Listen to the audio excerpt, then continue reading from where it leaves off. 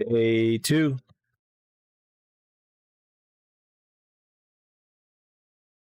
All right.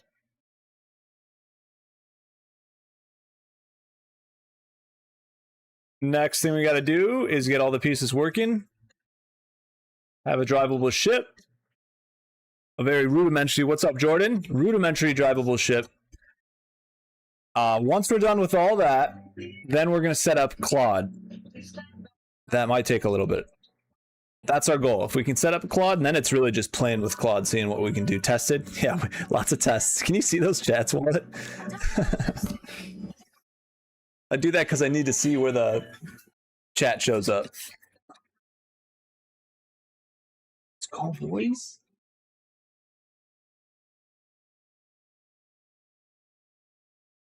Hopefully you guys can see the chat. I put it in the bottom left corner just so it doesn't block everything.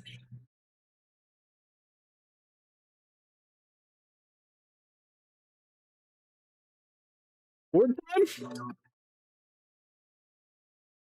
We're gonna eat some beef jerky just to get fueled, guys. I got these for 99 cents at grocery outlet. What a deal! You had a good day today? Nice, Waffle. Rachel. Work sucked, but everything else was good.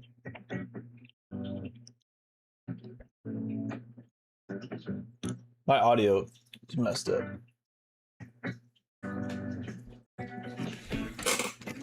What's up, Skiddy?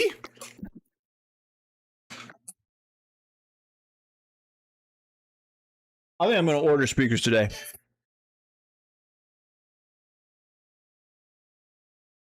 Skiddy! I'm just going to eat this beef jerky and then we'll get going.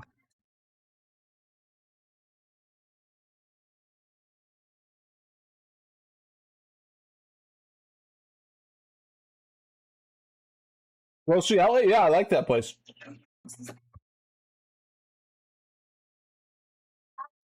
Can you recap?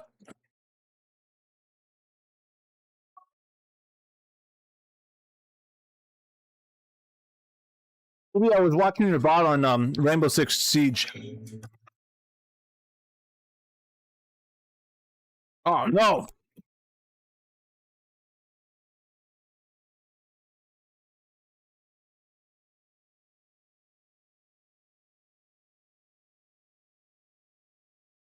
One second.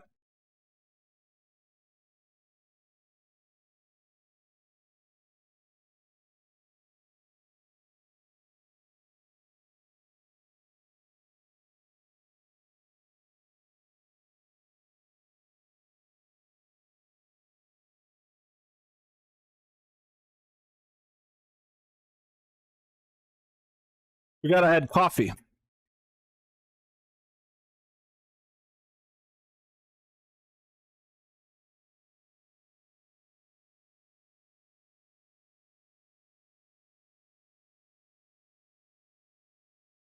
All right, let's get started. It happens to Skiddy. We should play some Rainbow Six Siege though. I like playing Rook. What's up, Chair? Okay, guys, let's get going. I remember the next thing we need to do is creating these blueprints, which we already did. Excuse me. Blueprint class. Now we gotta configure them.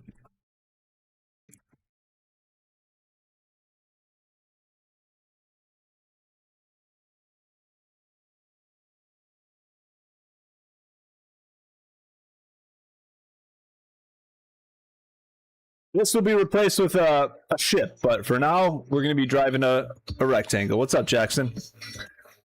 This is the placeholder for the ship. It's going to shoot cannons. It's pretty aerodynamic. Faison? Yeah, Skiddy, I'm very down. Like, soon. I'll download it. That game's fun. I play Rook and I think Buck. Buck's the sniper, right? Yeah, Rook is the P90, I'm pretty sure, and Buck. Those are my two favorite. It's a great game. All right. So, we need to ship mesh. We already did that. In the details panel on the right. Oh, variable name. Okay, there we go. Wait, actually, I think I might have found it. Confirm static mesh.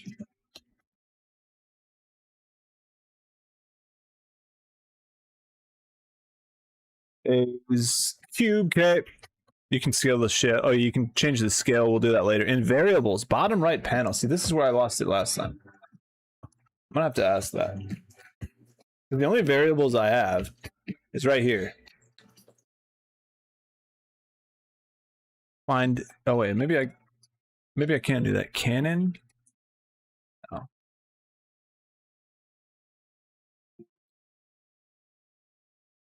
Set its value to BP. Oh, BP cannon projectile. Yeah.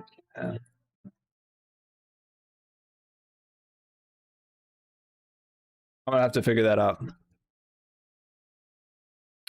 Anyway, let's just finish this. In details panel with BP selected at the top. Okay.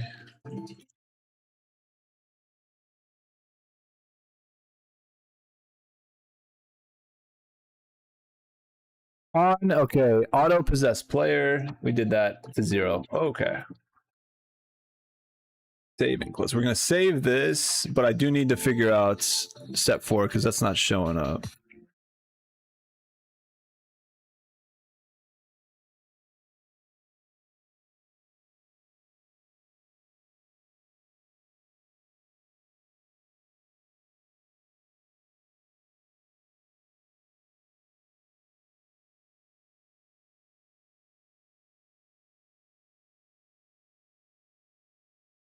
If you okay, we're starting with a block. That's the placeholder for the shit. But look at this. Ready? Watch this. Hey, we made an island, and this is not even the better. Pepe, are you still watching? Ready? Look, open the level. This is the first one I did, and it actually has a water plugin, which is nice. Except I can't save the islands I made. So I made a bunch of islands. Like you can see, these are just those planes that I create the islands with. I made them a bunch of times, but apparently if you sculpt a landscape and try to save it with this water plugin, it crashes. So I have to do something. I have to just build a plane first. Fallout New Vegas, what's up, Lane? I have to build that little like blue plane first, and then we can create the landscapes, and then I can input the water plugin later. But what's cool about this water plugin is actually it can simulate buoyancy in physics already, so we can integrate that with the ship. But for right now, we're not going to use this water plugin. I do have to just, that was like 2 hours last night figuring out why that wouldn't work. Right now we're just using a flat plane and texturing it blue, and then building the islands. It's actually not hard to do. It's kind of fun to make those. But this is so far. I haven't textured anything, obviously, but okay. Going back to the ship. So. I love how. What's up, Mason? Are you playing Last Oasis? Is that the new? Is there a new one? Skadi with the gifted sub to Pepe. Hey. Let's go, Skadi, dude. That's every single stream you gift. You're a G. Thanks, Skadi. I appreciate you, brother.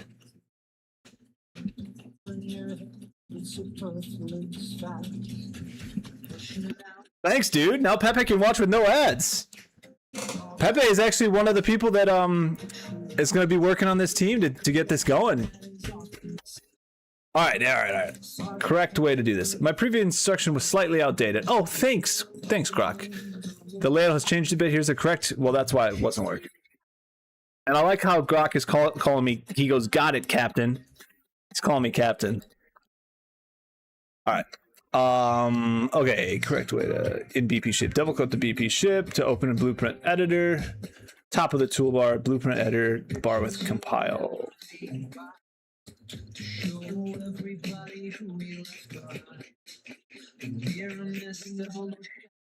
Class defaults. Where is that?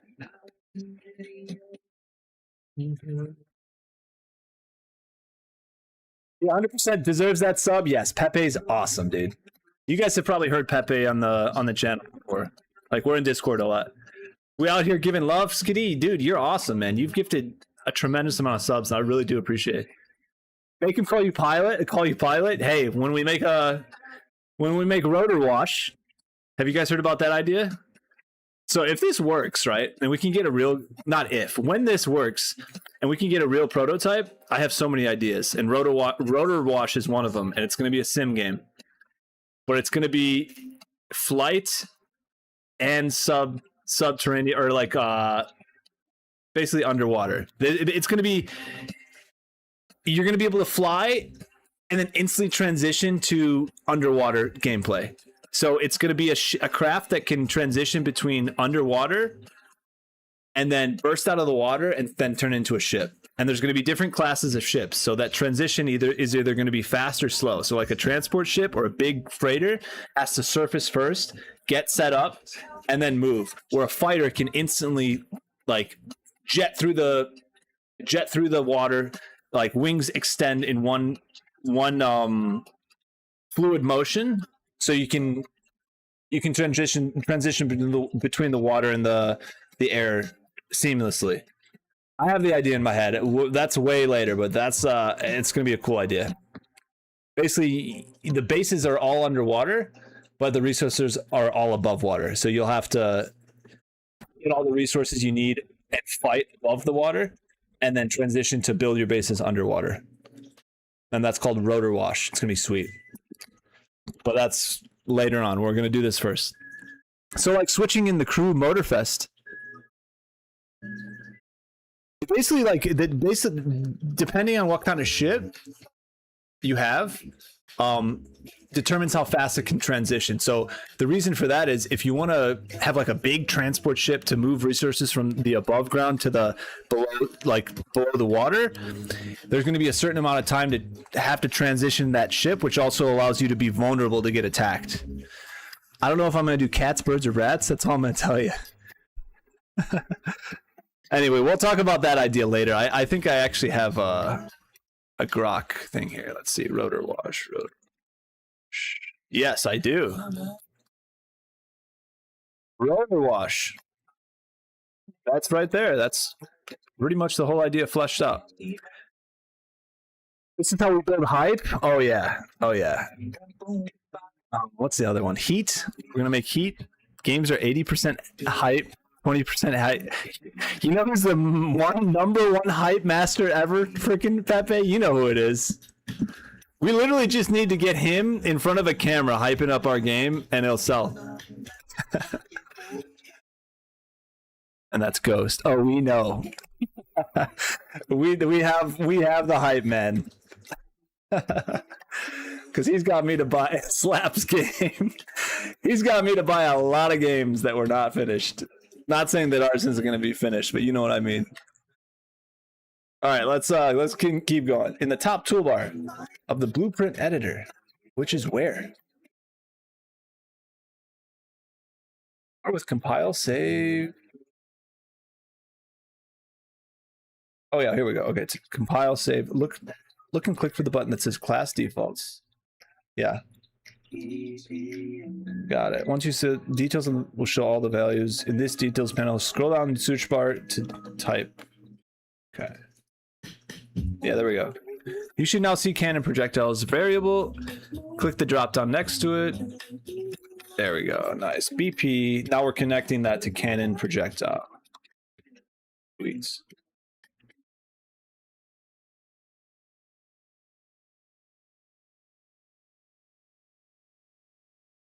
Good words.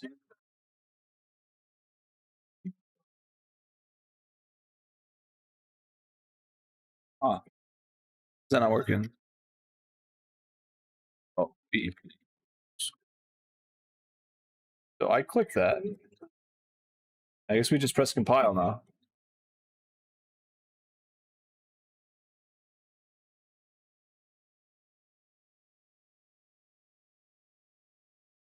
Okay, there we go. Yeah, it's shown up. All right, sweet.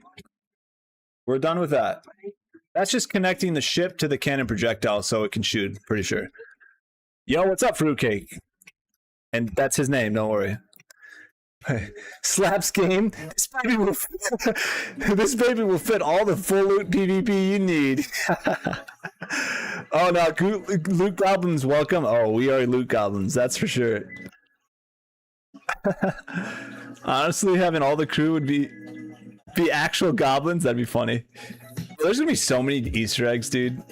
All the cats are gonna be in the game. Rob's dog is. You're gonna have a mission to go find Rob's dog in the game. Why the splinters of my peg leg? Tux, we need fire sheath antes. See, we can do all that. We're doing everything. We had a guy on our team who used to inhale all the good loot and get killed by the first non-bot player. We later named him the loot delivery guy. Oh yeah, we have a couple of those, that's for sure. Stay away from my goop. Oh, dude. Shit. No, I'm just kidding. I feel like Burnt Peanut is the one who started goop, because I even say it when we were playing Arc Raiders. We're not playing this song. Oh yeah, well, guys. Pepe knows this. What game is this from? What game is this from? Only the OGs know what game this is from. Oh, dude, this brings me back. Pepe, come on, you know. Why is this shit freaking a dump? I'm gonna throw it out the window.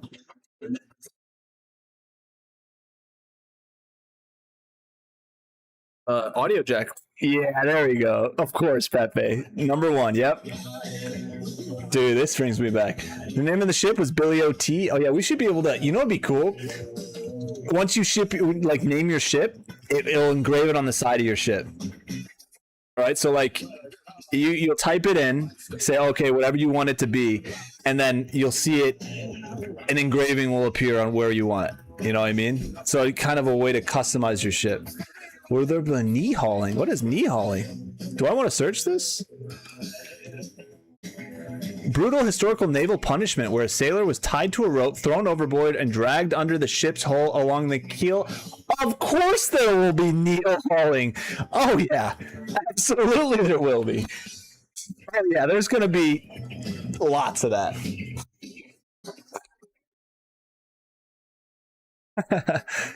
I actually need to add that. You know what we should do? We should make a document to get all these ideas figured out, like kind of structured. Or what would be a good program for that? This is Pirate as F. Of course there will be kneel hauling, lads. All right, guys, when this is finished, we're going to have to get the whole crew from the stream on one pirate ship, and we could all play this together. Can you imagine? By the beard. Oh, we have so many ideas. We got to make this happen, boys. We are. This is it. We're doing it. It could be a year. That's okay. I think it'll be faster the way this is going. All right, we already did this. Okay. Right, now we're going to go back to see what we need to do for this.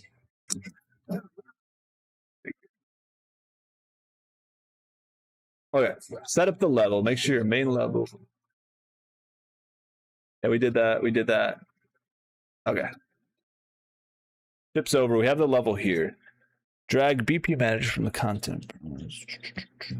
Faction manager into the level. Is that my faction manager? Why is that? Whatever. We'll just put it over there.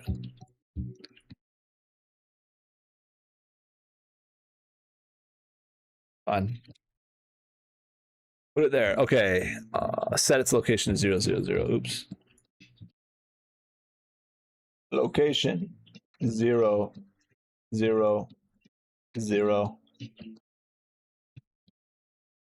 Okay, we're gonna position the different ships. Here we go, boys. We got our ship.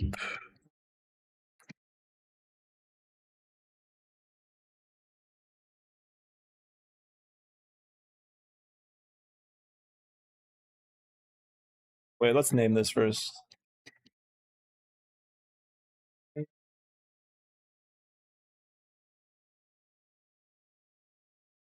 Implement sea shanties where all different people on the ship can start singing? Absolutely. Of course. Yeah, that's another thing. So when we were sailing in Atlas or like other ship games, in between combat, there's not much to do. So like, first of all, I want the sailing to be interactive where there is something to do, but not too annoying and not too complex, but just complex enough to be entertaining. But at the same time, I'd like there to be games and stuff you can play, like darts, cards, stuff like that on the ship so you can have fun, because usually we would just run around the ship. I would annoy my brother a lot by just running around the ship and like ringing the bell or something, but there should be like things you could do on the ship that are entertaining, like instruments. Oh, hooked up a piano into Rust. That's awesome. I love that. Raise the anchor. We set sail. Drunk as hell. Oh, that's funny. Dice, yeah, dice darts. What else could we do? You could do we could have a fighting pit so you can gamble. Yeah, absolutely. We could have a fighting pit like in Last Oasis at the trade station, but it would be on your ship. So while your captain's sailing and someone's got the sails, all the other crew members could practice their melee combat without taking damage or taking but without taking damage or losing durability of their weapons. That'd be cool. Basically, the trade station in Last Oasis would be in the middle of the ship, so we could all fight. Everyone say gamble. I have a jar of dirt. I have a jar of furt. All right, let's keep going. How do I rename this? Where did that go, by the way? Oh, he sailed away. Why'd that go there? Just imagine this is a pirate ship, right? If I wanted to, I could go make an asset of a pirate ship. It wouldn't take too long. But the thing is, I want to figure out, instead of having one basic ship, eventually I'd like to have the basic ship split up into multiple different components. So then damage from projectiles would hit each one of those components, like Atlas and like Sea of Thieves, but more in depth. I'd like the destructibility to be more complex, and then the repair system to be a little more raw. Yo, paired fights, absolutely. Big Gamba. Add an avocado tree farm. All right, Waffle. We'll do that.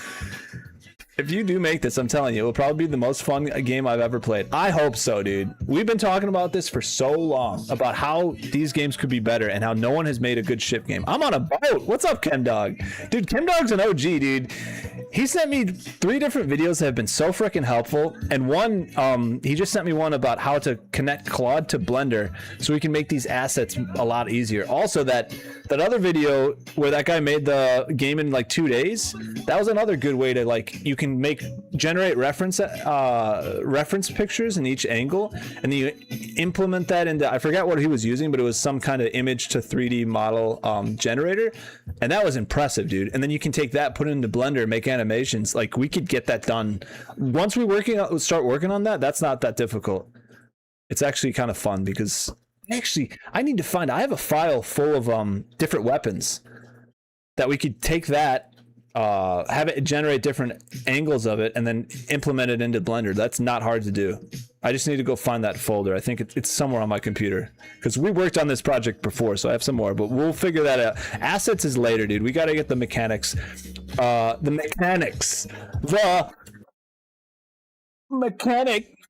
the game working first. I'm talking too much. Let's get to work, right? I love how we have a lot of inside jokes. That's the best, Waffle. That's how we know we're OGs. What's cool, made some simple stuff in Blender. It was really fast. Yeah, ChemDog. This is amazing. Cinema. Can you imagine, like, creating an asset like that, even just a handheld sword or something, would take a while. Like, I know 3D modeling in SolidWorks to make something like that, it would take some time, and now you can instantly generate it. Is mechanics still on? Oh man, you know what, guys, we got to do, there's gonna be so many Easter eggs that are from the stream. I need to hire a mechanic for 100 shambles. Oh yeah, bounties is definitely gonna be a thing, because you need something that pirates can do. So if the English or the Spanish want to attack each other, you should be able to pay the pirates to do it. And then you can have bounty boards, like if someone wants to have someone get executed, like you want to assassinate someone you don't like in the game, have a pirate do it. I think Blender is the best for video games. Yeah, definitely. And it's kind of cool to use. Your wrist is cooked? Skidee, why? English or Spanish? Right now we have English, Spanish, pirate crew, and independent. I don't think we're going to do independent, though. I think we're going to either have 3 main factions or 4, and I'll just add another navy. But basically, the idea right now, and this can change, right? We can always, this is always up for discussion. Tux doesn't get it. What am I saying? Sailor hasn't had the shambles to simply ask for the entry in the shipyard. Yo soy un pirate. Yeah, so what I'm thinking is, like, you can join the British Navy, which is like a team faction, You can join the Spanish Navy, which is a team faction, and they'll fight against each other. And they'll all have strongholds, and they'll have to uphold. They can take territories, they can create bases, but it's all under that faction. And then pirates are going to be independent. So a group of, let's say you want 8 people, pirates don't have to work together, and they're not friendly. They're basically like independents. So I don't think we're going to have an independent group. I think we're just going to have main factions and then pirates for people who want to have small groups. Some homework. Oh, what is this? Cover your head. Let's watch what Pepe says. Oh yeah, this. See, I'll save this. I have a folder. Okay, we're gonna watch this real quick. Let me turn the music off. Saving money. This is exactly what we need. Oh yeah. Oh cool. We've based our model on the HMS Victory, which was first launched in 1765. However, our goal is to present a high-quality teaching model with period-correct generalization. And another thing, I don't want it to be like just because you have 100 people on your ship means you win the fight, right? If you are an expert sailor and you're an expert crew, you could have a team of like 10 people in a pirate ship take these ships out, like in real life. Obviously, there's going to be an advantage to have more firepower. But if you're skilled and you're better and you're faster, there's an echo. Crap. Okay, I'll turn it off. You should be able to win the fight, right? So I always like games that do that. War Thunder is definitely a game that does that, right? If you're more skilled, you can 3v1. You can 4v1. Last Oasis is one of those games, right? The melee combat in this game will absolutely be like that, but I want the ship combat to be like that, where like you can outplay, harder, better, faster. You guys get what I mean. All right, we're watching this. I'm turning off the echo. 1 sec. As opposed to a history lesson on the Victory herself.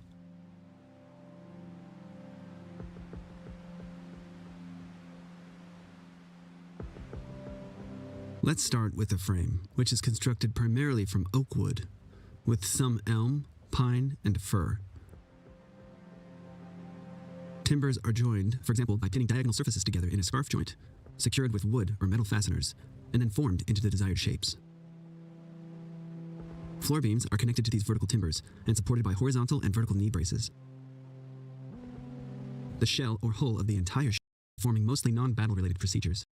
A narrow passageway along each side of the orlop deck, called the Carpenter's Walk, ensures which controls gun pitch.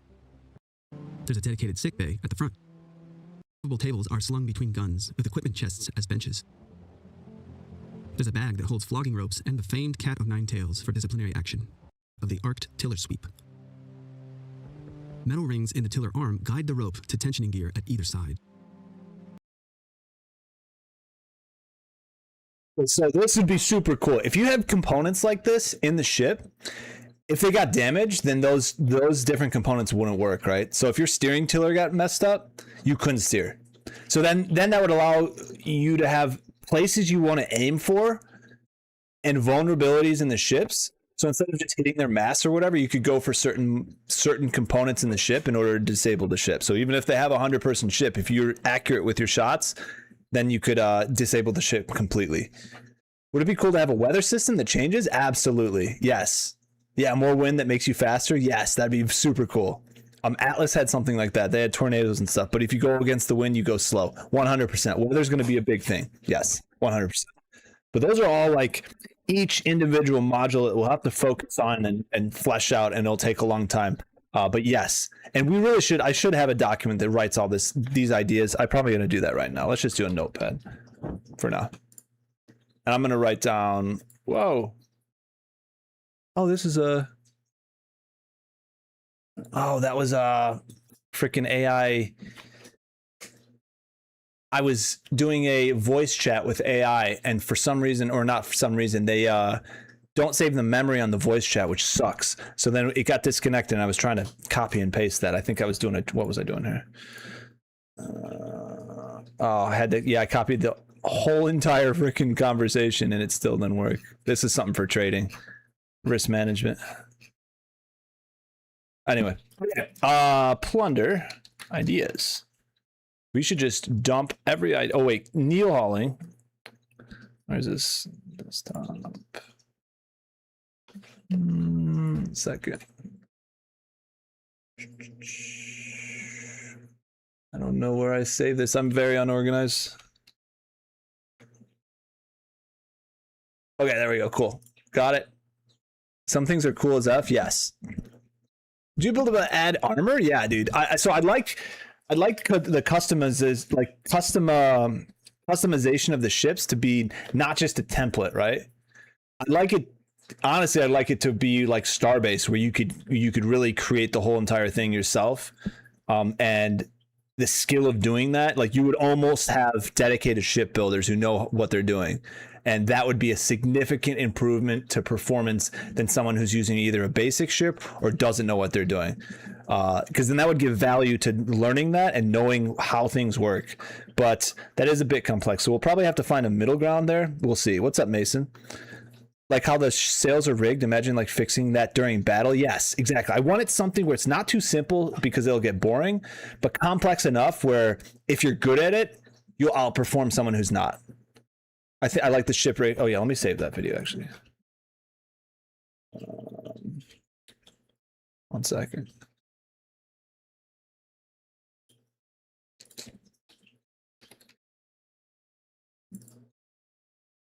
Saved. Thank you, Pepe.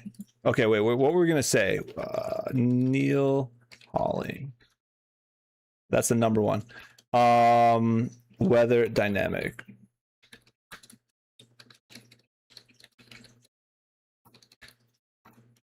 What else do we say? That is most complex part. Tarkov, like the meds. Yeah, exactly. Yeah, that's a good example for the meds, like in Tarkov. Not too complex where you're like not stitching each thing, but complex enough to where it's interesting. Yeah. What else did we say? It'll come to us. Oh yeah.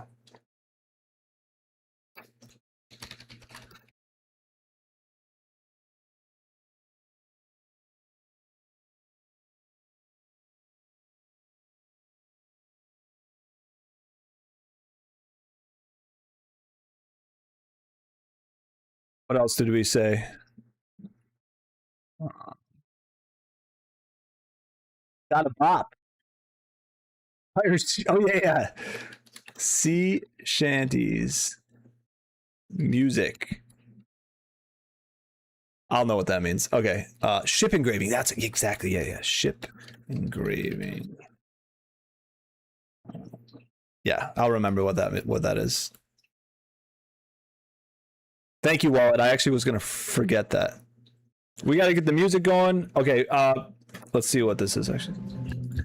During battle action, low. Oh, the poop deck. There are cranes called davits on both sides supporting hoist to and from the ship, including. Can you imagine people made this stuff, dude? It's incredible. Flags for signaling. Really is incredible. Sailors. The capstan can accommodate tens to hundreds of sailors at a time. Oh, dang.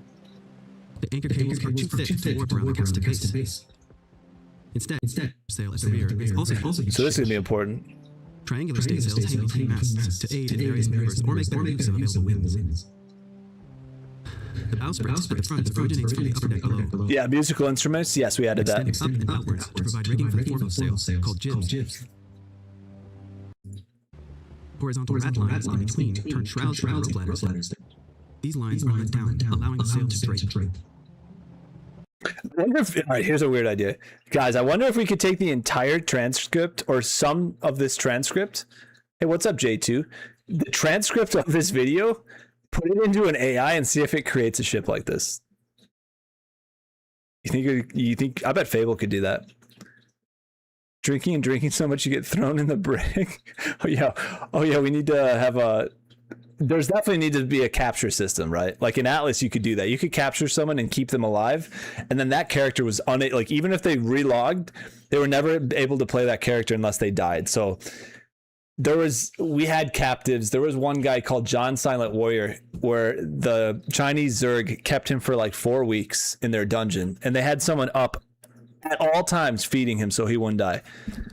Dedication, and we're definitely going to add something like that. Drinking, yeah, okay, I read that. All right, we're going to finish this video later. Pepe, thank you. I saved it. That's awesome. Okay, let's do this. I need to name this. Edits, rename. All right, this is going to be British Navy. I could change the color, but whatever. Rename F2. Let's see. Spanish Navy.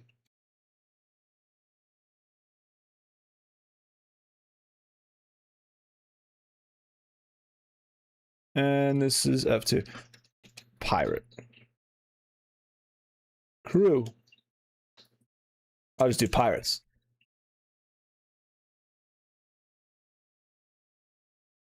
I'm not gonna. I don't really need to change the location. Like, they're fine right here. You can name the world. Okay, we did that. Assign factions to the ships. Okay, select BP faction manager in the world outliner.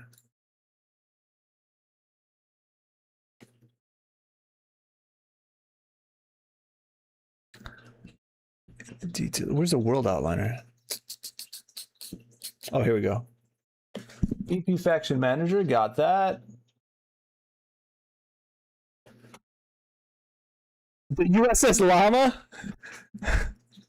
Where's the music, boys?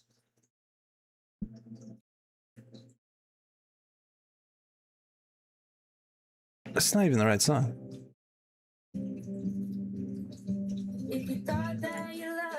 What the heck? Crap. Well, the gem ended, so give me a second, actually.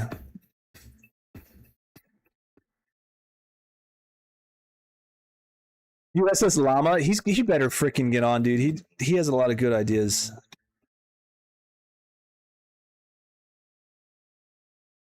The HMS Llama.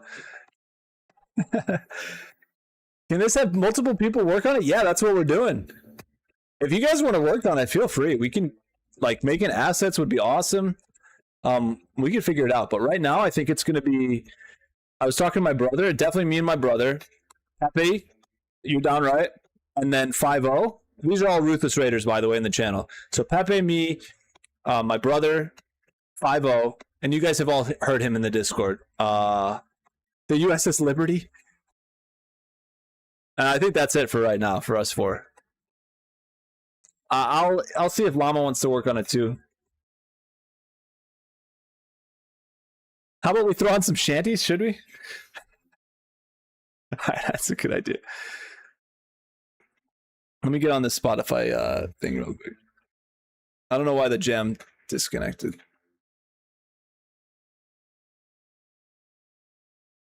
Are we listening to some sea shanties? What do you guys think?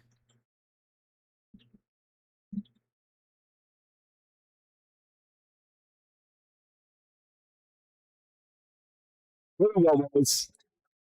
would like to work on it, but I ain't got skills. But 3D modeling, I'm not just good at it. No, you don't need to do 3D modeling. This is pretty much all. Most of this is going to be AI.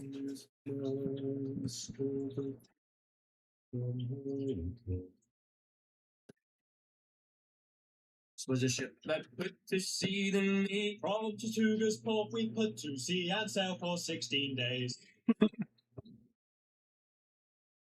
What's a good sea shanty, boys?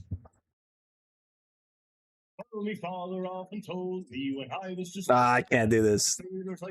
All right, sea shanty bangers. Wait a second, this might be better. This was a ship that put to sea, and the name of that ship was the Billy T. The winds blew hard about it down. Blow me bully boys blow. Is there an echo? Come to bring us sugar and tea.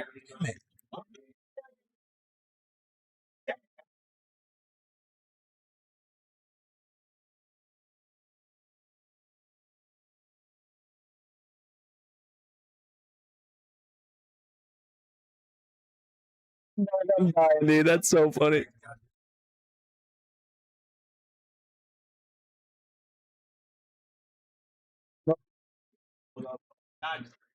I know what I'm gonna do. I'm gonna put in headphones so you guys, I can hear the music with you, but you also can hear the music still.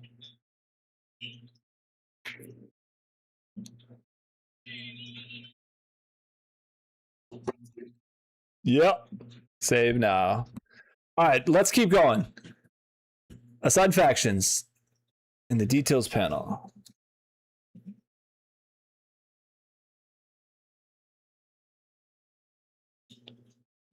Actor factions. Okay. 2.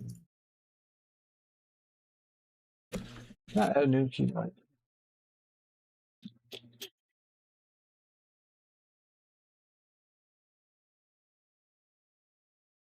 Not add new key to the map while a key with the same value exists. Huh.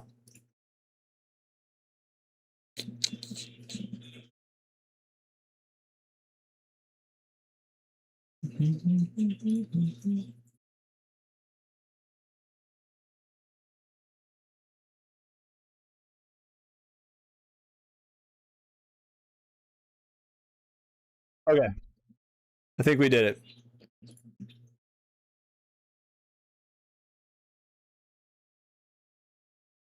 I'm pretty sure we did assign those factions. So we have Spanish Navy. Let's do it one more time. Spanish Navy, British Navy, pirate crew.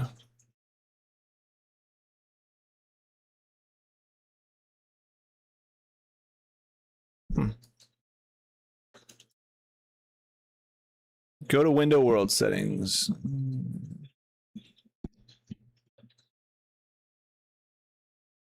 Game mode override, set it to pirate game mode.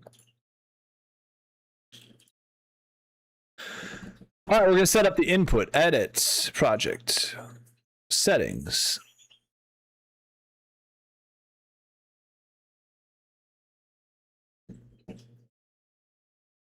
Access mappings.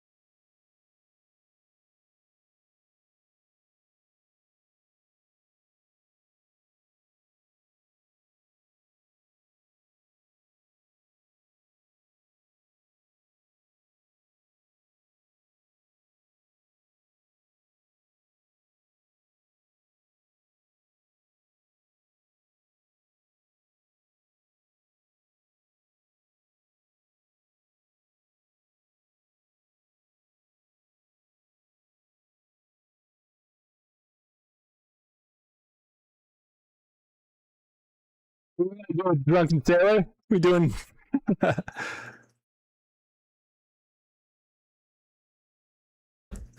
is a real class. All right, guys, we're gonna go back to normal music. As great as that was. Yeah, more bard. Those are the best. I love people who do that. Okay, turn is D. A. 4. I don't know if that's going to do it though. Scale 1.0. Oh, negative. That's why. There. Yeah, that makes sense. Negative 1.0. What does it say? Action and access mappings provide a mechanism to conveniently map keys and access to the input behaviors by inserting a layer of indirection between the input behavior and the keys that invoke it. Action mappings are for key presses and releases, while action mappings are for key presses and release, while access mappings allow for inputs that have continuous range. All right, cool. Action mapping, we're going to just do fire. Fire. Left mouse button. All right, let's test it, boys. It's probably something broken, but... Alt-P. How do I zoom out? Hey! We're shooting cannons. There's no arc with it, and we're moving. My camera sucks. Oh, where are these guys going? Get them, boys! I don't think I have health anymore. Oh, those ships are sailing off. This is very rudimentary, but at least we're working. We need to add a projectile arc. I remember I did that before. I also don't know why those things are coasting around. How do I move my camera?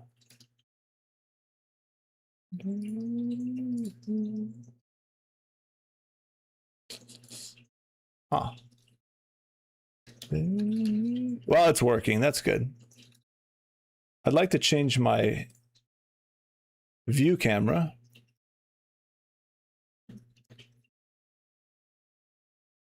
All right, so these are the other ships moving. I used to have health and projectiles on them, so you could like shoot them.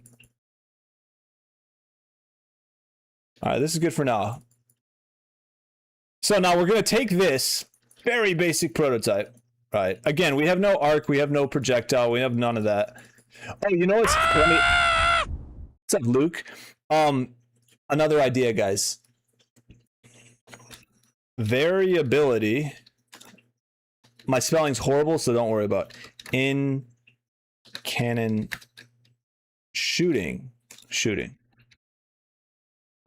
And that's going to mean amount of powder, weight of cannon, etc. will determine where shoots. So I like to be where, like, if you are really good at saying, oh, this is how much we're going to pour and this is the cannonball we're going to use, it's going to determine where that cannon goes, right?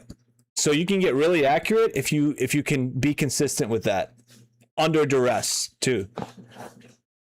Or you just load up a bunch of freaking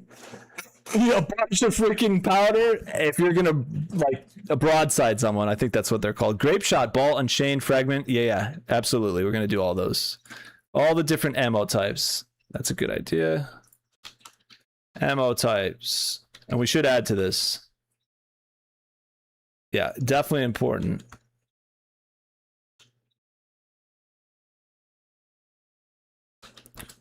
Fire cannon. Or fire. I'll just say fire. What else are we thinking? No, my spelling's terrible. All right, we'll continue thinking there.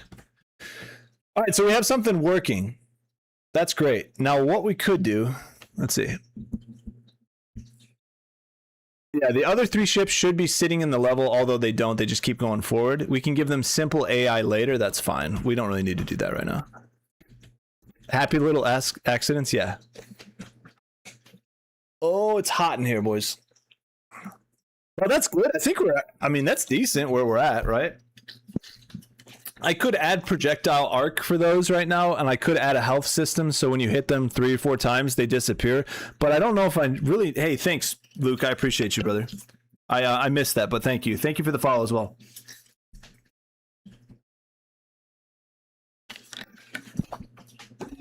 I guess what direction do we want to go now? I think at this point, we have this. I think we connect Claude now. So we're going to take the time to connect Claude to Unreal and see what it can do at this point, right? How much it can do. Can it, if I prompt, hey, add a projectile arc to that projectile, if it can do that. That's what I want to know. Like, does it only procedurally, or does it only edit the world and create the world, which is also helpful, right? We can flesh out these islands, like make it very good. Or does it actually, is it actually able to edit the mechanics of the game? And I don't know if that's, I haven't seen like examples of that, but it's out. So it's so new that people haven't figured it out. ChemDog, do you know if it only creates worlds and edits worlds, or does it go into the specifics of Unreal and allows you to change mechanics? We'll find out. All right, tell me what you want to do next. Some good options. Add a simple damage and health to ships and projectiles. Make other ships move or fire automatically. Basic AI. Improve ocean visuals and add basic wind. Start preparing MCP and Claude integration. Yes, this is what we're going to do. Okay. Okay. Everything is working. That's not fun.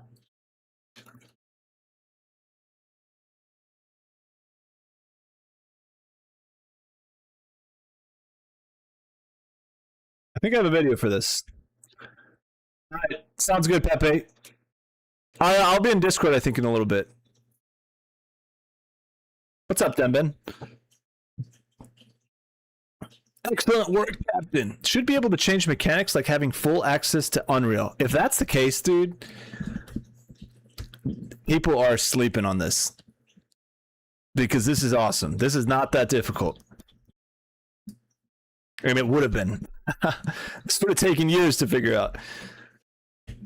All right, prototype is now working in Unreal Engine 5.8. So yeah, we did this in 3 hours, which isn't too bad. I mean, again, it's rectangles shooting freaking cannonballs, but you guys get the idea. Ocean, plain material, 4 faction ships. We have 3. That's okay. Clear C++ foundation. Great. Now we're moving into the most exciting part, MCP plus Claude integration. Let's go. We got it ready. I got it ready. This will let Claude directly control your Unreal editor. You'll be able to talk to it in natural language and have it spawn actors, edit properties, move ships, generate new codes and blueprints, help build features much faster. That's insane. That's insane. I think we're going to make a lot of progress, I hope. Okay, setting up MCP and Claude in Unreal. Enable the Unreal MCP plugin. Okay, Unreal Editor, edits, plugins. Unreal MCP. Let's go. This is the most important thing. Experimental version. Yeah, of course I do. Okay, got to restarts. There's Tux, everybody.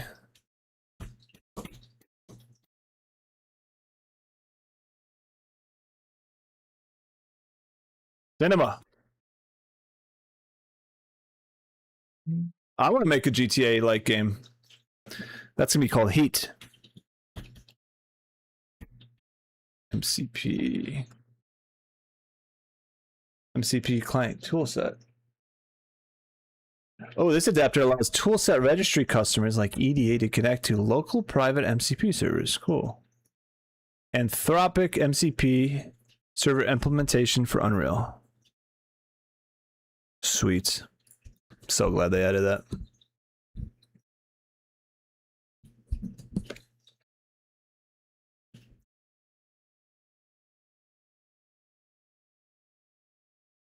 You know they're dropping pre-orders on the 25th? I'm buying it. Just rectangles and spheres. You just got to imagine a beautiful pirate ship. This is a beautiful pirate ship. And those spheres are cannonballs. How much you want to bet it's still on stretch? Anyone else experienced lagging on the stream? Let's see. Am I dropping frames? Oh. Yeah, it's not. Yeah, we're getting a little lag. I don't know why. Hopefully it recovers. We're dropping 5% frames. That's not great. It did lag. Crap. Let me check my internet.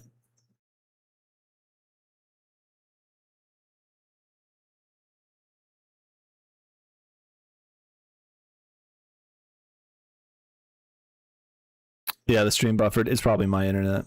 Let's see.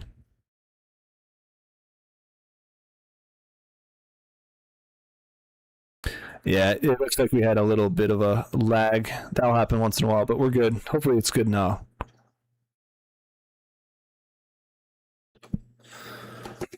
All right, here we go.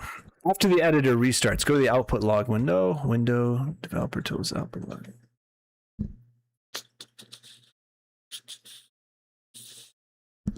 Oh, I have another game idea, boys. I forgot. And I don't want to say the title because I don't want to get stolen, but just think multiplayer Need for Speed Underground 2. Open world Need for Speed Underground 2 with some really, really, really cool mechanics. Really cool mechanics. When you added the plugin, it dipped. Oh, it's possible, yeah. Okay, developer tools. Yeah. At the bottom of the output log, there's a combat. Here we go. Type this model context, start server. Boom. You should see the output confirm the servers. No. Output device. Oh no. Maybe I just device output log. No. Output log. Yeah, I did the wrong one.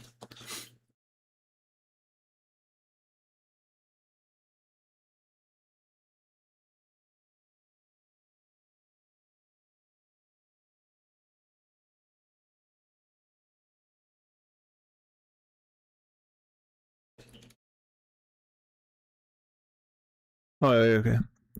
Did I do something? It says error. HTTP listener unable to bind to 127. All listeners started.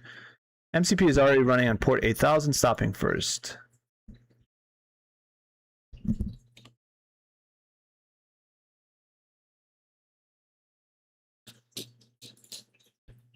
Okay, wait a second. 4-step.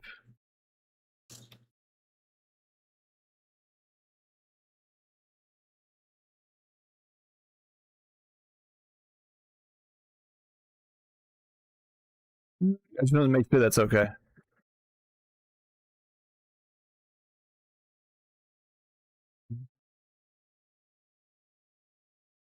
Maybe the plugin I had to download. I bet that's it.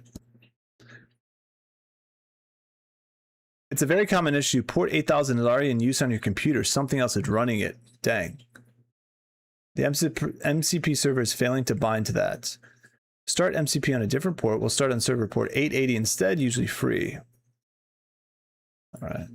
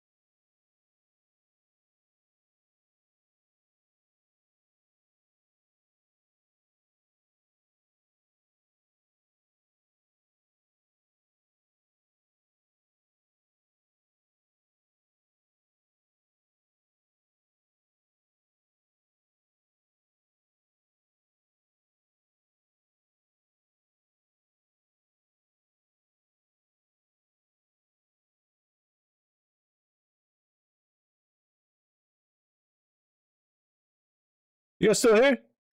Did stream die?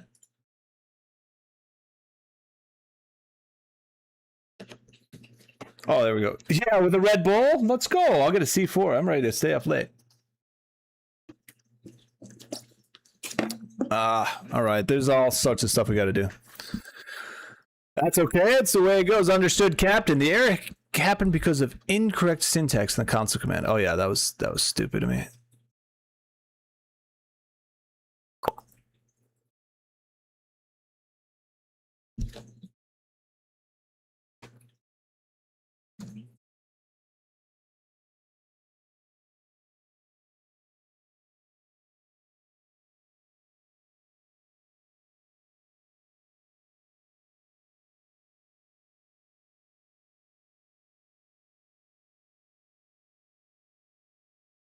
Okay.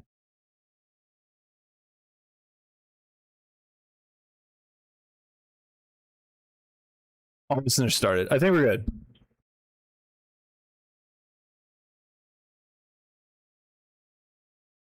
And run.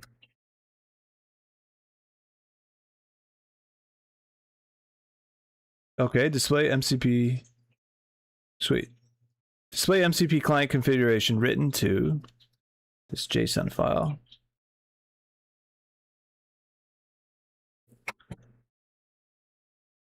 Let's see where that's at. Uh-oh.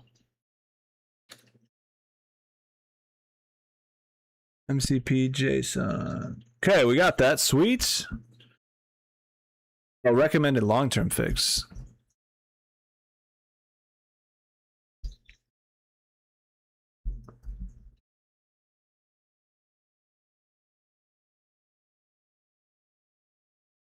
Yeah, let's do that really quick. Edit preferences.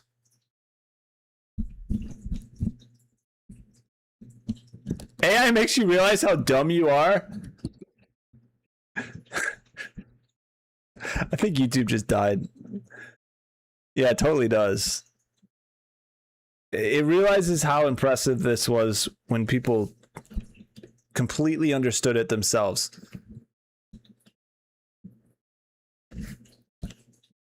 But hey, I don't got the time to do that, so let's figure it out. Edit preferences. Model context. Where's that? Model context protocol. Server port 880. Auto start server.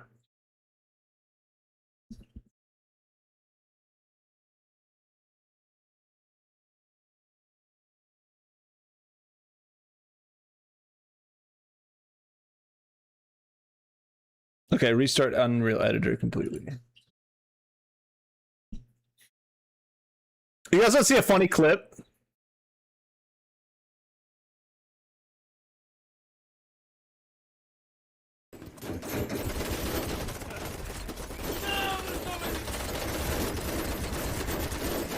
Yeah, boys. Hold the line. Ah, I got ammo. Somebody pick me up. We're fine, we're getting up, bro. Breathe. I'm on the ground. I'm on the ground. I can heal, you gotta meow. You gotta meow.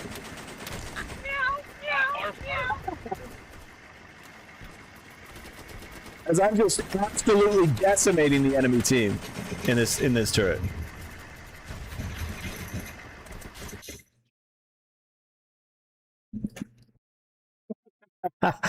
That was BattleBit Remastered. I streamed that way back when. Such an awesome game. Let's even see if that's still Steam charts. If that still has 10,000 people playing it, I'm down. I was decent at that game, dude. The helicopter in that game is really good too.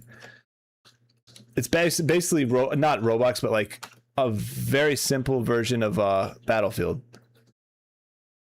Oh, dude, no way. Oh, that's a shame, man. 450 people. Can you imagine? June, yeah, so I streamed it here in May 2023. 80,000 people. Oh, it was so great. Dude, everyone would voice chat and it was so freaking funny, man. I can't believe this game died. That stinks. Too bad. Oh, I'm glad I experienced it when I did. You remember it? Yeah, Phison, it was awesome. Okay, let's see. Okay. So, after restarting, open the output log and see this. Create a new HTTP listener on, yep, sweet. Then run this command.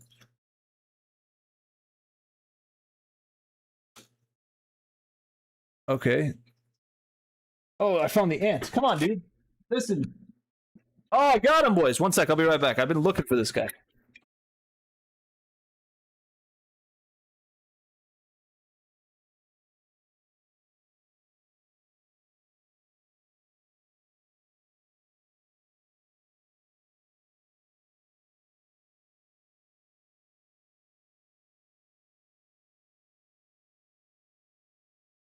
He's too fast to die.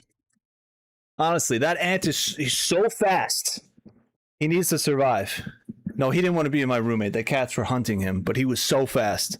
I've never seen an ant that fast. So I'm like, dude, I gotta get that one out in the wild. Cannot die. All right. Update Cloud Desktop. Okay, how do we do that?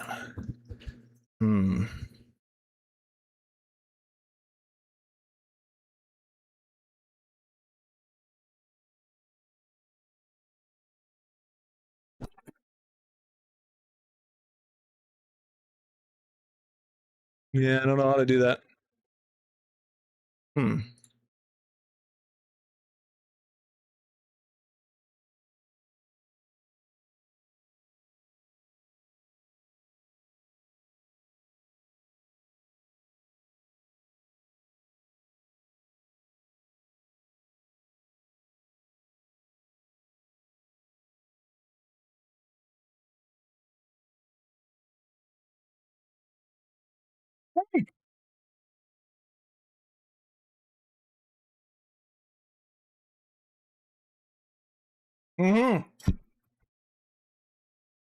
I'm so dehydrated. Thank you.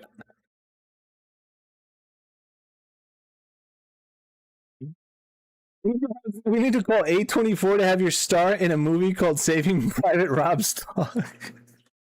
Should we make a whole freaking lore? We should make an AI movie called Saving Private Rob's Dog. And we'll be there'll be like a aviation portion of it with all of us and the cats. Go grab a yeah, I will. Thank you guys. I appreciate it. I do need to I need to hydrate way more than I do in general, so I appreciate it. All right, let's get this going. Here's the cleanest way. We'll use 9,000. No, I want to do 880. Okay, whatever. Do that. We'll just do 9,000. No, we did 880. I don't know why it's doing that.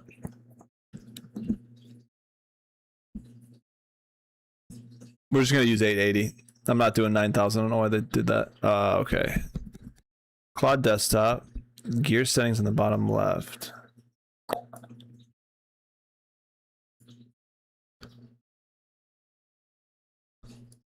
What?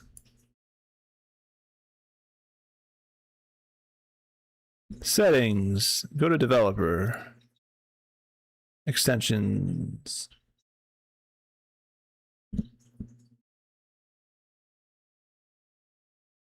Look for a button to say edit config or open config.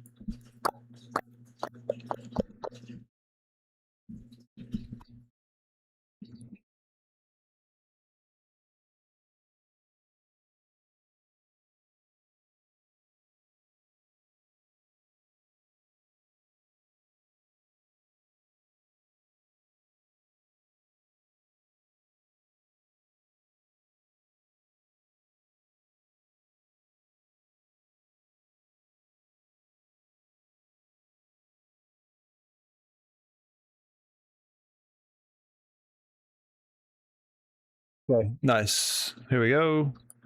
We have Claude. Oh god, I hope I didn't.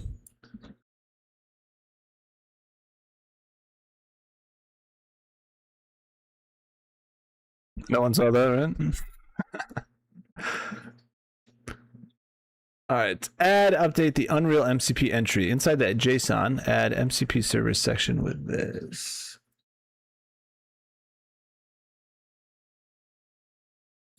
Where is that?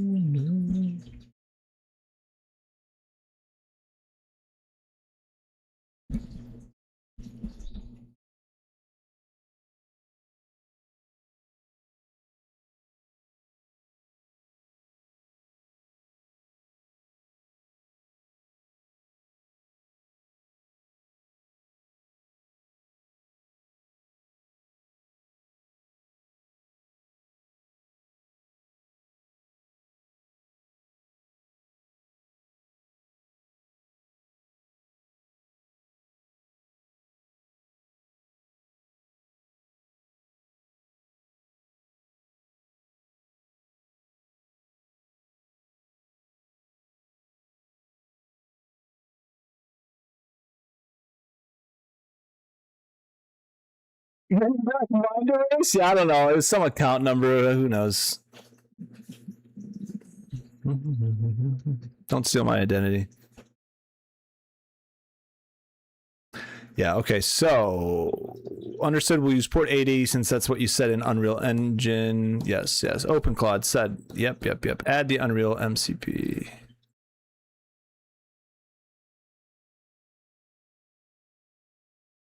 Replace the entire content with this. If your file is mostly empty or has... Huh? That's not what I said.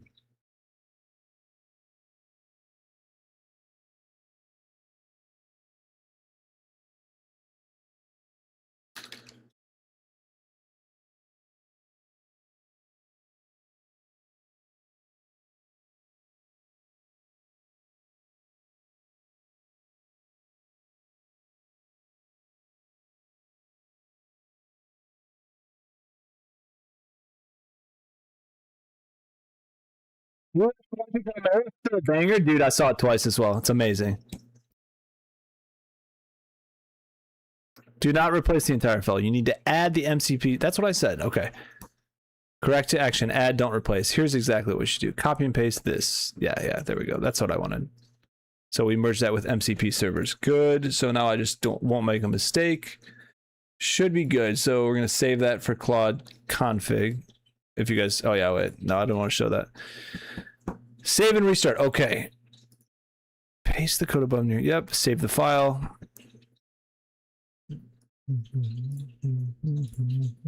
Fully close Claude. I'll make sure it's not. Oh, wait a second. What did that say? We're making something's wrong. Something broke. Following entities in Claude are not valid MCP server configurations and were skipped. Unreal MCP. Why?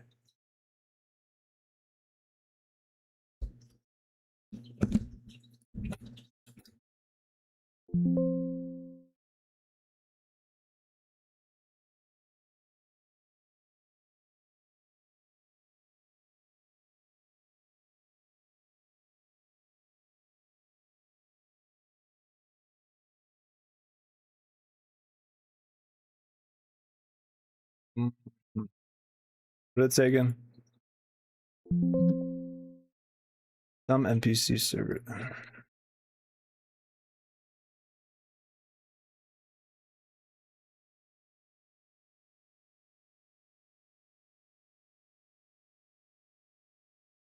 Crossing sign? That's a great idea.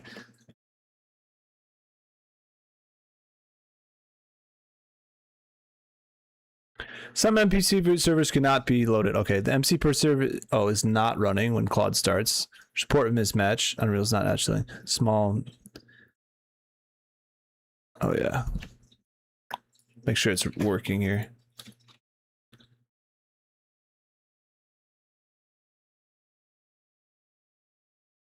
All listeners started. Okay, let's try to restart it again. Still not working.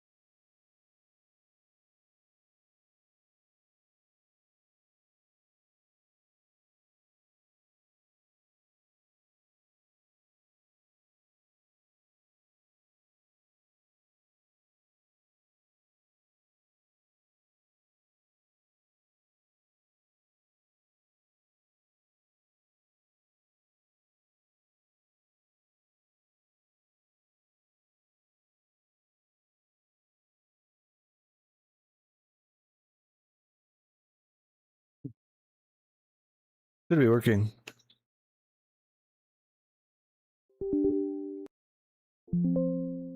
Still getting that error.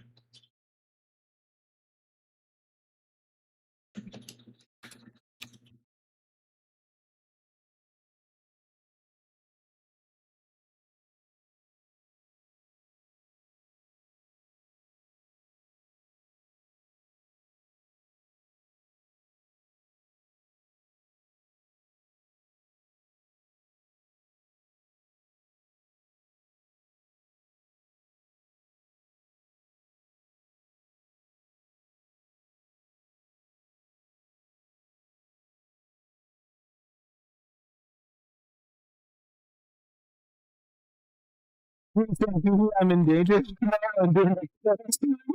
Dude, yeah, you are. That's dangerous, but it's also fun. Live dangerously, Skiddy. Oh, what's going on with this? The issue is that Claude Desktop doesn't like the format of the entry. The issues currently expects a different structure for the custom MCP. Best fix right now. Replace your current config with this. Okay.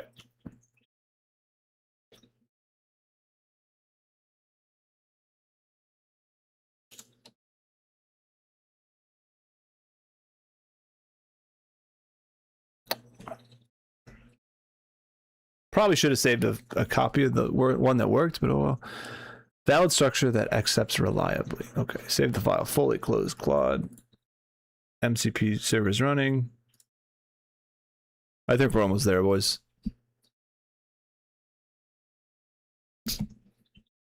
Oh, what? So close. MCP Unreal spawn node in it. Progress, though.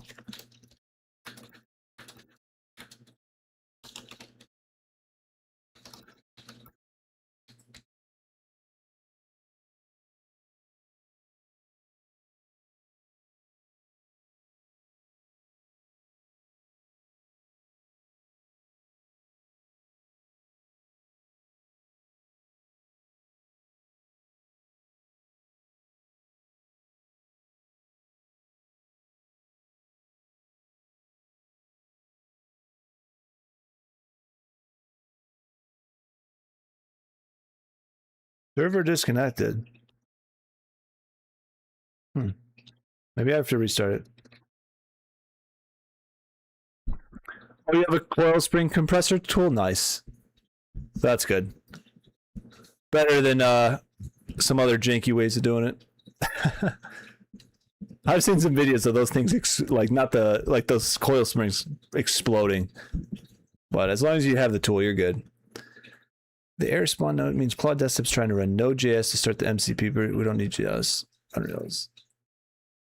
Okay, here we go. It's just Grok making mistakes. It's alright, dude. Considering I don't know how to do this at all.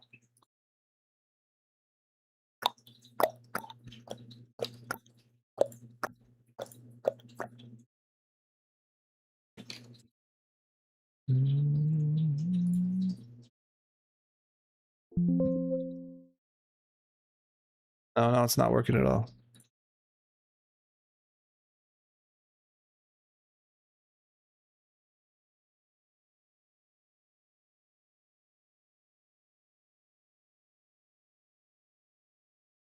Hey, what's up, Momotastic? We're here. They're probably just hanging out. Compress it, then zip it down. Oh yeah, then zip tie it down. Yeah, I've seen that. Zip ties. Just throw it at concrete and let it explode. Just throw it right in the highway. It'll be fine. Been a bit. Yeah, what's up, Malo?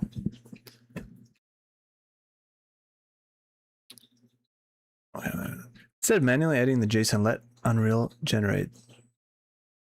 Oh.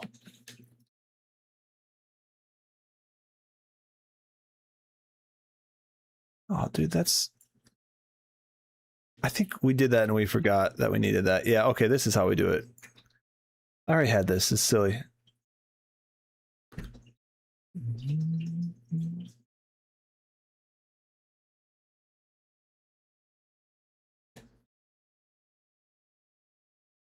MCP JSON, here we go.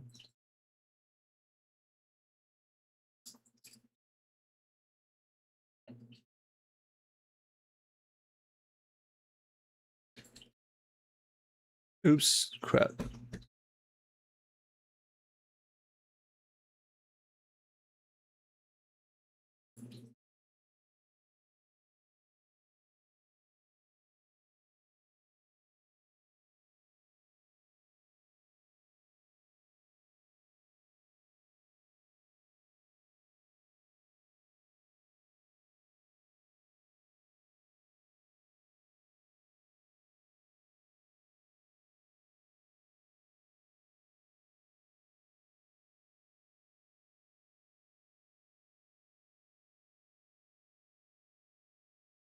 That should work. I'm just gonna have it do it so I don't make mistakes on the syntax.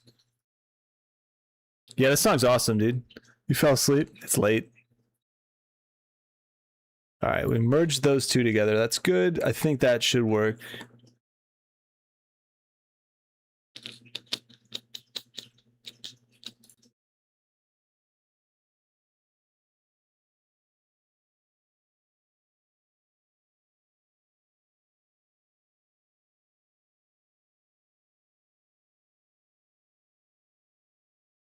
Hmm.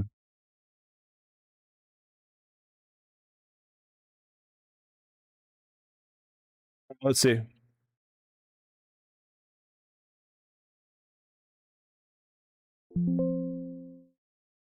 Hmm.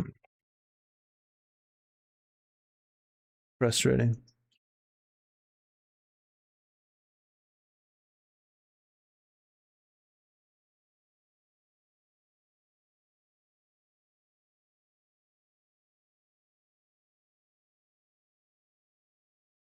I'm gonna try that.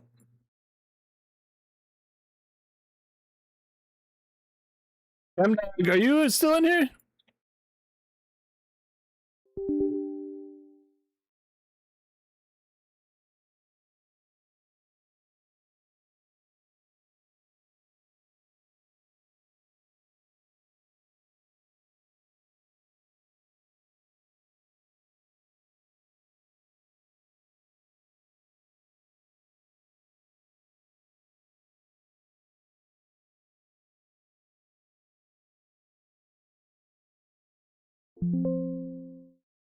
Oh, not working.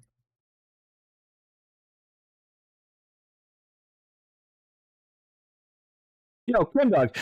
Did you config your Claude with the JSON file? And if you did, how did you do that? Did you have to change the configuration, the Claude desktop configuration JSON, and add that from the one you created in Unreal? Because I'm having issues with right now. It's saying some MCPs could not. I can't connect the MCP for some reason. I'm using the same ports, the correct ports.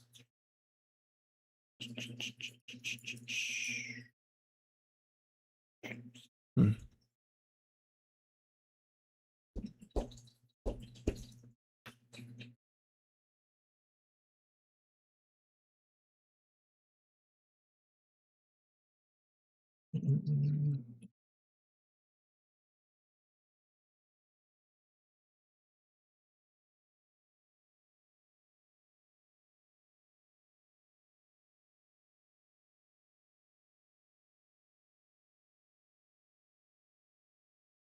Dude, I need AC. It's so freaking hot.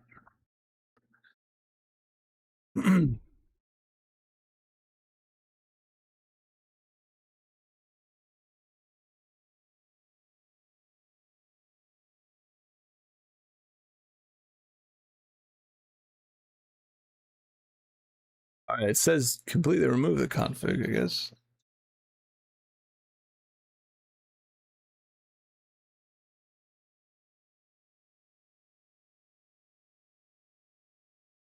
Oh yeah, I didn't do it this exact way. I followed the first video and sent on Discord.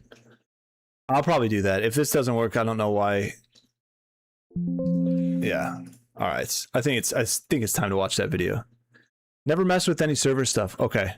There's probably an easier way to do this than.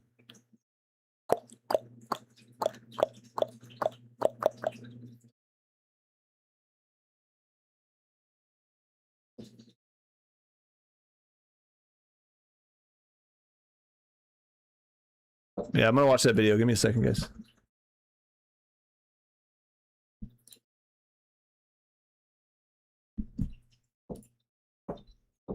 Now we need to use the images to create a 3D model. This is actually the easiest part, as we'll be using. What is going on, guys? Today I'm going to show you how to use Claude Code. I'm gonna turn off my mic so we're not 5.8 echoing. was released earlier today, and with it came a bunch of new features, and one of them being the MCP, officially first party from Epic Games. So we're going to go over how to install that so you can just go ahead and use the terminal directly inside your editor, which is pretty exciting stuff. So in order to do this, I'm going to go ahead and create a new project. Let me switch screens real quick. We're going to go ahead and create a new project. Again, you have to use version 5.8 in order for this to work. So if you're trying to use 5.7 or anything earlier, it's not going to work, just so you know ahead of time. For this demo, I'm just going to make a BS project. You can make yours whatever you want. I'm just going to name mine delete. So I remember deleted. The only thing I want you to note is the project location, because you are going to need that throughout this process, and simply click create. Once your project loads, the first thing we need to do is we need to go to plugins over here, and we need to get a couple things. So we're going to type in MCP, go ahead and click Unreal MCP, click yes on that, and then we're going to type in terminal as well.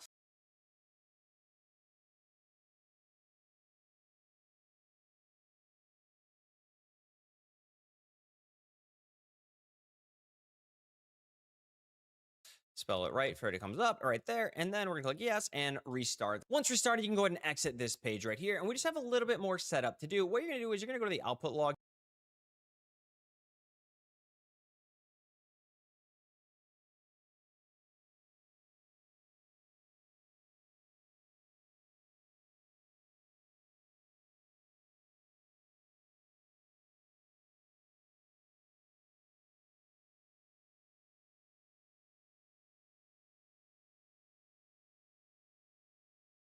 here, and under command, you're gonna type in exactly this command, and I'll have everything linked below. I have the websites we use.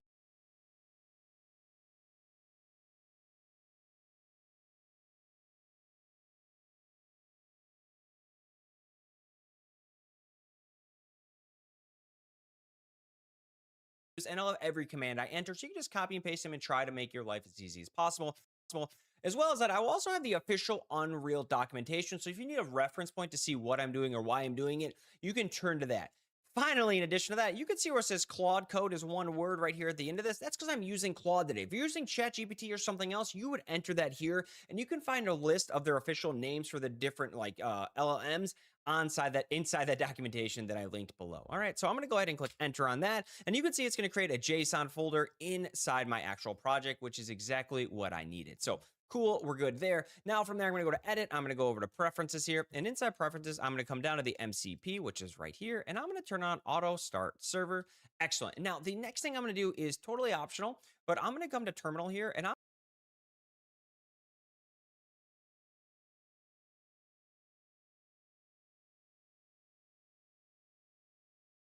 excellent. I'm going to come down to the MC here, and inside preference here, and now from there, I'm going to go to edit. I'm going to go over to preference.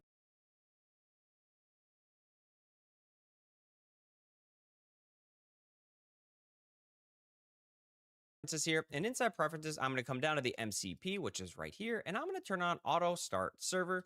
Excellent. Now, the next thing I'm going to do is totally optional, but I'm going to come to terminal here, and I'm going to click this 3 times. And again, this is also shown on inside their documentation, excuse me. And what these are going to be startup commands for the terminal. Every time you run the engine and everything starts up, it'll run these in the exact order you put them in. So I'm just going to go ahead and copy and paste them in now. Again, you can do the same below. Real quick before we go on, I just want to point out one thing. As you can see, this right here, Z Drive Unreal Projects Delete, that's my actual project and the root of where it's at. That's what you're putting here, not what I have put here. I'll still link it below so you have an idea of what you're doing, but that way you know that's actually the project itself and where you can find it at. All right, so cool. That's all done. This is all done. We are actually going to be done in Unreal for now. And the next thing I'm going to show you to do is we actually have to get Claude Code's CLI. So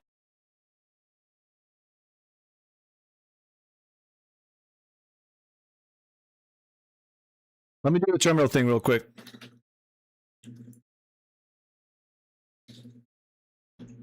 CDD. Yeah, we gotta change that to something else.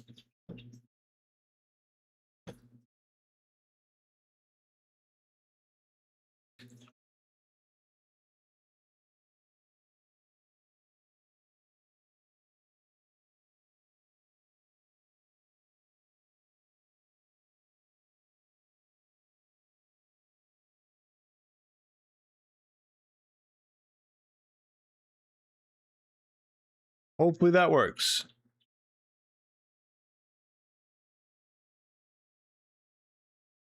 The terminal thing's important.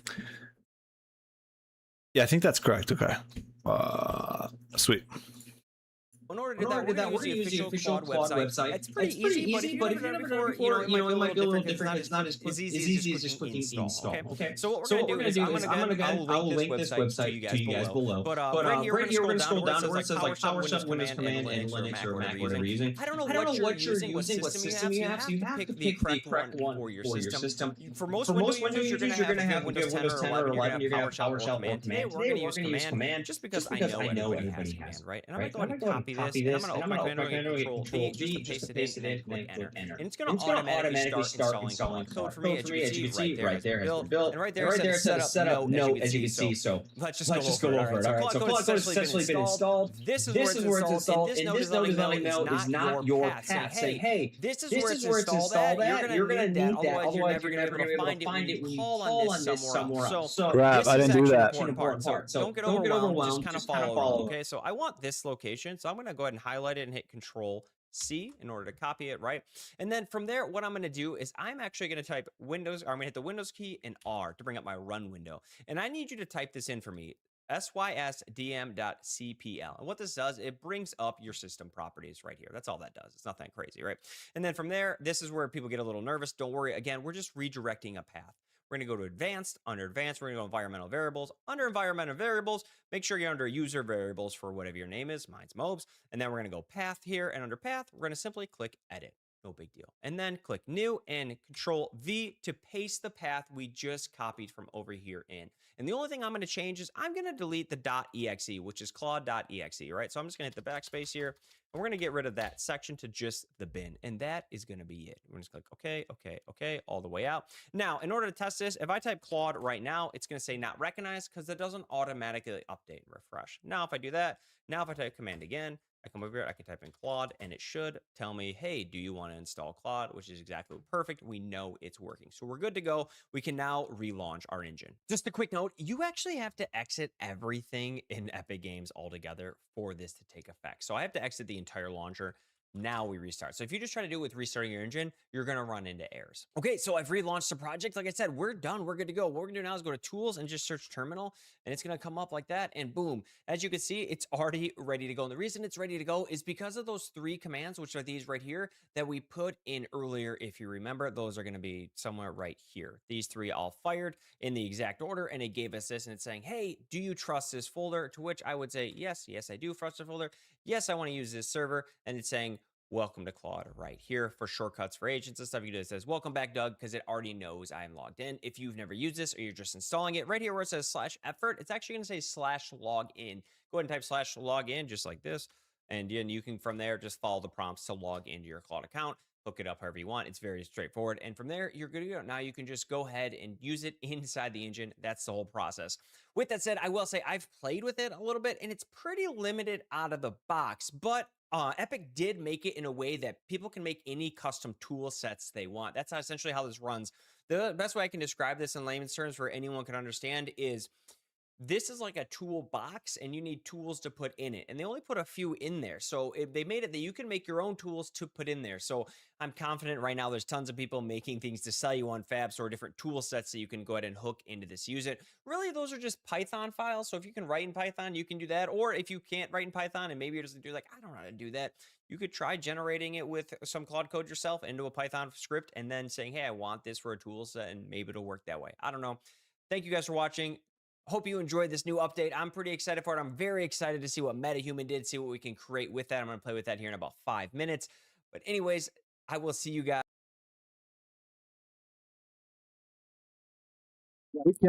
I totally agree. They're the best. Okay, he says it's limited, and we need to make tool sets, and maybe we will do that. We might have to use Claude or Grok to make tool sets. They took the whole flame. What? Oh my god! Oh, it was a fire from the coal furnace. Dang. All right, let's go back a little bit.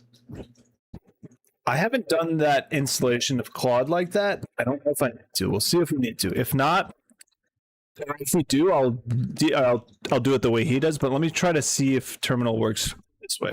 1 second. With restarting your, we're good to go. What we're gonna do now is go to tools and just search terminal, and it's gonna come up like that, and boom.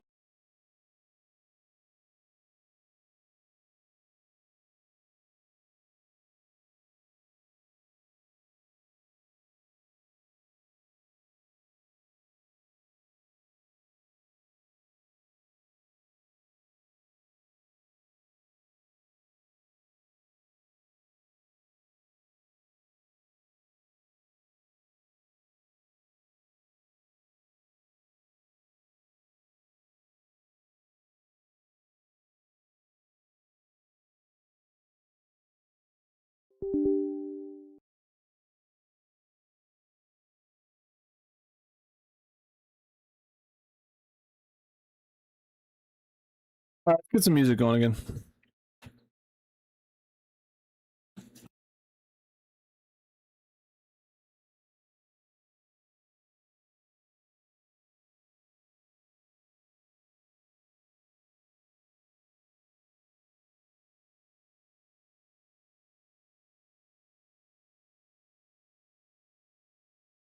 What is Epic Games doing?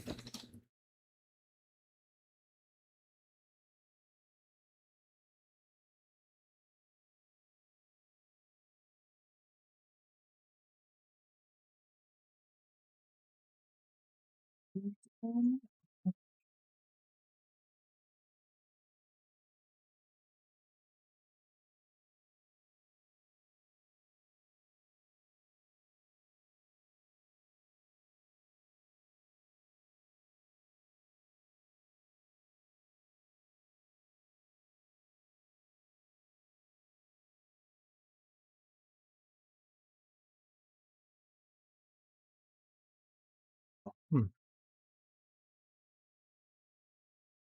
Boom. As you can see, it's tools and just search terminal.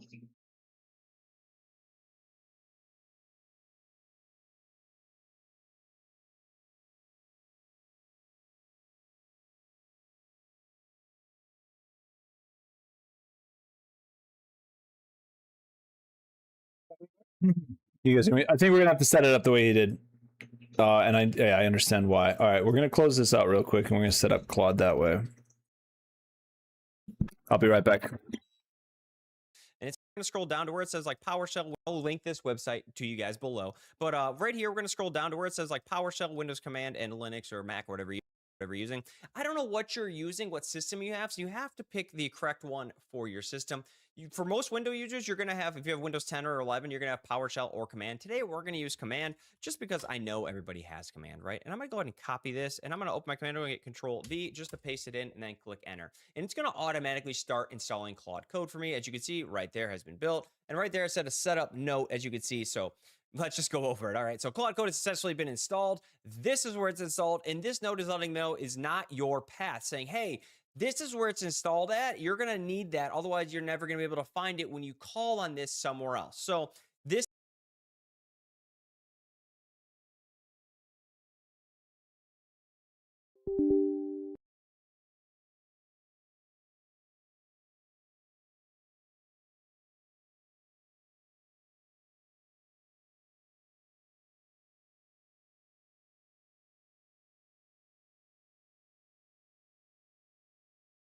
Why is it not working?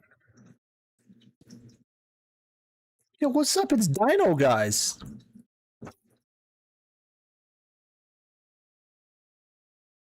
How we doing?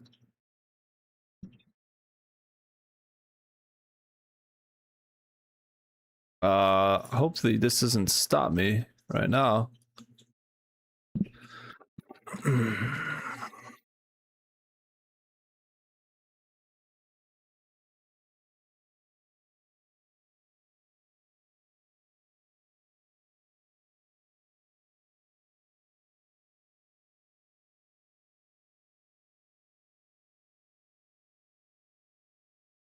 What if it's already installed? I probably can just have it point to that. Like skip the installation, but do the same kind of thing. Important part. So don't get overwhelmed. Just kind of follow along. Okay. So I want this location. So I'm going to go ahead and highlight. All right. Here's Claude.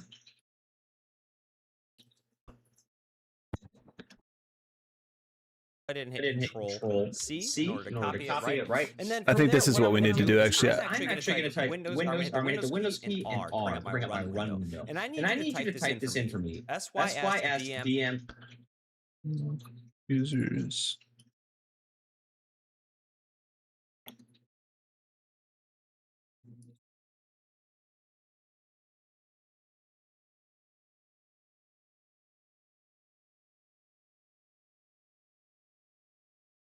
You just need the terminal stuff. Yeah, I did. It's not point that last Claude thing. I think I need to do what he's doing with in order to direct it to that file path.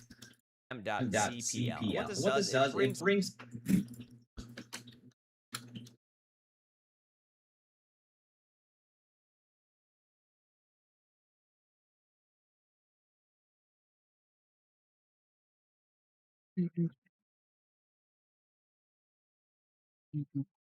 up your system properties right here. That's all. It's not that crazy, right? And then from there, this is where people get a little nervous. Don't worry. Again, we're just redirecting a path. We're going to go to advanced. Under advanced, we're going to environmental variables. Under environmental variables, make sure you're under user variables for whatever your name is, mobs. And then we're going to go path here. And under path, we're going to simply click edit. No big deal. And then click new and Control V to paste the path we just copied from over here in. And the only thing I'm going to change is I'm going to delete the dot. I'm gonna find the exe where the Claude is.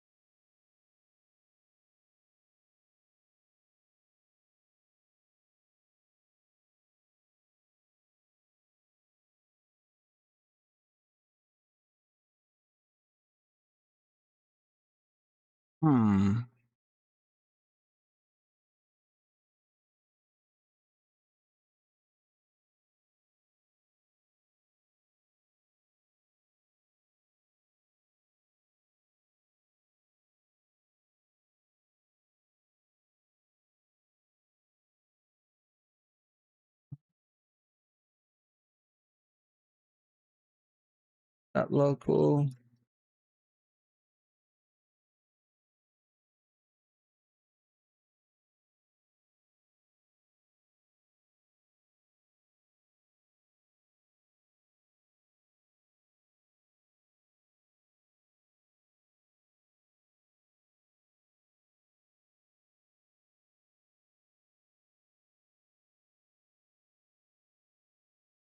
I'm just trying to find where that is.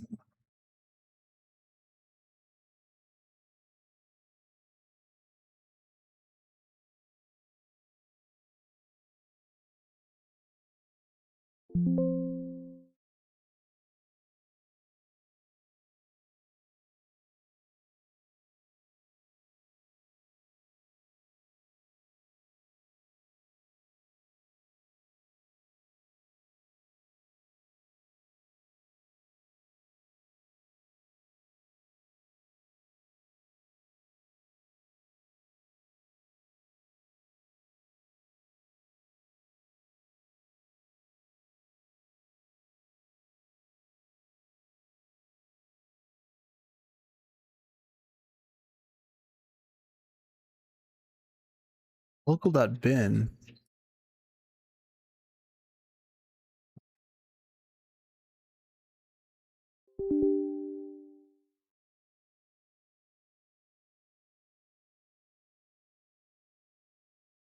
I'm just gonna uninstall Claude and see if that fixes it.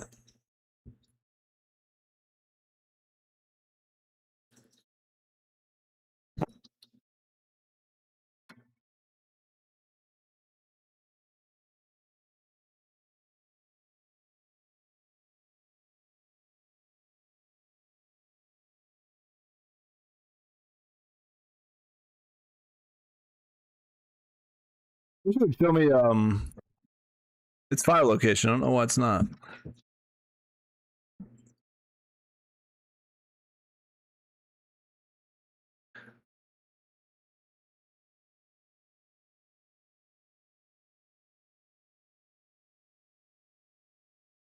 Yeah, I can try one more thing.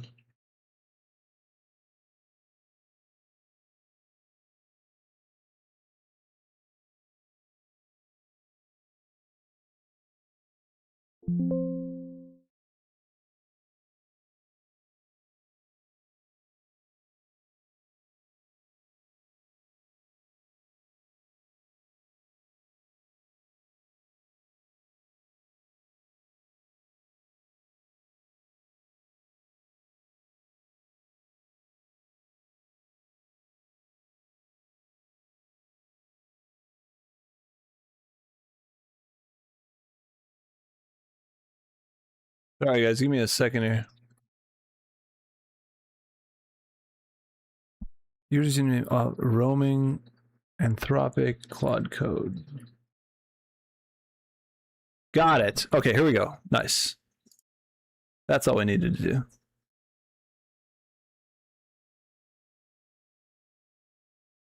This should work now.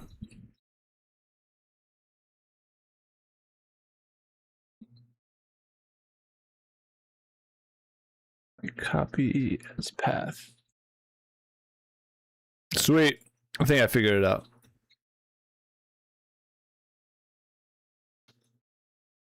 Yeah, we did. Sweet.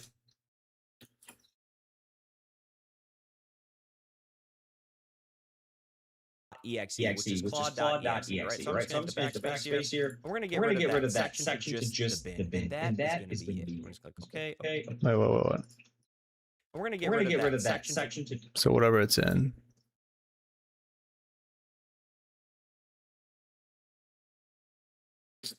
That should work.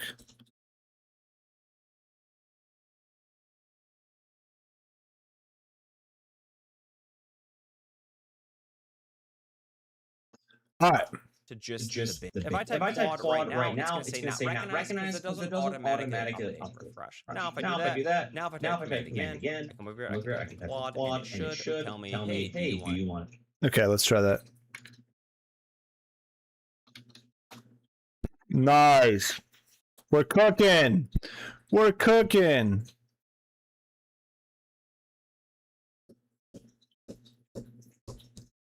Install Claude, which is exactly perfect. We know it's working. So we're good to go. Sweet. All right, we're good. Let's go back to Unreal. Restart everything. Thank you, freaking. We can now relaunch. Thank you, Just a quick note. You actually have to exit everything in Epic Games altogether for this to come back. So yeah, that's because of you, dude. I don't think I would have figured it out, or it would have taken a lot longer if you didn't help me with that video. Okay, so I've relaunched the. Thank you, dude.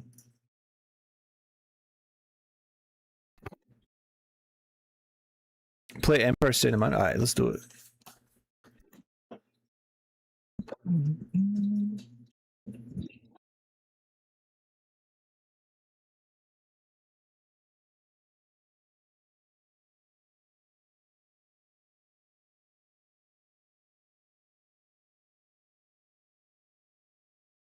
Project, like I said, we're done. We're ready. Those are. I would say yes, I do. Hopefully this works. I think it will.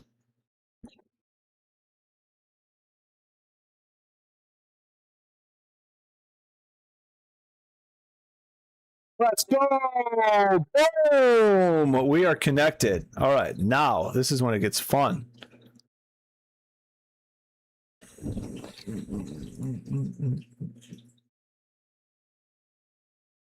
Okay, let me log in.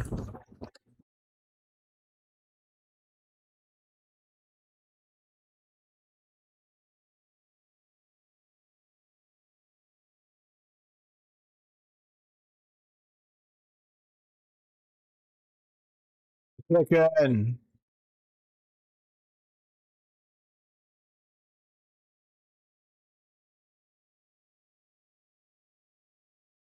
MCP servers connected. Let's go. All right, what do we do? MCP servers may execute code or access system resources. All tool calls require approval. Learn more in the MCP documentation. Okay, use this MCP server. Use this in all future MCP servers in this project. What did you do? What's up, Kermit? I'm just going to use this. Use this in all future MCP servers in this project. Probably that, right? That's what I'm doing. All right.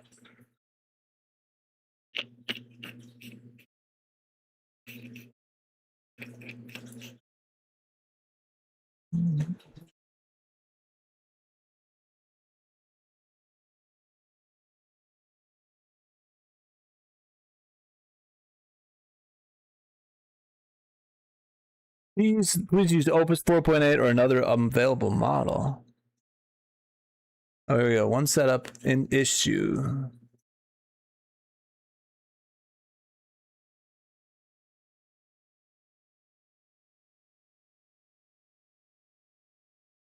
One setup install.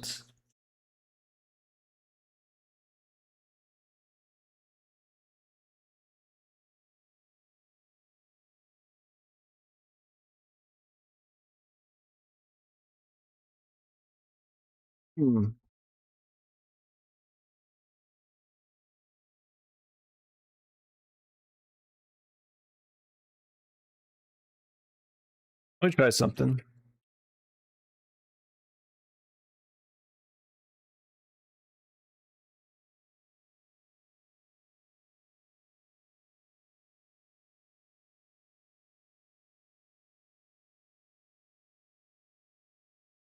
Oh crap, I did too.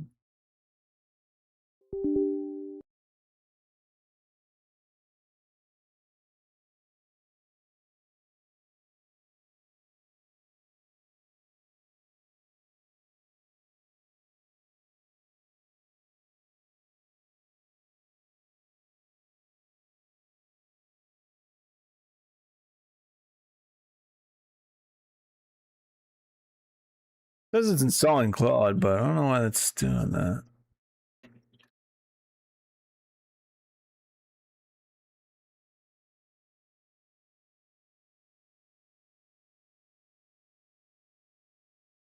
Yeah, I don't know.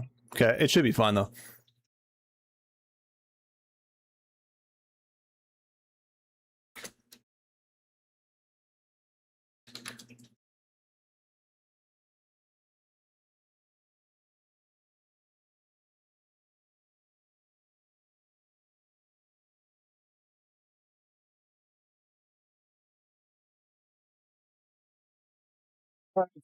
First thing I say is, hello, I would like to start building the ships to shoot cannon projectiles in an arc. Let me check the project memory and structure to understand what's already in place. Let me look for any existing pirate ship contact in the project.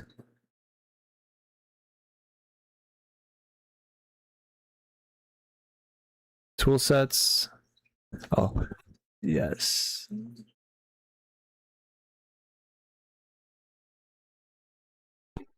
So it's calling the Unreal MCP.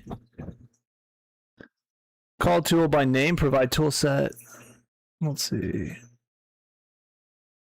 Okay. I'm just gonna say yes to all this.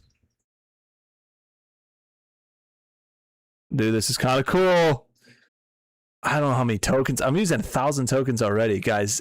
I just wonder how long that's gonna. I have a bad feeling that this is gonna we're only gonna be able to prompt a small amount of things, or I'm gonna have to spend some cash. We'll see though.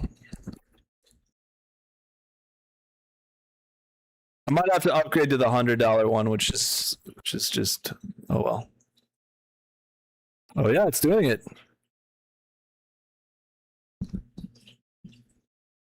Yeah, I'll plan out right now. Okay, let me check what skills exist in the project, then I'll plan out the cannon system. It's just doing it, dude.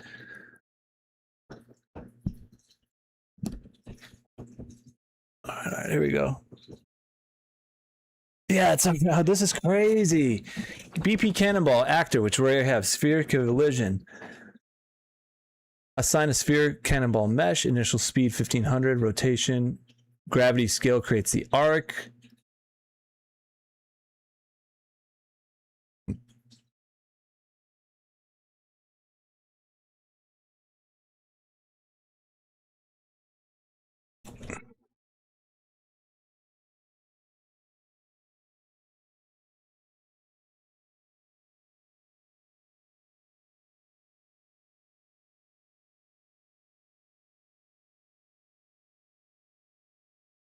I'm wondering if this is going to do it on its own, though, or if it's just giving me...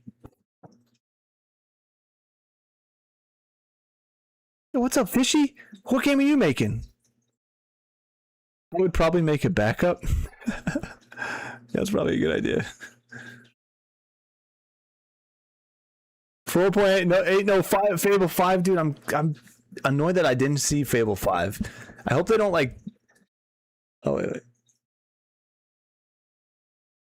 It's already done it. This is crazy. I just pressed compile now.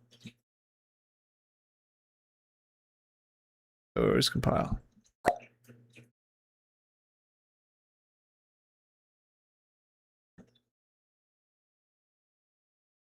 Why am I not seeing that?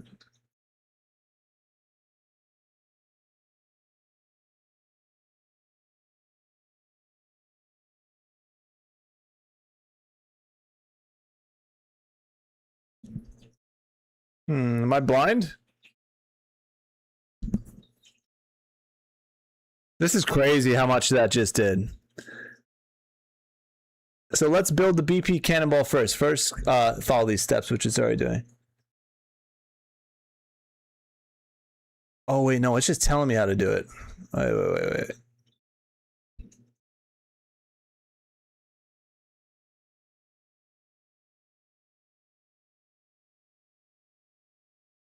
I'm a little confused here.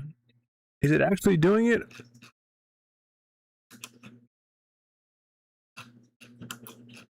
Yeah, it is doing it.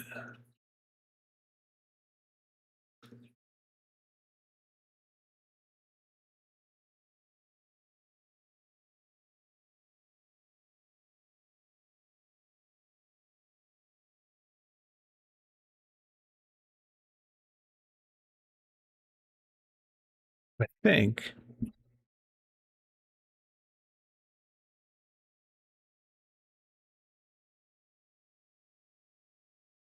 I'm making a Metro Vidana about 3 foot high. I would use an AI that is meant for coding. ChatGPT will make stuff in order to please you. Yeah, we're using Claude. I'm just wondering if it's actually changing things or if it's just telling me to do that.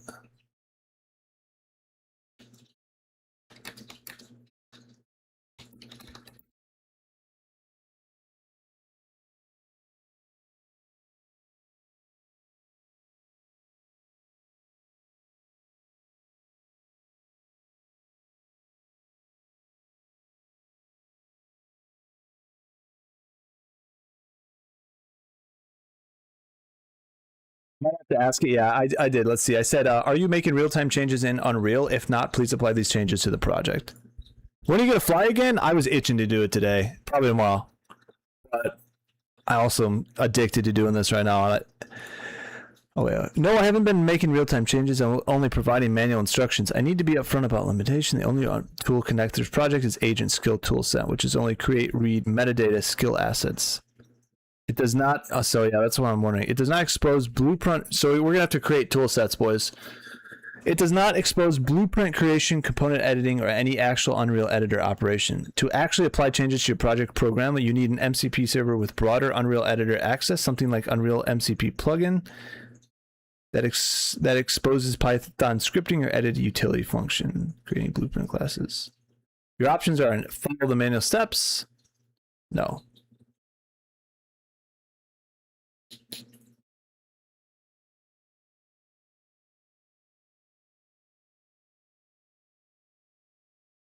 Okay, I think what we're gonna do. There's 3 options for this one. It says follow the manual steps. Not doing that. I mean, I could do that, but I'd rather like to streamline it here. Check if you have more capable MCP plugin. If you install an Unreal MCP server beyond the skill registry. Huh. I'm not sure about that.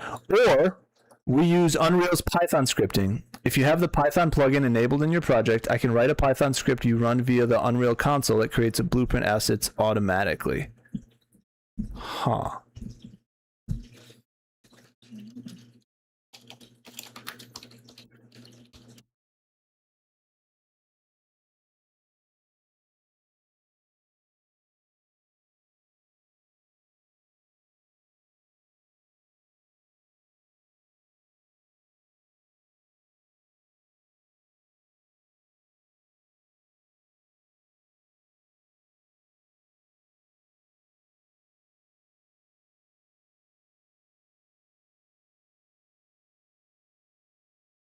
Well, I have to make tool sets though, which I don't know how complex that is, but we can get it done. And then maybe we could give those to people. That'd be cool. We'll see. We'll see. But we're making progress. Absolute worst case, we do it manually, but that's going to take way more time than I'd like.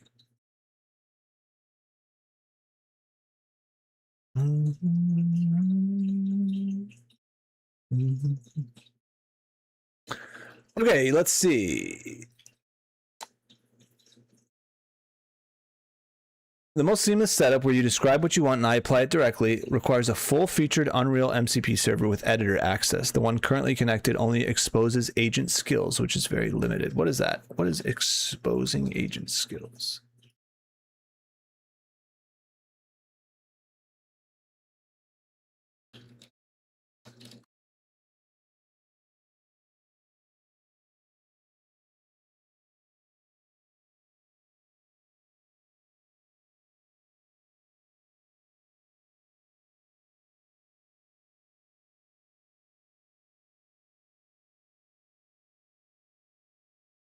What is this? Stray Spark.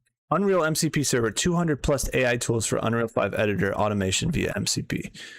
Okay, 200 editor, actors, materials, blueprints, sequencer, land scripts, foliage, audio, metasounds, physics, navigation, PCG, GAS, enhanced input, networking, AI behavior trees, and more. This is what we're looking for. What's included? Pre-compiled binaries, install and launch, no build setup, full C++ code source with clean architecture, 207 tools across 34 categories. Nice. Awesome.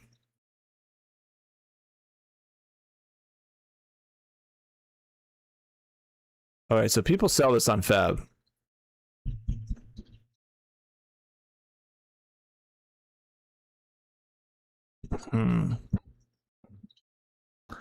Okay. The question is, we got to find the best one.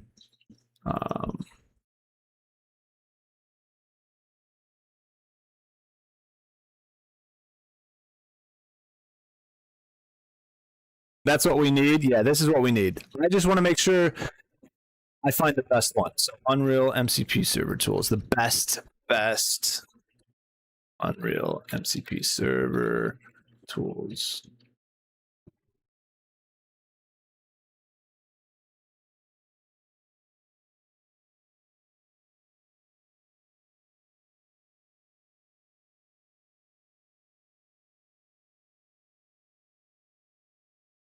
Yeah, some of these are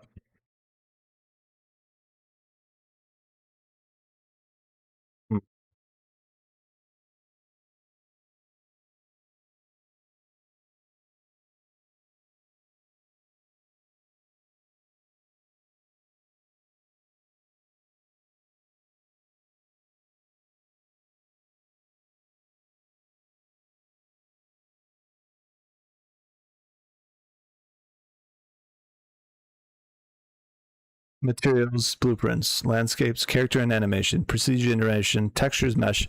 Okay. AI assistant talks to a Python MCP server, which sends JSON over TCP to a C++ plugin running inside the Unreal editor. Works with Claude code. So that's kind of what they were saying to do. Yeah, full Unreal MCP server. There are open source projects that run MCP servers inside Unreal Engine, expose tools. Okay. Once installed, you describe setup 60 minutes. Fully seamless. Okay, maybe we'll look at that. Option A is there's some GitHub stuff, but I want to find the best one. AI, make me a full toolkit. I mean, we could, but it's probably not going to be as good as other people, but we'll see. One shot that. I bet Fable could do it. We definitely have some more work to do, but that's okay. I was expecting this. Okay, option B. Why is it not? Option B, Unreal Python scripts works right now. Unreal has a built-in Python scripting API. If you enable the Python editor script plugin, I can write Python scripts that create blueprint classes, add components, and set all priorities. You paste each script into the Python's console. Right, let me ask a question. The Python option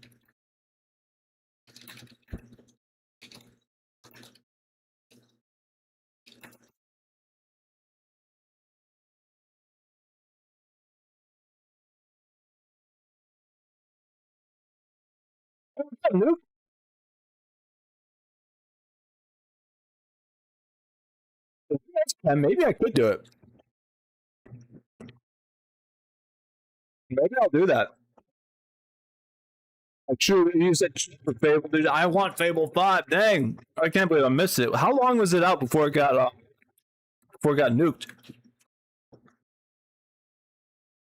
All right, here we go. Python API is broad, but one significant gap for the use case. Here's the honest breakdown. Python can handle creating blueprint classes, adding and configuring components, setting all property values on these components, creating variables and functions on blueprints, importing and managing assets, placing actors in levels, modifying level settings, game modes, collision profiles, creating input actions and mappings, material instances, and parameters. Python cannot do well blueprint event graphing node editing. This is why they're getting rid of blueprinting, guaranteed. Only 3 days? Oh, dude. You know it was so good because the government shut them down because of security concerns. Now I'm wondering what they're going to do. I hope it doesn't significantly like bottleneck the performance of future AI models. There needs to be a balance. Like you shouldn't be able to hack into like operating systems, but at the same time, we need to make our video games.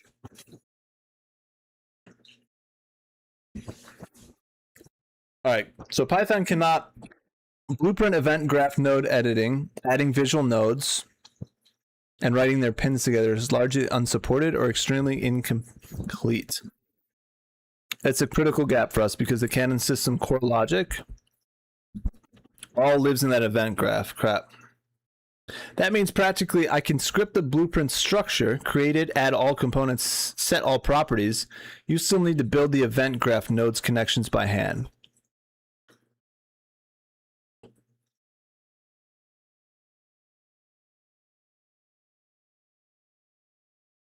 That's not a bad. I mean, that might be, if we can't find a good MCP server, that might be what we have to do. Which is fine because all the manual editing is connecting the nodes correctly. All the properties and stuff, Claude can edit. That could be a decent middle ground. Wasn't perfect, but you can tell it was better. I was excited, but it's sad at the same time. Felt like real progress in AI. Oh yeah. Well, here's the thing. It's going to happen eventually, right? People have private models, so even if they shut down Anthropic from doing it, it's going to happen regardless. It'll just be a couple months, probably less than that. That's just the way progress works.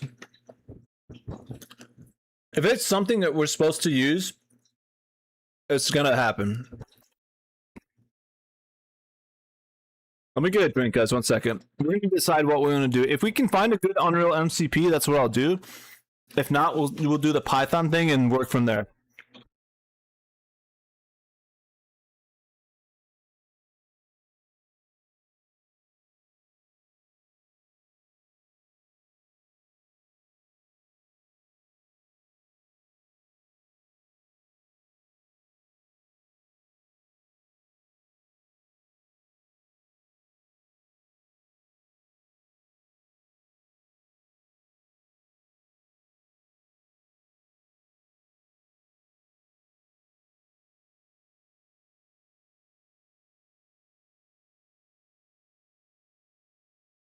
Should I stay or should I go? Yeah, fully agree. It's just going to happen. Yeah. You can try to hold it back, but others will just make it open source. Exactly. Exactly. Yeah, it's inevitable. I'm trying to open that from the back. The wrong side. We're having beef jerky again real quick. Sir leans a lot? Was she staring in your soul?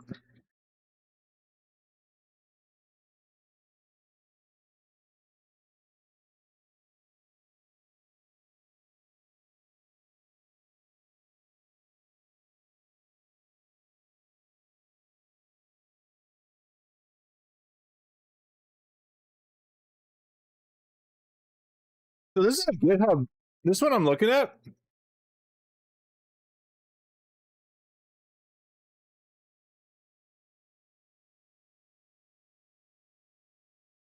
Oh, they're just plugin products, I see.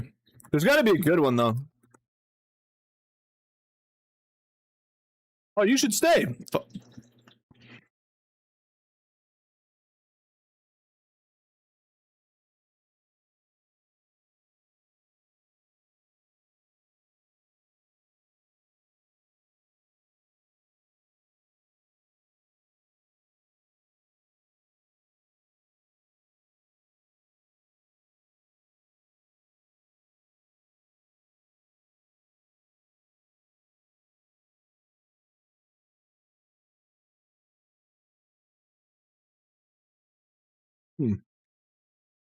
So this guy says, in the process of doing the same desktop commander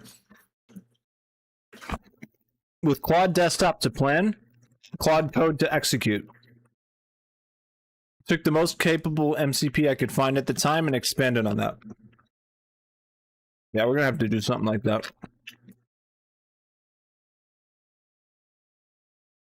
That's all right, boys. I have as long as we need.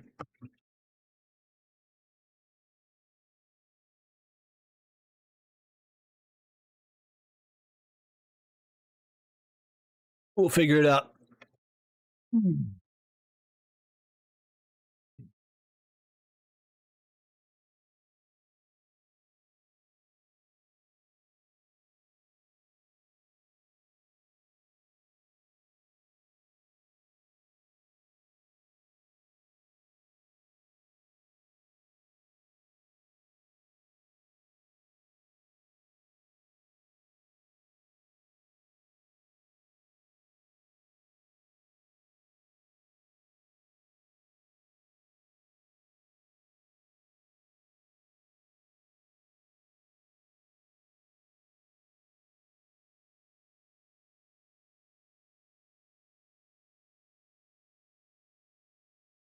I'm learning a lot here too.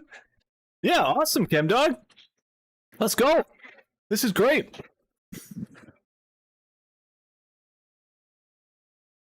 All right, so I said I like the Python idea if we can't find a proper MCP. What is the absolute best MCP on Real server that's most capable for what we want to do?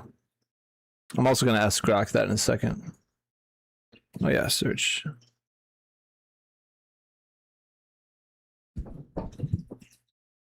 I don't even know which Claude I'm using right now.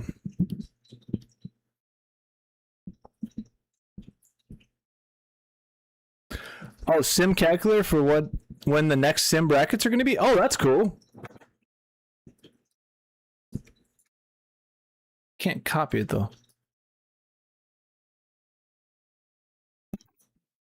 Yeah, I don't want to pay for something that is not great.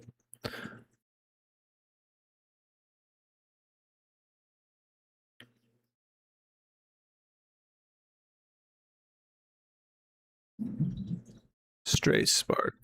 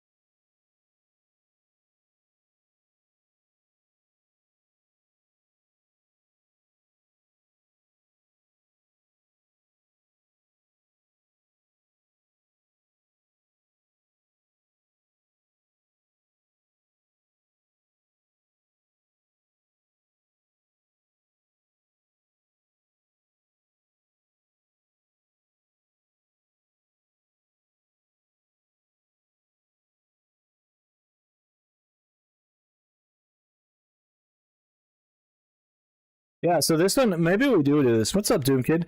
Blueprint tools. This is the one. This is one of the strongest areas to the plugin. The MCP server gives Claude direct access to the Unreal Editor API. So instead of hallucinating node names from memory, you can query. Okay. Wire pins compile and validate in real time. Yeah, that's night and day difference from Claude trying to guess APIs from chaining data. Okay, the plugin covers a lot of ground. Let's see. material creation and editing, lighting setup, actor placement, transforms, landscape tools, foliage splines. That's a lot. Cameras. Cool. So that's pretty much just being able to create levels. If you have specific prompts or workflows.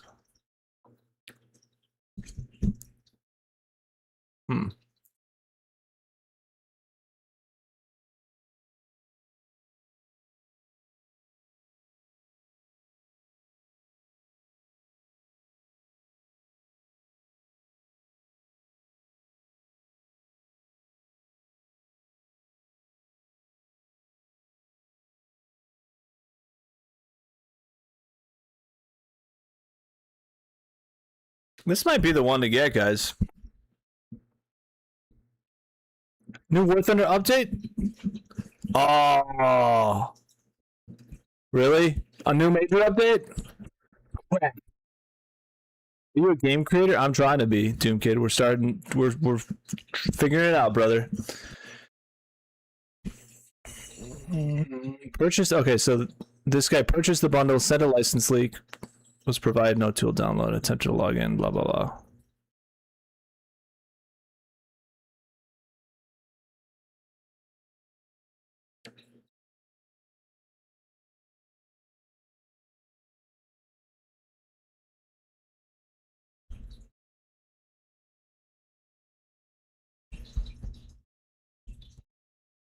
Huh.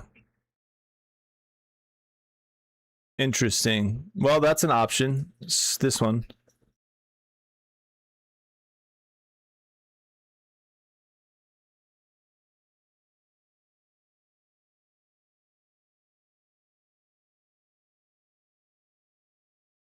I wonder if they have 5.8 yet, though. It says Unreal Engine 5.7.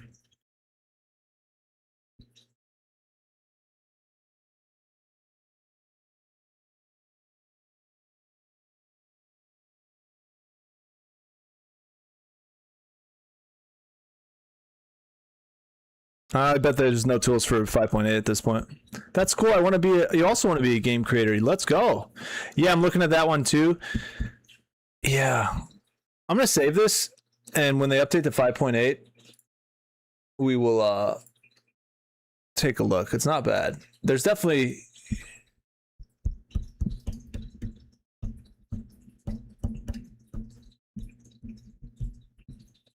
This is probably what we'll get eventually. Let's see. Unreal.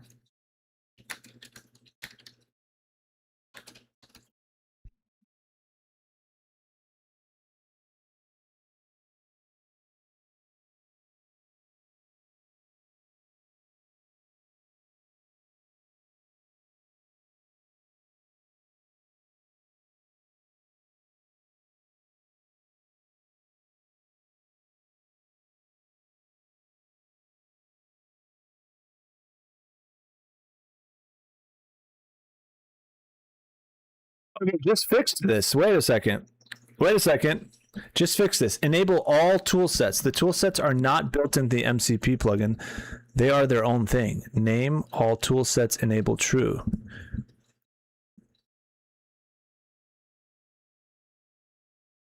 Oh, yeah, wait a second. We don't even need to do this, guys. Apparently. Okay, wait a second. Okay, first let me do a quick search. Top pick, there's a GitHub one. 569 actions across 21 categories. Comprehensive covers blueprints, materials. Nice. This is the one I'd recommend for this. It's broad enough to handle everything from canon blueprints to ship placement and levels. Nice. Runner up. Okay.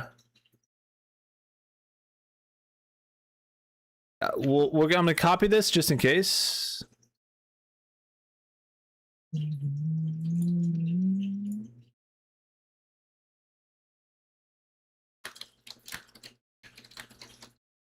But I think there's actually a way to fix this without having to do it. We'll see. ChemDog, you want me to send you what this one is on GitHub? Here, I'll just in case later on, if we need to do that, I'm gonna send you that on Discord. That's what Claude recommended. I don't know if it's free or not. Let's see. Which it shouldn't be. Why is this so jank, man? I never understand how to use GitHub.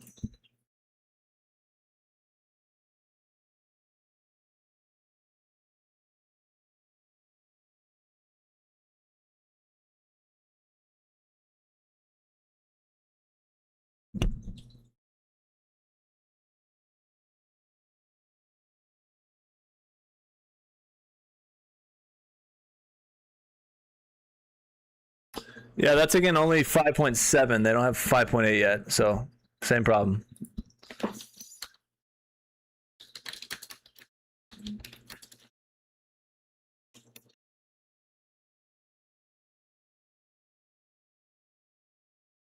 We might have to wait a little bit, which is what that guy said in that video.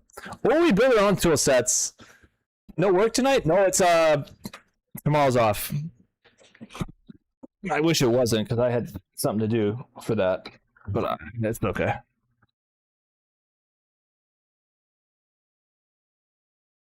Yeah, I guess the stock market's closed on Juneteenth. One sec, I gotta fix my mic. It's being annoying.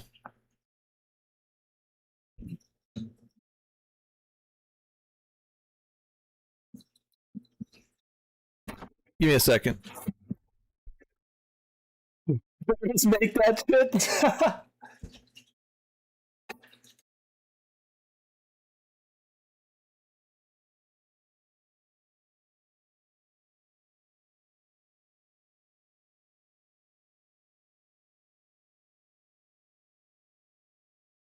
No, Kermit. Oh, that's funny. I thought you were joking when you said that. Oh, this song.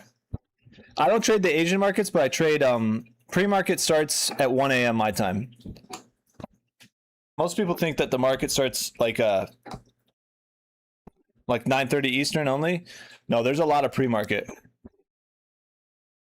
So basically from 1 a.m. my time until 6:30 is what I trade now.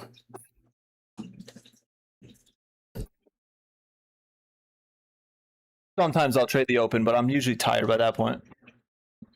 At least that's the new schedule. I used to go to sleep at like what we would stream until 10 or 11, and then I'd wake up at 5:30. But man, just being groggy for open, I don't know. I just felt like the 1 a.m. is better, but we'll see. We'll continue to figure that out. Yeah, I should do that actually, Kermit. I could expand my horizons a bit. That's what's great about that. There's so many things to add. Okay, so this guy says on Reddit a day ago, just fix this. Enable all tool sets. The tool sets are not built into the MCP plugin. They are their own thing. Name all tool sets enabled true. I'm wondering how much that's... let's ask this first. These do not support 5.0. Do any tool sets support 5 of that?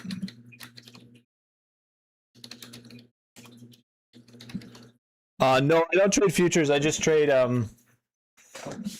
mostly small caps, low float small caps, but sometimes like the other day, actually a lot, the last couple weeks, I've been trading SanDisk because that's going parabolic. It's insane. What else? When the quantum names, I probably should keep trading the quantum names, but when they were running like QBTS, D-Wave, IonQ, and Rigetti, RGTI, when those guys were running, that was a good thing to trade. Anything that has range. And then sometimes I'll do swings, like longer, maybe like 2 to 3 month swings, depending on. SanDisk is going crazy. Exactly, yeah. But it's a nice thing to trade. That and Micron's been crazy. That's earnings next week. We'll see what happens. But yeah, other than that, it's just things that run like top movers, high volume, low float, anything with range is what I'll do. I have very specific things that I look for. If you guys want a hint, Here's a hint. Okay, ready? Prior highest volume days, volume weighted average price. That's all you need. Go back in history, the historical like past days, the highest like an anomaly volume day. So let's say something trades every day 2 million shares, okay? And then one day it does 200 million shares, okay? You take the volume weighted average price of that daily volume or that daily, of that high volume day, right? And that's a very significant level. That's all I'm going to say. Sandex, yeah. Now you got to start getting the specifics and defense industries. I really just look for stuff that's going parabolic. But anyway, and then what I just said. Anyway, let's move on. Oh yeah, okay, so what I asked, I said, these do not support 5.8. Do any tool sets support 5.8 that are released currently?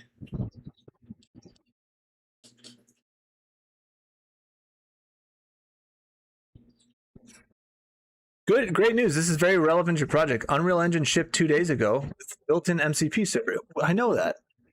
That's what we're in, I hope. Built-in MCP, what it covers: spawning and manipulating actors, creating material instances, configuring lighting, inspecting slate widgets, running automation tests, blueprint editing.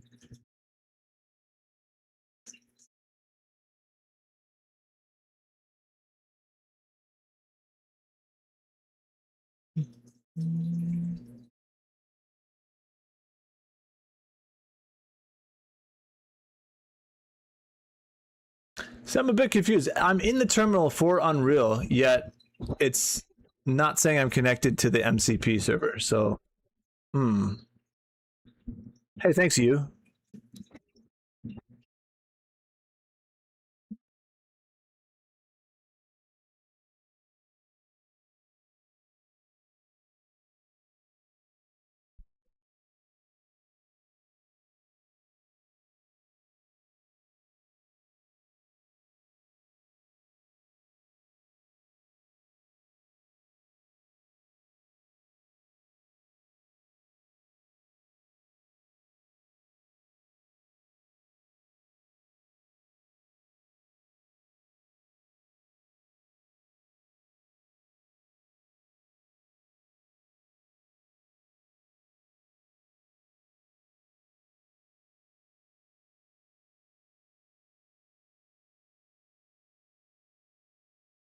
Sorry guys, this was off screen.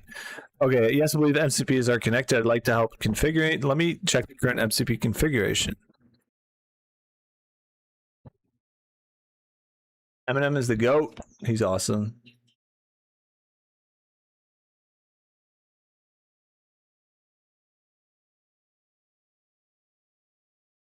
I'm pretty sure this is connected, it just doesn't know it. Connection is there, pointing to the Unreal Engine's 5.8 local server. The problem is only the agent toolset is active. Let me check the official docs. Okay. Yes.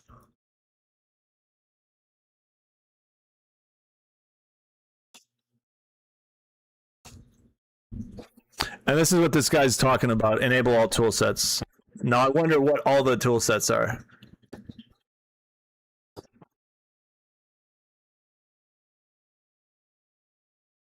If we hit a wall with this, it's inevitable that people are going to build tool sets, or we start building them ourselves, or we take that Python idea that Claude originally had, use the API, which would basically set up all the blueprints, and then I would just have to connect them manually, which is not too bad. Okay, let's see. Terminal. Search MCP on tools.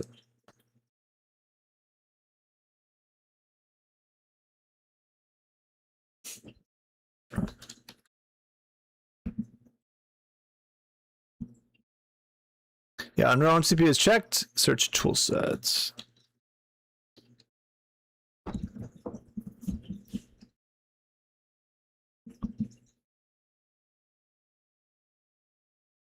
Any toolset relating plugins.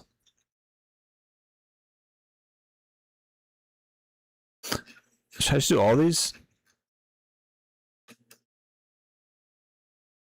What are you saying? AI module systems? That's probably what we want. Aggregator plugin that depends on all toolset. Probably need that. Toolset for I'm just gonna do all these, dude.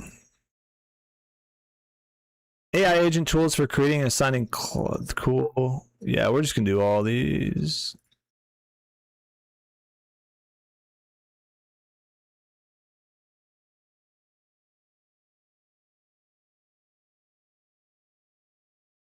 I mean, can't go wrong with it, right? Can I ask an honest question? Of course you can. I like honest questions. I'm just gonna do all these guys.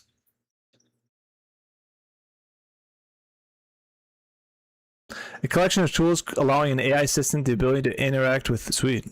Oh yeah, here we go. PCG, physics tool sets. This is what we needed. We can probably get a good amount of things done with just what we have now. And again, this just got released, right? We got to give it a couple months. I'm not that tall. I'm 5'11", Norton. But perfect height for a fighter jet.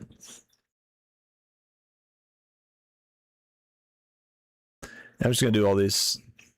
Let's see if I just do AI, if there's anything more that I can get. Tool set.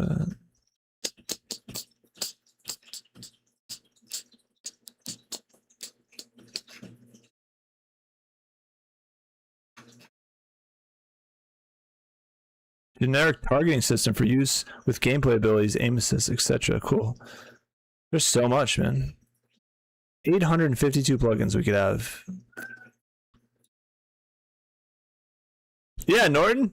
Yeah, it's not too bad. I like the height. So we're basically the same height. I think it's a great height. I'm gonna restart. Hopefully that works. Where's the terminal? Oh crap. Well, hopefully Claude remembers what we were talking about.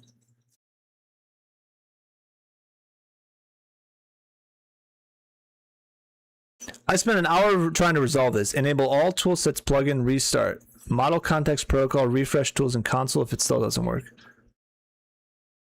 So I've been testing this a bit. It's quite slow for blueprint editing. I was testing surgical tasks like nodes, blah, blah, blah.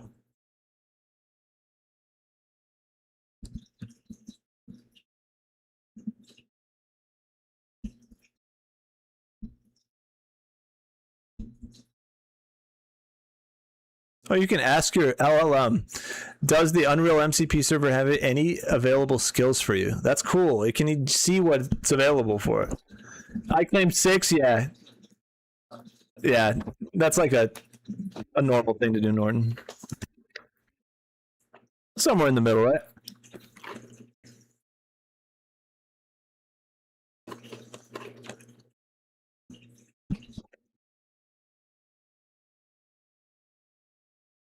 We're making progress though, guys. And here's the thing.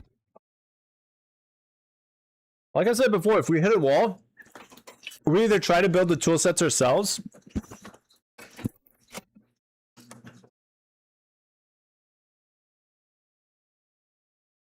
or we what does this say?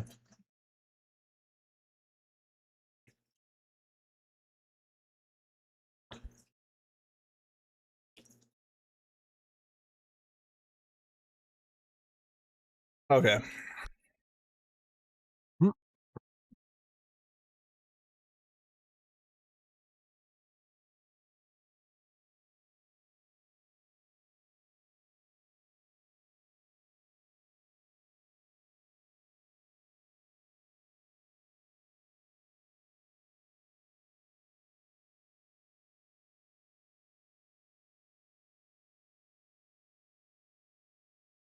Oh, that's frustrating. There's no memory, guys.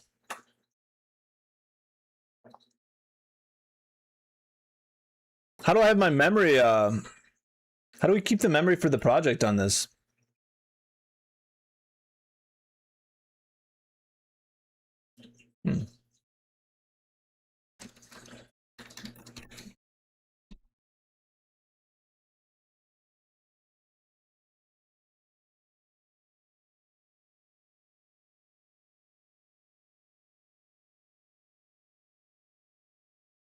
A bit frustrating. Well, thank you.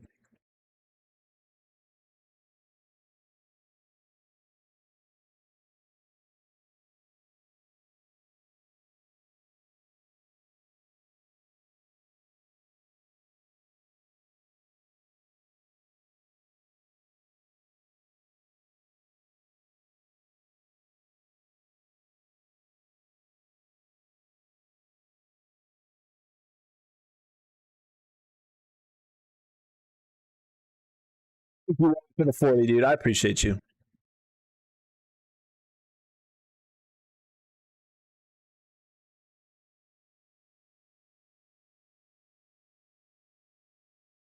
All right, well, we'll figure that out later.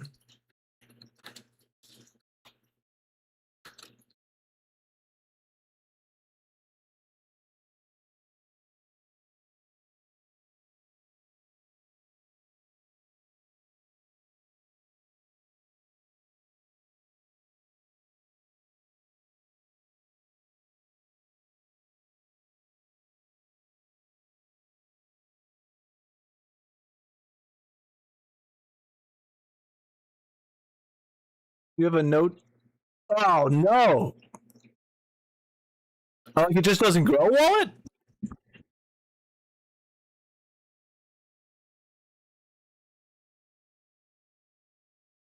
Oh, actually, this is good.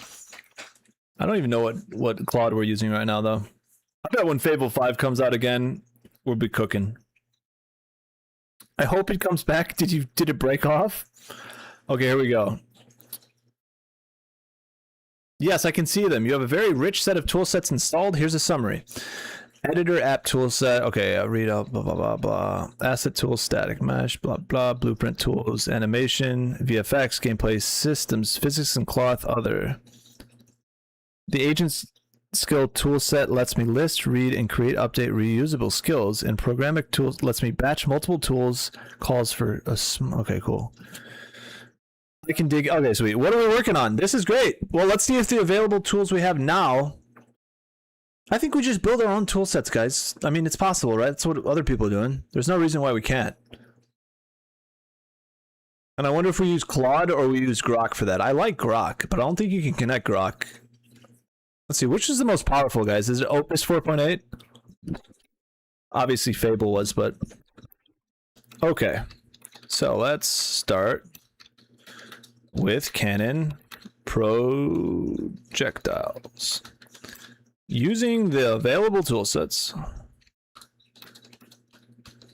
So we have now, can we add a realistic Canon projectile path to the current project?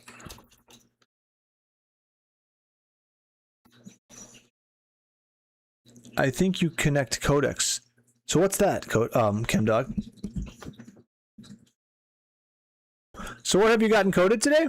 We actually did a decent amount. We connected the MCP server to Claude and got that figured out. So basically connected Claude so it can read Unreal and see what's going on and then eventually edit it once we get all these tools. We got that done. I'll show you what else we finished. Let me just see what this is doing. There's always there's already a BP cannonball or cannon projectile. Let me inspect it and look at the current level to understand what's there. So that's let me inspect the existing cannon projectile. So we did make a couple like C++ classes and then put them in. So we have a basic placeholder for a ship. We have a like basic ocean and some islands, 4 factions, and that you can drive around and shoot cannons at each other. That's where we're at right now. Sounds like you've made some progress. You should fly some Germany. Gotcha. We should. I do want to, but I gotta go to sleep at some point here. We'll play tomorrow though. I'm down. The blueprint has projectile mesh speed flow. Let me read the full blueprint graphs. See the current logic. It's basically going to be iterating on, like, once you get something, do you like it? What needs to change? Tell it what to change until it's so exactly what you want, right? So it's turned from doing that yourself to having the creativity and the taste to see what you like, right? And eventually probably learning it yourself so you can tweak it. Add Cold War planes to the game. The unaggressive. Okay, just event stubs with no logic. Let me get DSL docs to. He's really just doing this himself. It'll be interesting to see. While that's working, I'll show you what we have while it. No, I don't want to do a new level.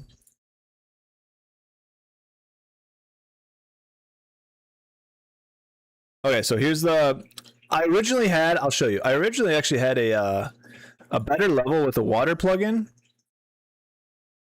So the water is definitely, like you can see, that's a lot better, right? And I think this water actually is somewhat physical, so you can like create buoyancy and stuff with objects. I'm not sure, but last time I checked.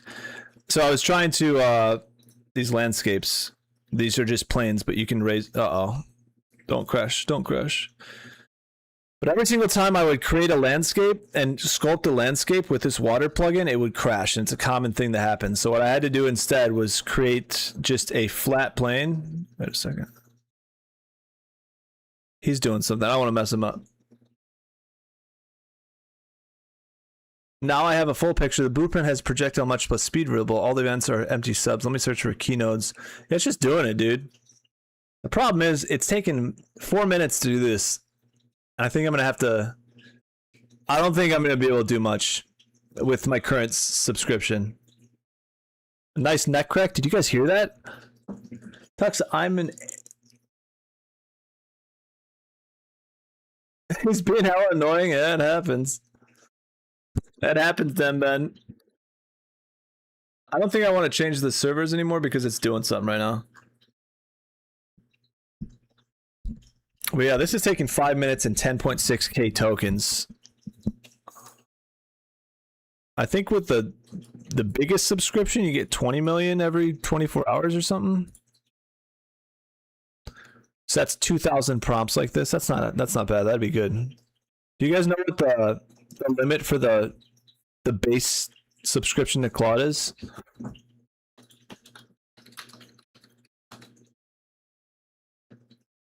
The Claude Pro.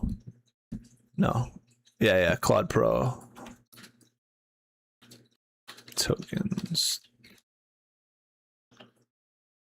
Yeah, it's brutal.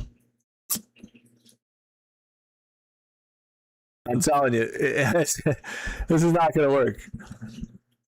Dang it. It says 44,000 token session budget per 5-hour rolling window. This one prompt has done 13,000 tokens. Huh. Uh-oh. Well, that's going to be an issue, boys.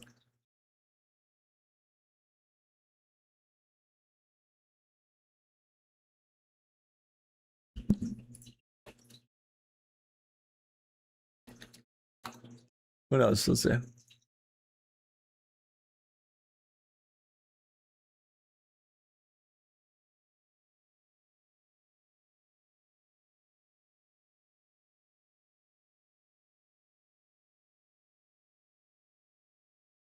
I don't know. We'll have to hit a limit and see what happens. Games do have expenses. That's true.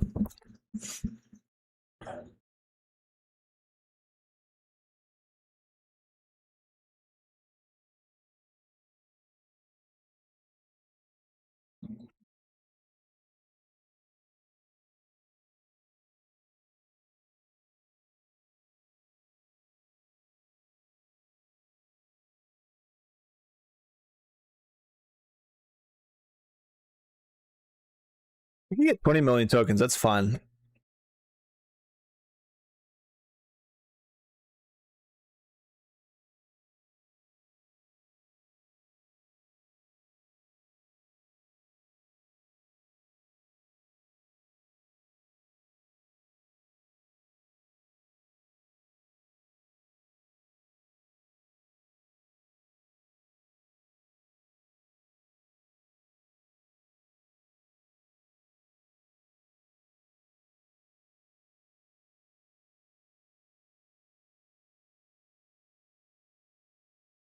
Input output tokens. I wonder what the difference between input and output is.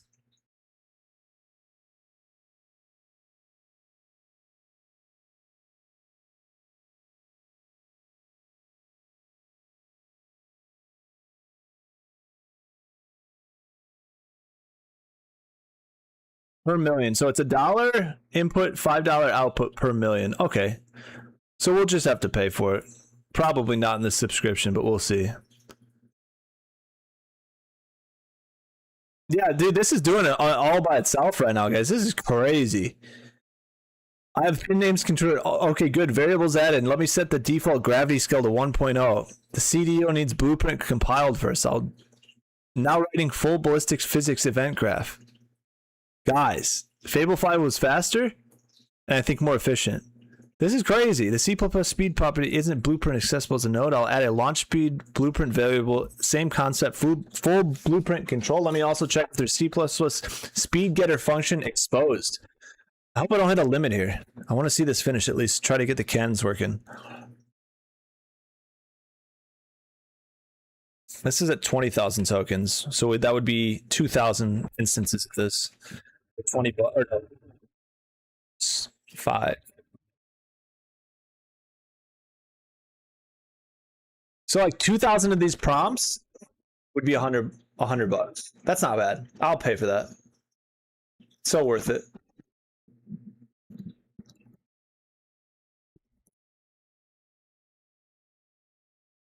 Compiled clean. Now set default launch speed to 3,000. See, then what I could do, here's the thing, is I could copy this whole entire thing, bring it in a grok and say, okay, I want to tweak this, right? And then all these specifics are there, and then we can just tweak them and edit like the very specifics to get where we want. I hear a drop in hundo bombs for game development investment. Let's go.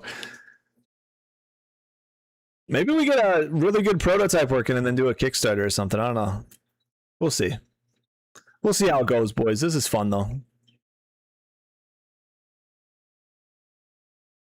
If this gets published and it's perfect when you publish it, will it be free or a few bucks? I'd like a model where it's free, but we make really freaking cool cosmetics in order to fund it. Like, there's got to be I don't know. We'll see. We'll see. Or make it like $10 or something. I'm not sure. I have to advise the board on that one, which is the other people working on this, but we'll see. Pre-alpha free, but when it goes live, alpha, then 10 to 25 bucks. Yeah, we'll see. We'll see. When I launch Battlefield 6, it makes my whole start bar disappear. How do I fix it? What do you mean your start bar? Like you launch it and then it goes and then you get out and it's gone? Oh, you're talking about console. I got you.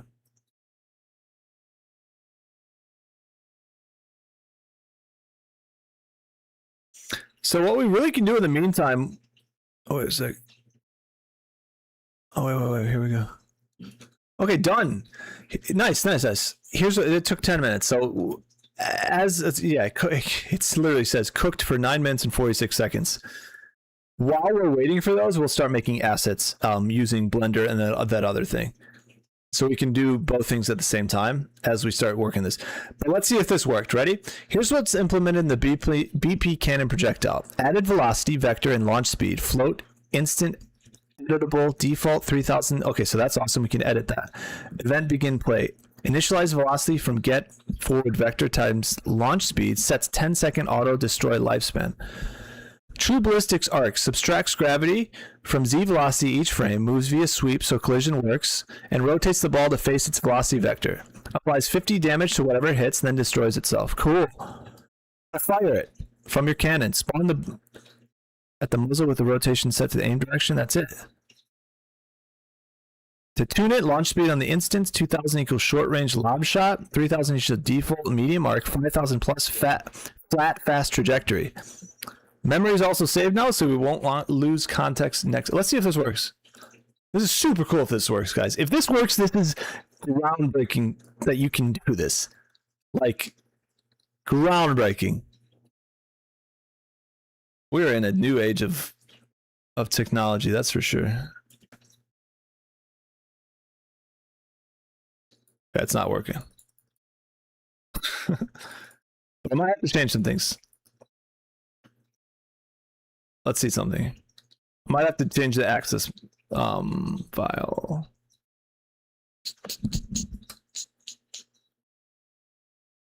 Spawn at the muzzle with the rotation set to the aim direction.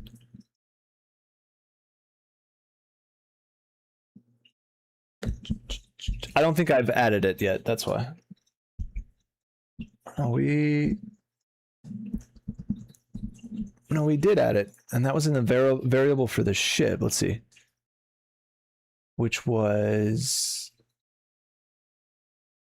class defaults variable. No. Where was that, guys? Crap. Wasn't it class defaults and ship?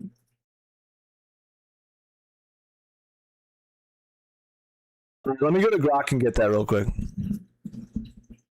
Well, let's just ask if they can do it.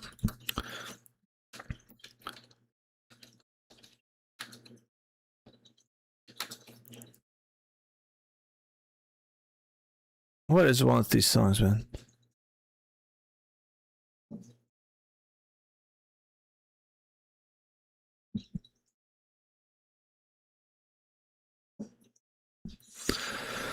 All right, previously.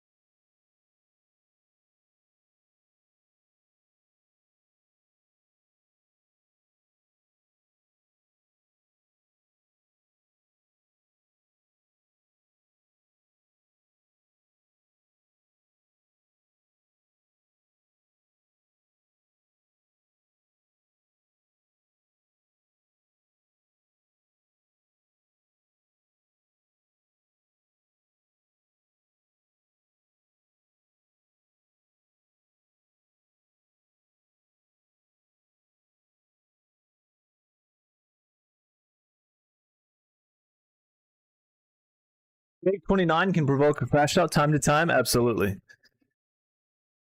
Yeah, so I just don't even have to do that. I just basically explained previously the left mouse button was used to shoot the cannonball and was attached to the BP ship. So when testing, the ship would shoot the cannonball, but in a straight line in front of the ship, if you guys remember that. How can we configure the system to act in the same way? And it's going to do it.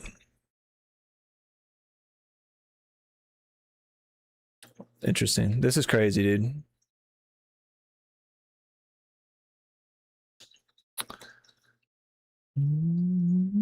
I also need to change the camera.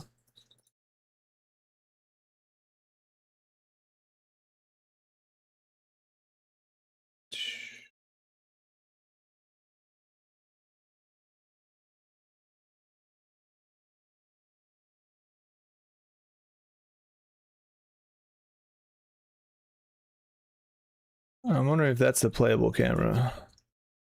No. Huh.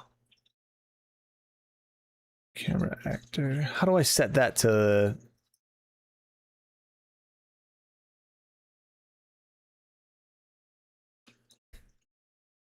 Huh.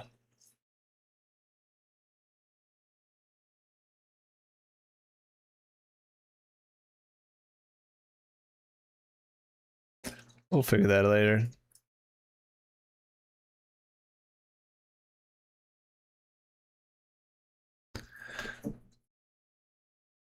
Oh yeah, here we go. No, okay. Key finding. BP ship has a cannon projectile class property. The C++ ship class already has the spawning infrastructure. Let me check. Blah blah blah.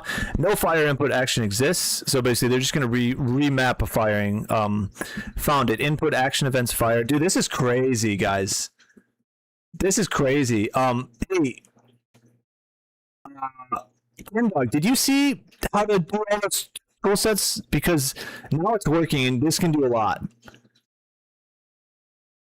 If you missed it, I can show you. Just what I did was just typed in edit plugin, I just did tool set. I clicked every single one of them, and then do MCP and click every single one of them. And for now, that's all you need. And then you ask Claude and say like, do you have the available tool sets? Can you see which ones you have? And basically, then you can say, the current tool sets that I have, enough to do what I want to do here. And if not, then you can create your own or find more. But as of right now, it's good. Something must be forcing the overlay. Oh, could be a game update. Done. Here's what we wired into BP ship. This is crazy. I did see that. Thanks. Yeah, no problem, Chem Dog. Actually, thanks the guy on Reddit here who gave us that answer. Where was he? Yeah. Oh wait, no. This guy. Prince Pretend. Thank you. Boom.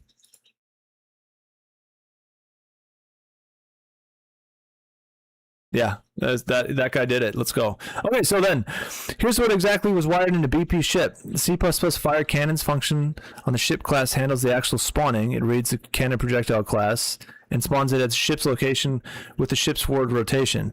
What this means for testing: a left minus fire exactly before, the projectile now spawns facing forward just like before, but instead of flying straight, it arcs due to ballistic physics.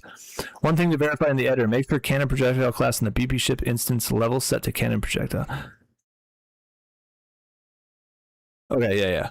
I remember that. So selecting the ship in the level and looking at the details.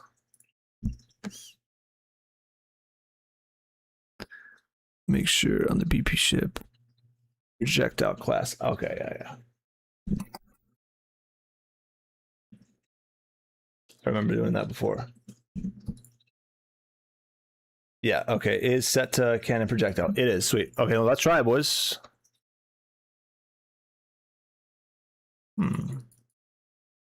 Still not working.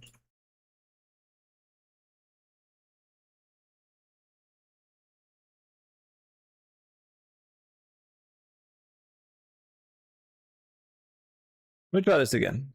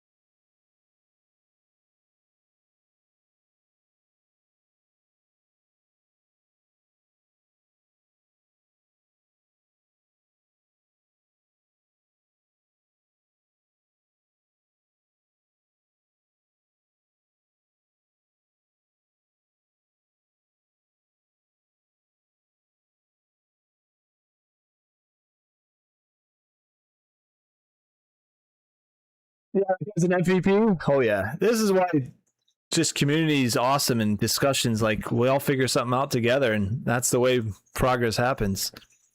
Let me investigate both issues simultaneously. Check the C++ source for the fire cannons and find the ship actor in the level.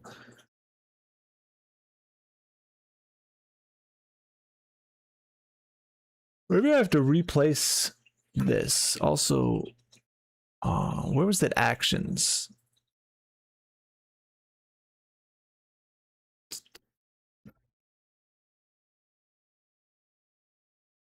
Man, where was that? Was it project settings? And it was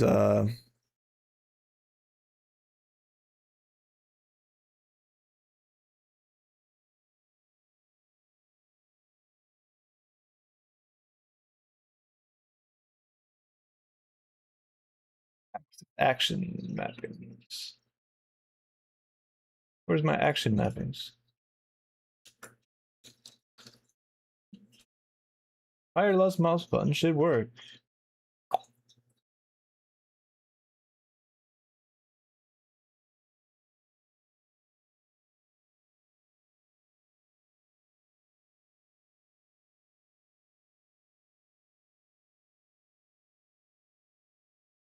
Now I see the full picture. Too realistic. No shooting. The C plus binds to a legacy fire action, but action might not be mapped.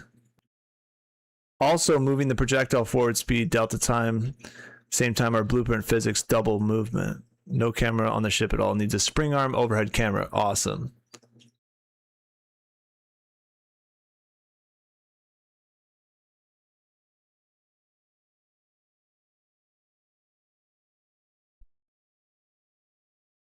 This is awesome, guys.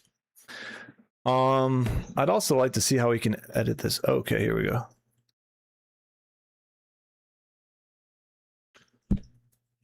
And it's already, oh guys, you see that? Look at this. If you're on YouTube.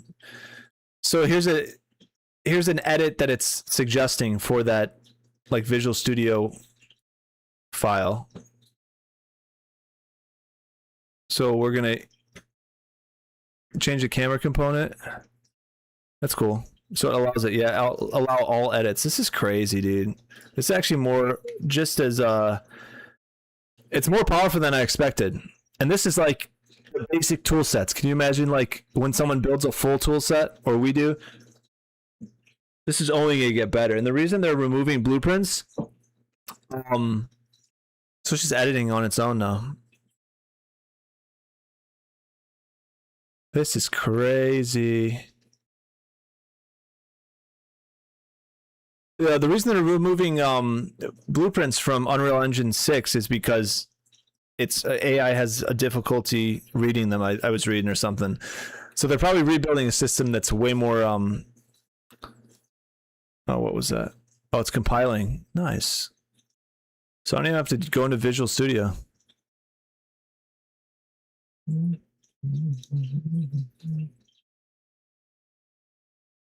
This is amazing.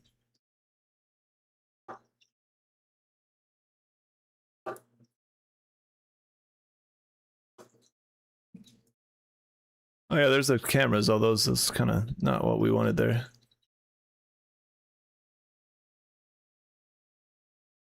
A little too close, I think. Why no?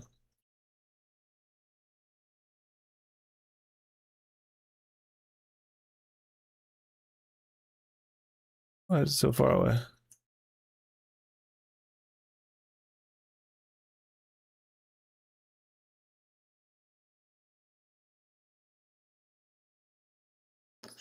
Oh well, we'll have to figure that out.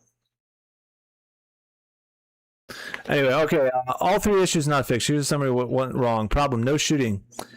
Double movement was also moving the ball forward at the same time.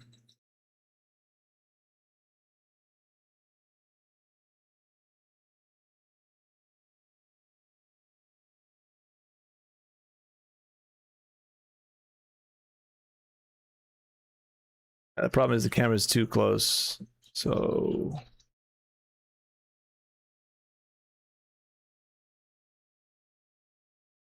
well, let's just do this so I can see it.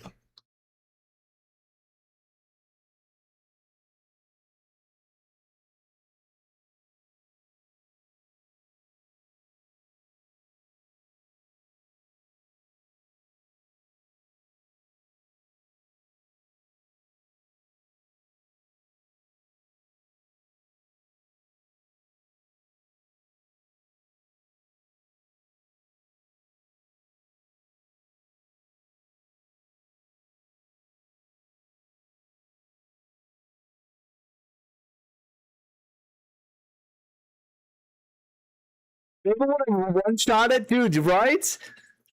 I can't wait. I hope they bring it back just as powerful without the security vulnerabilities. Let's look that up.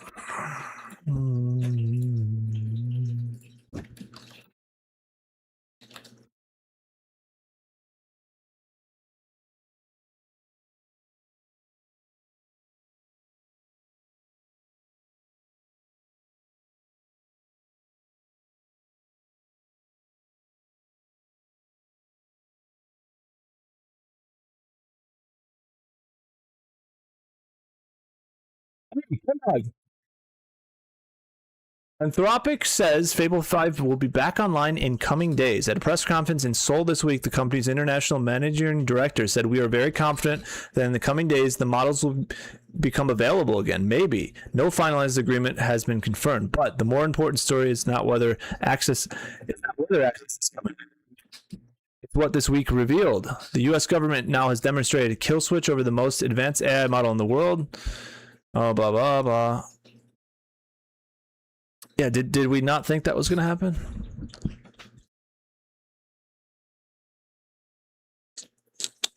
Okay, the rest of that is just kind of political. Anyway, it should be back. It should be back, hopefully. Oh, the camera. Okay, they did fix it. Let's see. Why is that not working? Huh. I must be doing something wrong here.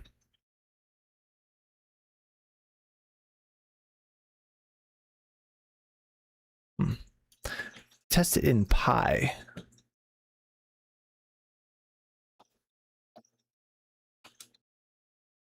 When you say Pi.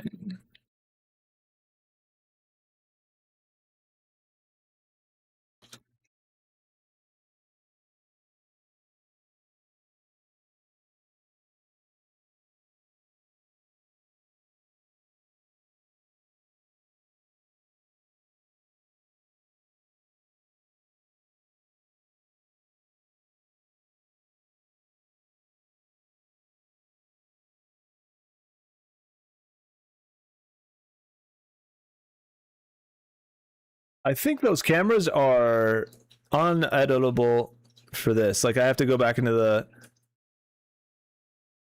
Yeah, it's stuck to that, I'm pretty sure. So that can be adjusted. I mean, this is fine if I could see what's going on when... Oh, wait a second. We can. Never mind. It's working. Hey, there's a cannonball. Although... not great. But hey, this is progress. Wait, I don't know what just happened there. Oh, he's probably fixing that. Yes, Alt P is Pi. The great needs to be recompiled in Blueprint. Pi is running. Let me stop it first. Okay, that was me. Don't worry. Well, progress is being made. That's good.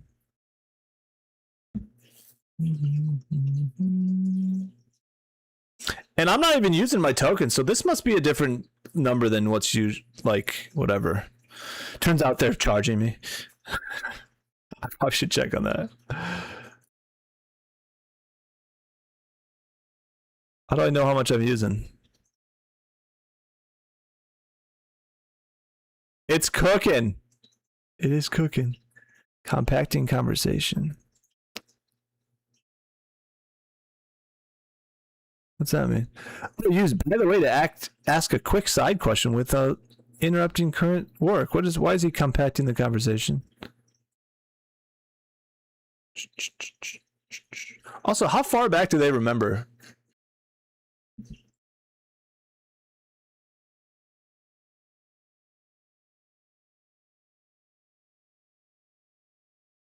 We need to make that. We need to angle that by like 15 degrees more and half the distance that it was. So I'll say that. It's cooking. I think we're making some progress. I mean, really, we're only from absolute start to finish. We're 6 hours in.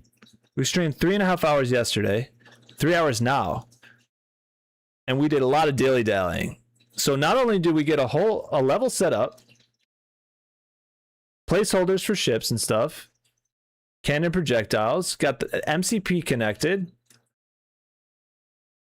That's a decent amount of progress. Different factions. We have, I mean, this is basic, very basic, right? But we can get it going. I bet we do this for like probably 1,000 hours. We could have a demo maybe.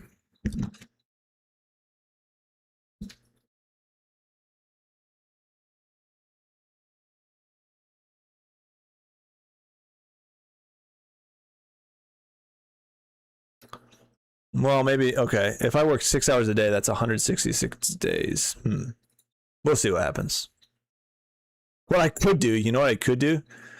I could save backups, do an extremely long prompt. Like if I'm not at my computer, I could write out exactly what I want it to do for the next step, and then just do multiple actions in one prompt and let it run when I'm gone. The Sea of Thieves prototype was close to this, just a matter of time. Yeah, let's go. Actually, let's look that up. Exactly, I like that. Kim Dog, you're awesome, dude. That's such good positive thoughts. You're right, man. 100%. It is a matter of time. You're right.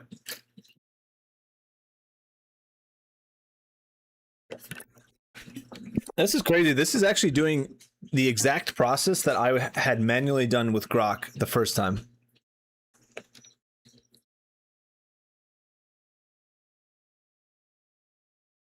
This is wild, man. I guess I've been sleeping on AI a little bit. My brother has been telling me, like I used it maybe 6 months ago. But this MCP thing, dude, this will apply to anything. Any program you have is going to have an MCP that you can use an agent with. We're in some wild times, guys.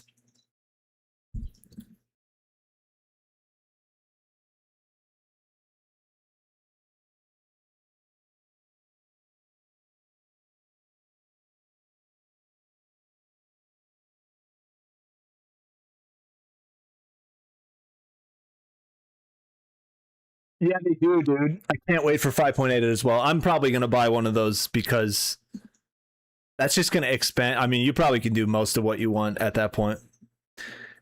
Yeah, that's pretty cool. And then that other video you showed me with the animations and like setting that up in Blender and then bringing those assets over to Unreal Engine, the Pickle Rick one. That's another cool workflow, dude. Makes me want to make a zombie game. I have such a cool idea for a zombie game, guys. I can't say it though. I can't say it. Like a zombie shooter. It's like a really cool spin on a zombie shooter.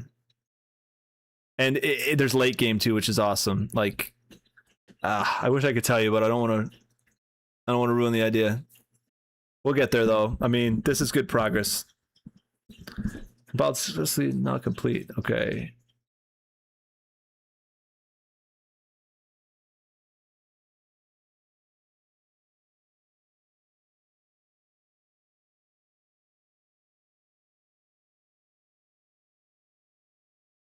All right, not bad. Hey, is that giving me a projectile?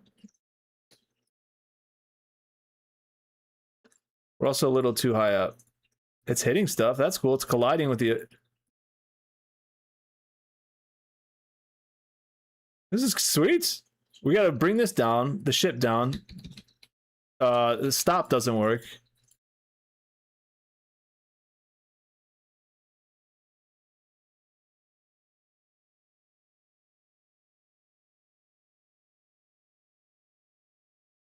This wrist. Sorry, Kermit. He just used another video for textures. Sweet. Let's go through the mountain. It's cool that there's collision on those textures there. All right, let's bring the ship down to the. Let's bring the placement down.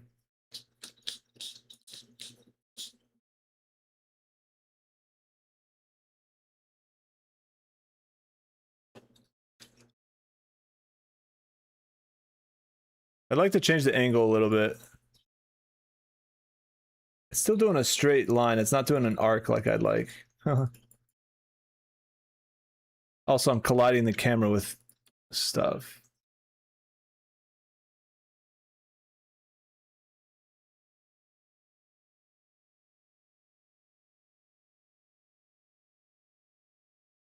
Look how the balls stack up. It's kind of funny.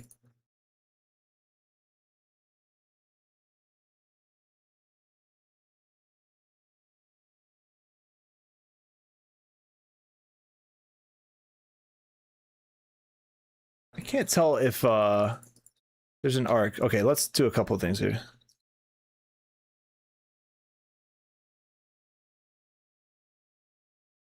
Okay, great.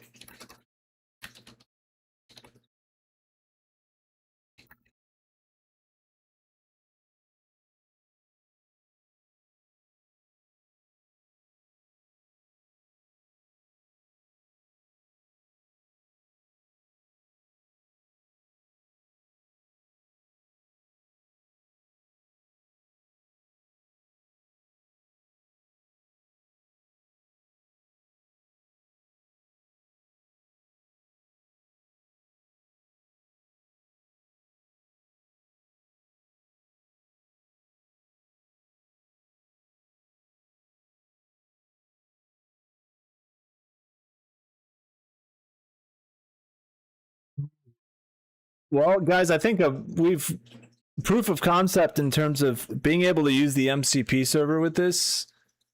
Now it's really just where do we want to go next? What do we want to focus on to make specific, right?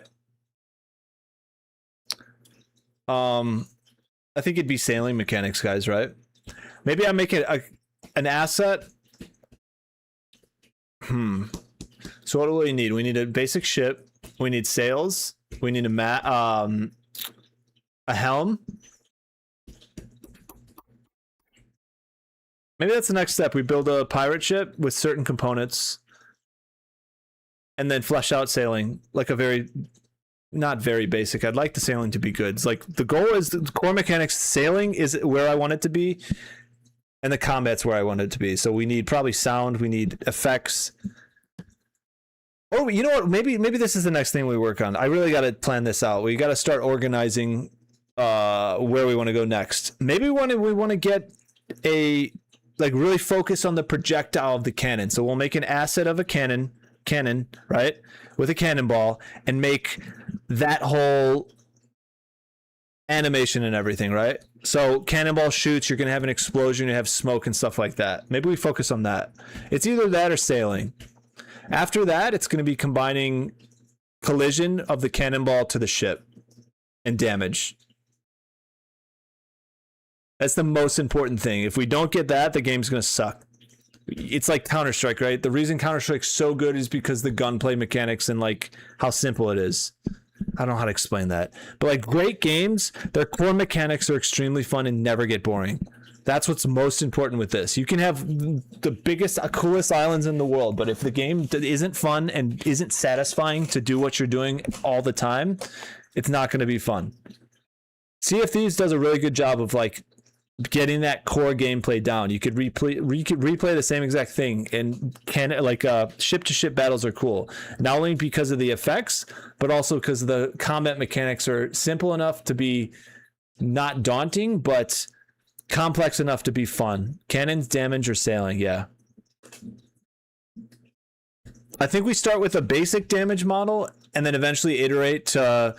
I really would like panels that can be destroyed. Even more so, I'd like a complex destruction, right? So like based on where the physics hits the panel, it shatters in a certain way. Or like based on how the chain shot hits the mast, on which location, that's where it fractures. And I think there's ways to do that. The only problem is how intensive for the computer is that going to be? Like, we want to be able to have this be played on a mid-range computer. So like, we got to see if that's even possible. That's the goal. Like, destructible environments, destructible ships. You can repair your ships during combat. Like if you ever play Atlas, they had a basic version of that. Sea of Thieves has a basic version of that, but I'd like to go further where like it's direct on cannonball hits a certain spot and blows out that piece of wood or whatever. If we can't do the whole entire ship, I'd like maybe the mast. So like the coolest thing ever is like you're in battle, right? Your massive cannonballs coming over, like huge plumes of smoke, and then all of a sudden you look up and your freaking mast gets slammed in half, right? It crashes down. Like I'd like all that to be physics based, and I don't know if that's possible. It is possible, but we'll see. Okay, next I would like to slightly bring the camera closer, to bring the angle down about 15 degrees. Also, I can't see if there's an arc to the projectile. If not, please increase the arc of the projectile so it's noticeable. I'm just getting a baseline here. All right. Well, here's what's changed. Arm shortened from 15 to 800 centimeters. Pitch steepened from 45 to 60. I think that was the opposite direction. We'll see. Projectile arc fires with 1200 centimeter per second upward velocity. Gravity increased from 980 to gives a peak height. Okay, reached about 0.6. So there's a noticeable arc. Cool. So that those cannonball dynamics later on will be how the cannon is positioned, how much powder you put in, and what kind of cannonballs you're using. That's all going to determine the what's it called? Mechanics of how it shoots, if that makes sense. All right, let's see if this works. Oops. That's not what I wanted.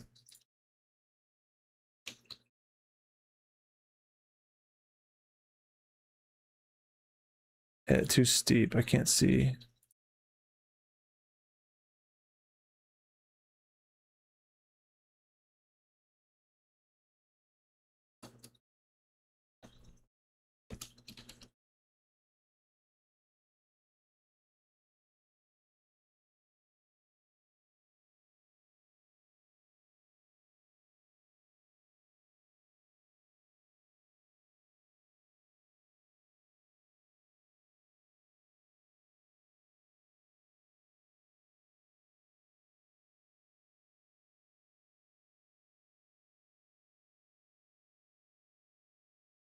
Yeah, right. Dog, there hasn't been cannon mechanics like that. And the way I'm thinking of it is like you can, whoever's reloading the cannon, it's not a mini game, but it's going to be like if you're really good at that and you're consistent with how much powder you put in or something, then you can be very accurate. But if someone's just not knowing how much powder they're putting in or putting too much in, it's either going to go further or closer. Or on the flip side, if you're really close to a ship and you're about to pass them, load up as much powder as you can, put the thing horizontal, and just slam the cannon. But if you overload your cannon, there's a chance that the cannon blows up, right? I want mechanics like that because then instead of just shooting a cannon, right, you actually have a skill under pressure of loading the cannon. I think that's kind of fun. And you can make animations that are really cool with that. Or like mechanics that are kind of cool with that. What's up, Alberto? Because then it's kind of a skill. Like you're going to have someone in your crew who knows how to sail the ship. You're going to have someone in the crew who knows how to rig the sails. You're going to have someone in the crew who's really good at shooting the cannons, right? And each of those skills, the more you do it, you'll get better. It's not just clicking a button. And that's where I'd like to be. But I don't want it to be so complex that it's like, if I've never done this before, I can't do it. It's like if you've never done it before, you'll have a basic idea of it. But if you do it a lot on the crew, you'll be really good and you'll be more consistent with it. Or at least there'll be variability in the way the cannon shoots based on the variables that you add to it, right? And I don't think that's really not that hard to do. Okay, great. Let's bring the angle down further so I can, and always there's probably compromises, right? I want a certain level of complexity and there's probably a level that's possible and we'll find the in-between. Yeah, more specialized roles. I would like that, yeah. And on top of that, if you have a ship with everyone who's really good at each one of those roles, but you only have 10 of you on that ship in a smaller ship versus a ship of like 20 guys who don't know what they're doing, numbers isn't the only thing that's going to win the fight, right? So if you can maneuver your ship correctly and you know how to shoot and you can know where to hit the ships, you could take out bigger, better ships with more people because of your skill. I don't like games where numbers mean everything, right? I like where if you're skilled at something, you can outnumber anyone, or odds could be 3-1 or 4-1 because you're better. So Last Oasis is one of those games where the melee combat is the skill cap is so high, and that there's friendly fire, and the physics-based system that they have allows you to be able to, if you're extremely good, you can 6v1 and win, right? Yeah, my biggest pet peeve in games is like, no matter how skilled you are, if you're outnumbered, you lose. I don't like that. obviously there's a certain point. Like you're not going to 1v50. You're not going to be in a frickin' paddle boat taking on Blackbeard, right? But you know what I mean. Okay, great. Let's bring the angle down further so I can see the horizon, maybe 15 degrees closer to the horizontal plane. What else? Also,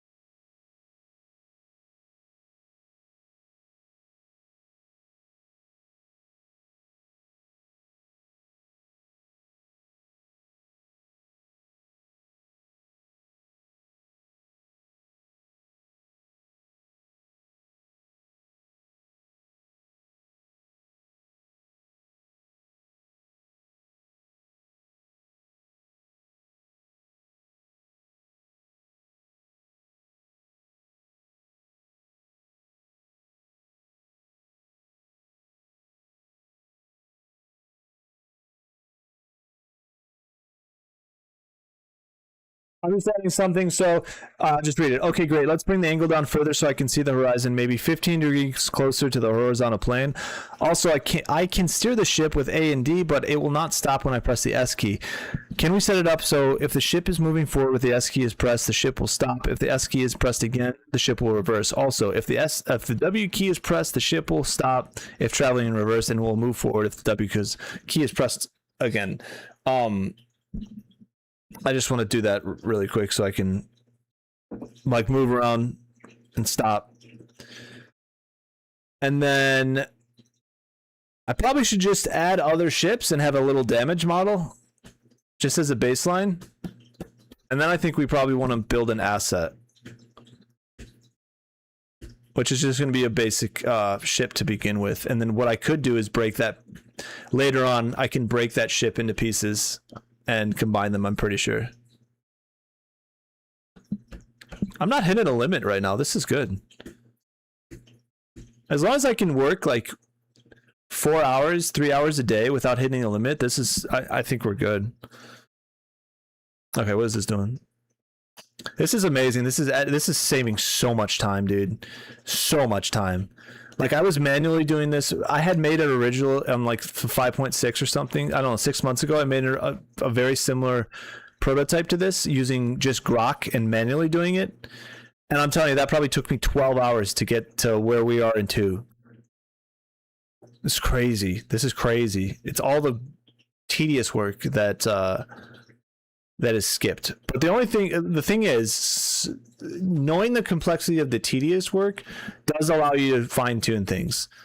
But at the same time, if you iterate multiple times, you'll still get to that same place because your like idea and your vision, you have your vision. So instead of building that vision by tuning the small little specifics of the code, you're just going to have it reiterate until you get to the point you want to be at.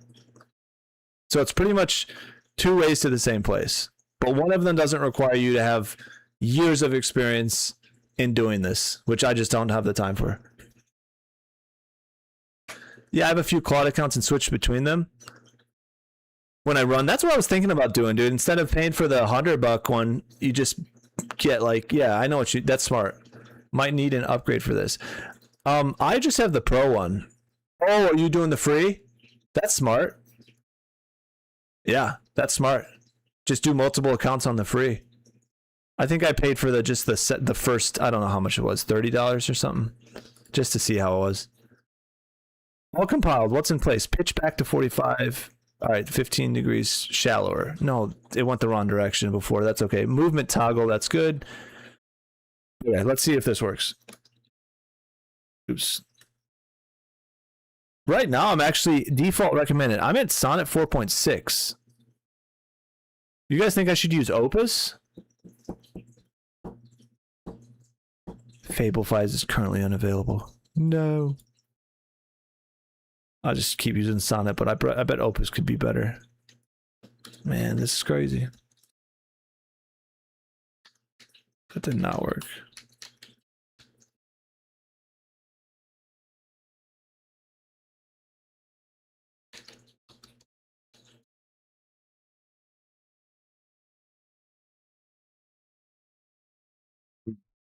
Okay.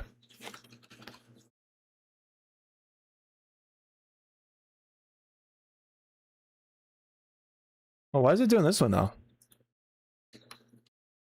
Hmm.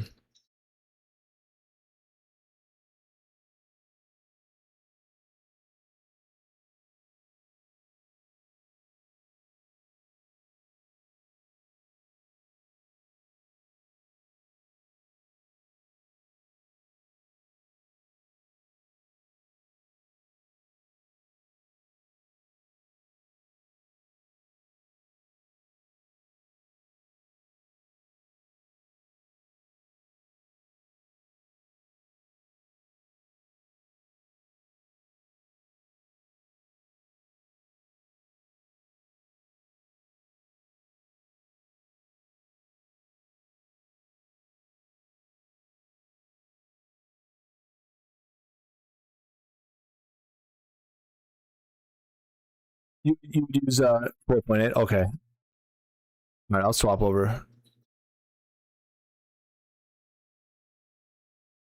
Oh, control the session from Claude mobile app. Run remote control. No way. I wonder if I could. This is what I could do. I could set up a Discord, like viewing. Basically screen share my. I can even stream it. Oh no, I could just stream it, watch the stream on a TV if I'm not home or something, and then remote control it. Oh, there's no way to test it. No, I guess never mind.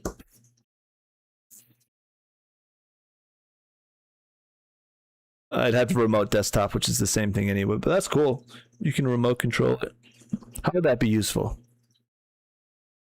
I guess you could remote control it for anything that's not going to need testing, but again, you can't really move your computer around, so maybe not. Or you can't move it around. You'd use 4.8. Okay, Opus.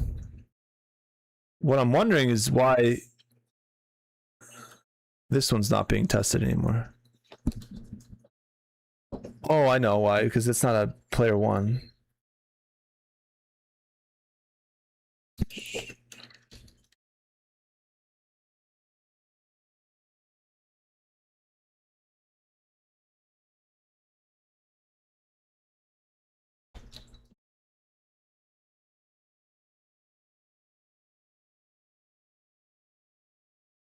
Well, these all do that, so I don't know.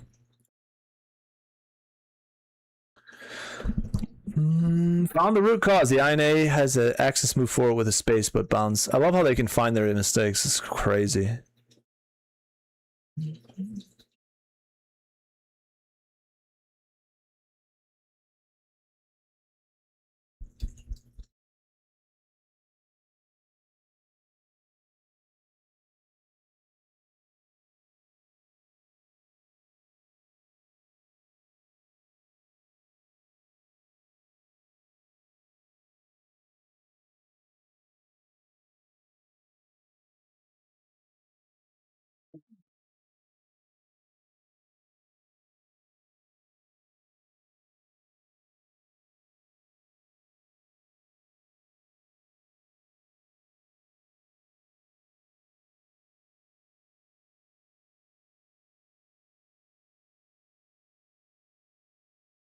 Near horizontal, you should see the horizon clearly. Good.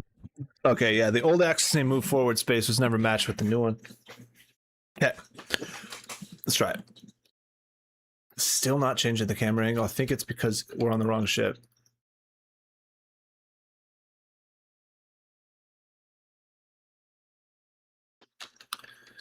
Selecting.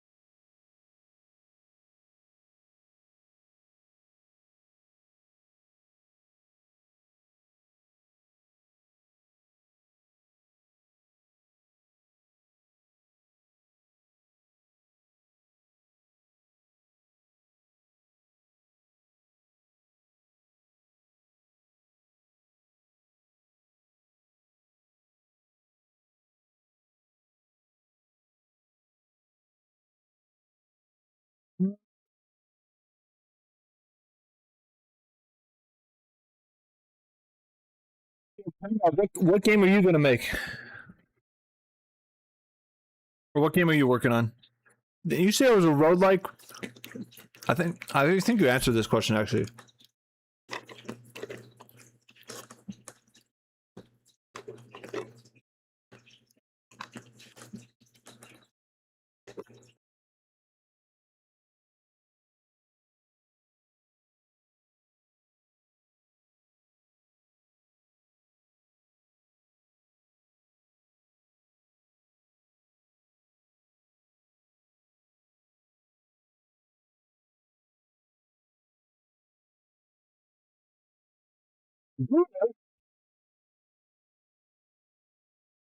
The D.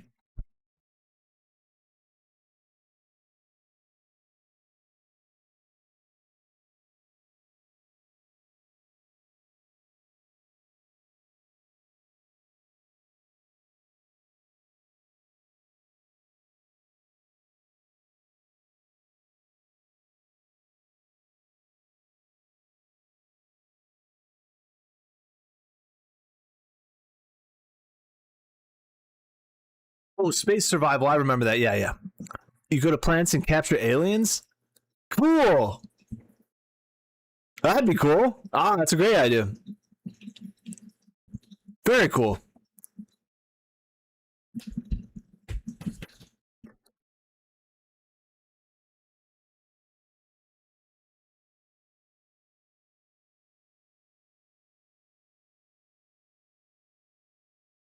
Use them as resources.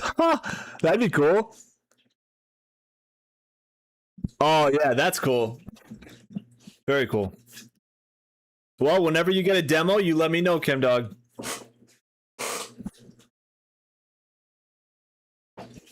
Oh, there's a cat right here. Hey! I didn't see you, buddy. I just went to put my foot up and there's a cat. Ah!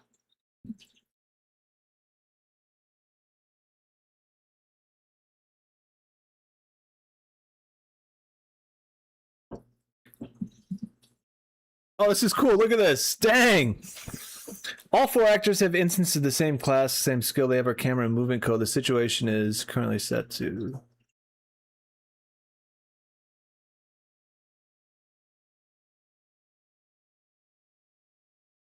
And then I can choose which one I'm going to test, but...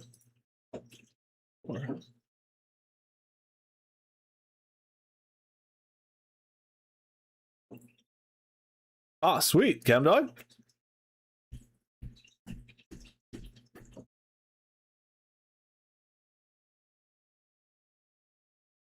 You know what I'd like to make? You ever play The Last Stand? Actually, here, I'll show you.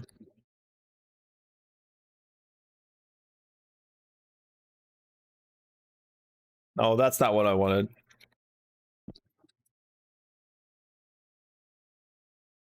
Have you ever played this game?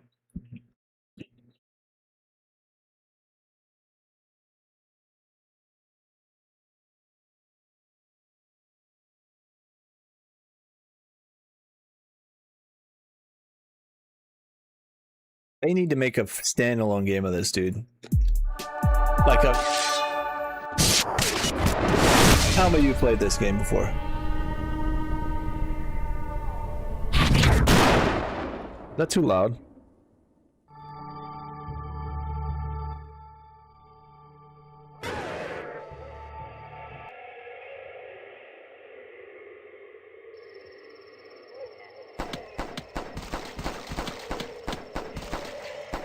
It's so fun. The second one is good too. But can you imagine like an FPS version? I don't know, like of just... Because they already have games like this, fortification and defending. Like 7 Days to Die, I guess would be a good example. I just love this game, it's fun. So then you have hours and you can repair your barricades. So where's my barricades? Search for weapons.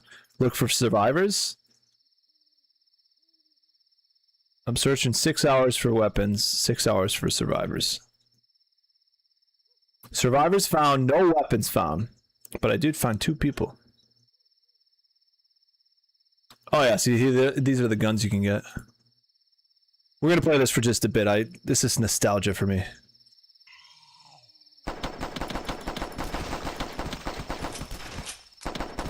The second one's actually super cool because you travel and you can like search places. It's more like a open world game.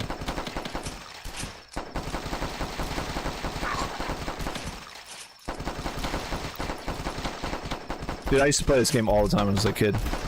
Do you guys remember Flash games just were epic? Our barricade's getting screwed right now. Hey. Exactly, dude. Right? Like a more complex version of this game. Oh, so yeah. You can now repair 10% because you have more survivors. That's sweet. I'm gonna do 10 hours of finding weapons right now.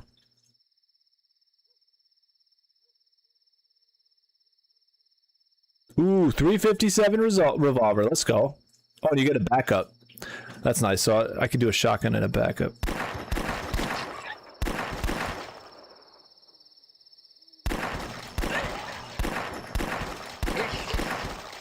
This is way more accurate.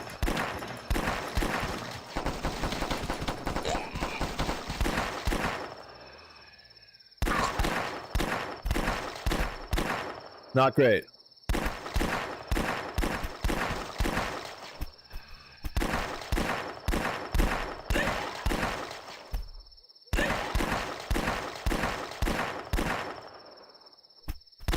The third one, Tropic Soundboard? Yeah. That is a cool game. Atars. I need to play more of that, actually. We definitely got to repair this. Oh, wait. Oh, my survivors died. I guess we find more weapons, right?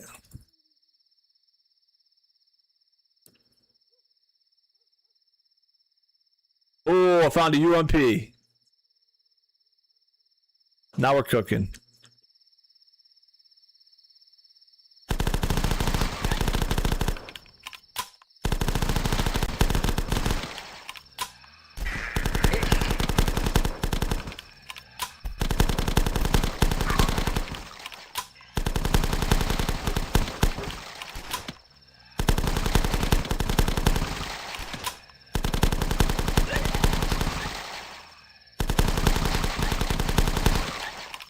My survivor's alive.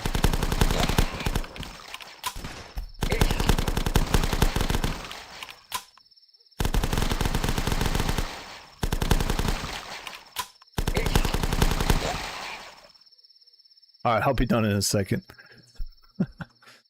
No weapons to find.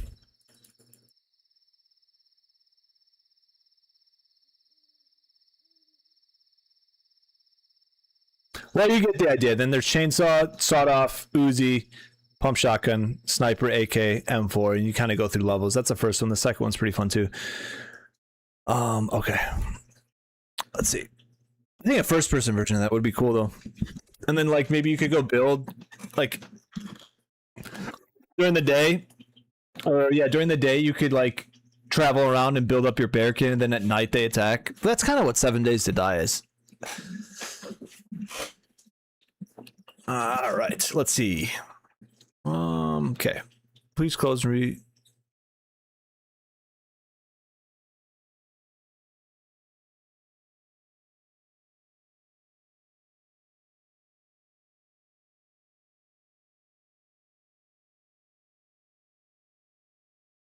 All right, sweet. We got to restart. I'm going to save this first.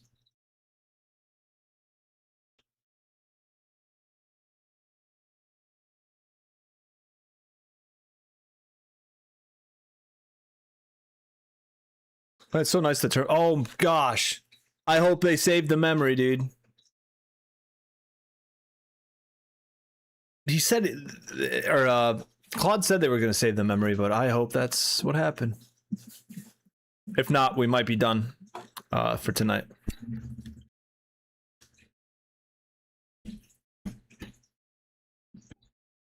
Oh, by the way, Kim Dog, I'm on Twitch listening to music too. If you're interested for music.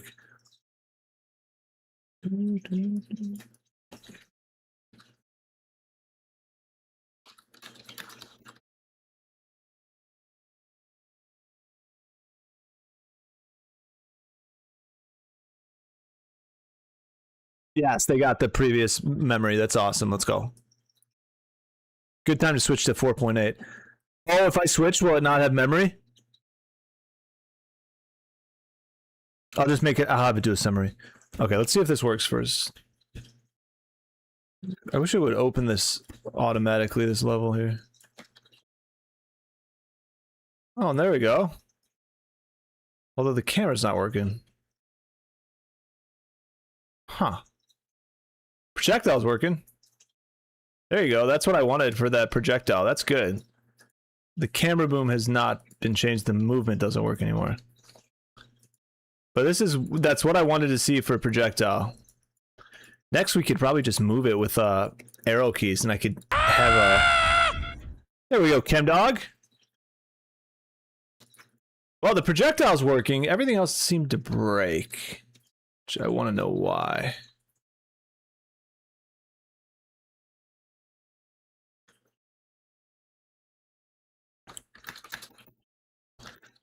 Again,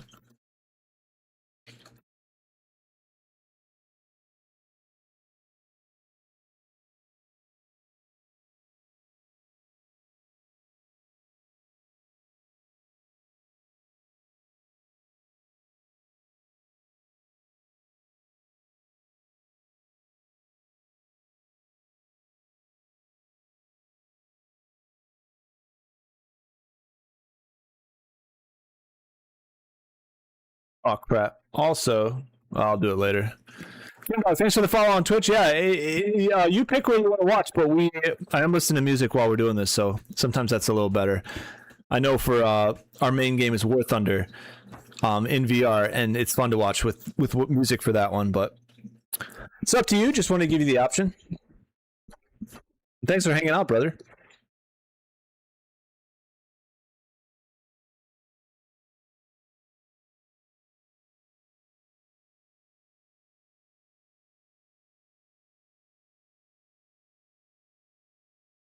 I'm gonna change the song though.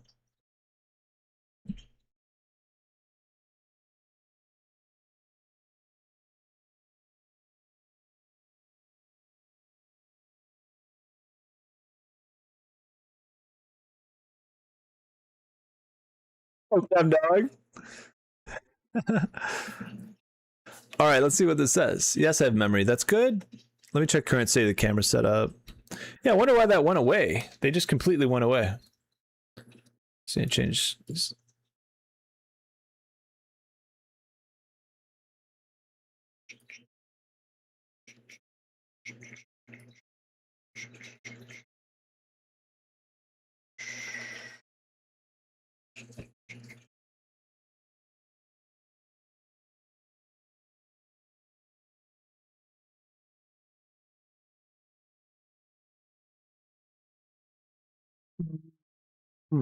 What camera setup do you want on the BP ship? Dual boom. Left and right side, one camera, toggleable. No, I think one is good.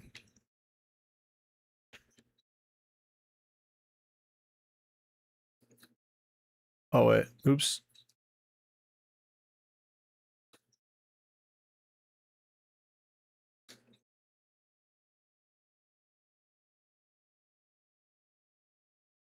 Maybe that needed to be there.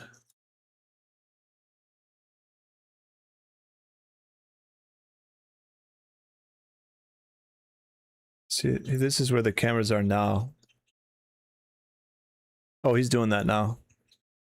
That's why. What's up? What's up, Demon? How you doing?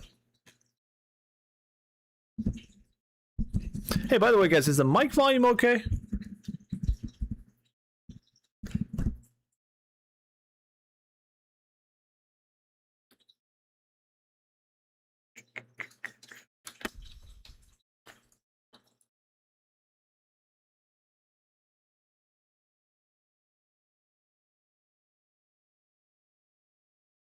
Interesting.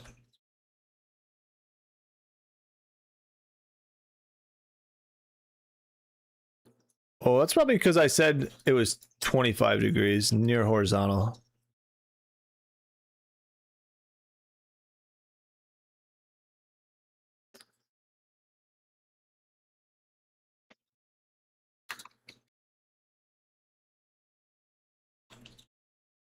Maybe if I...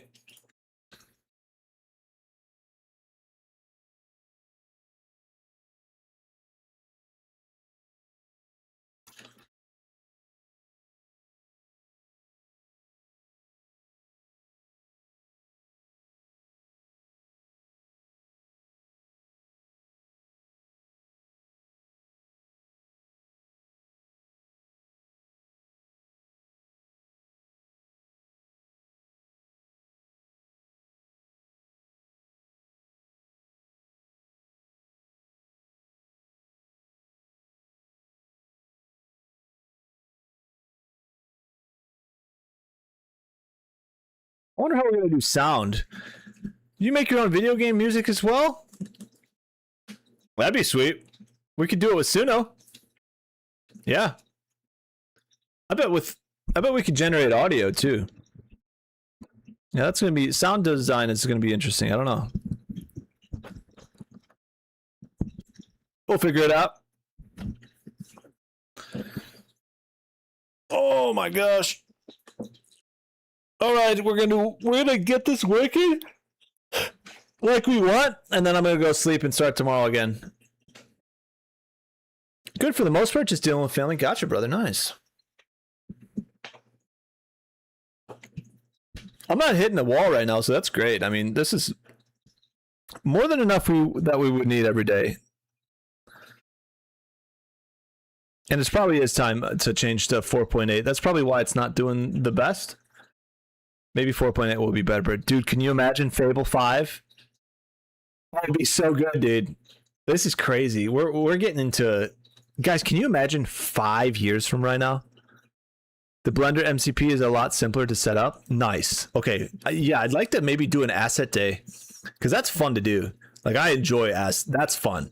Because I used to 3D model in SolidWorks. Although that's not 3D modeling, it's similar. I just like creating stuff like that. It's cool. Like 3D modeling in general is a cool thing. Yes, Fable 5, dude. We'll be cooking, ChemDog. We'll be cooking. We'll have our games out soon.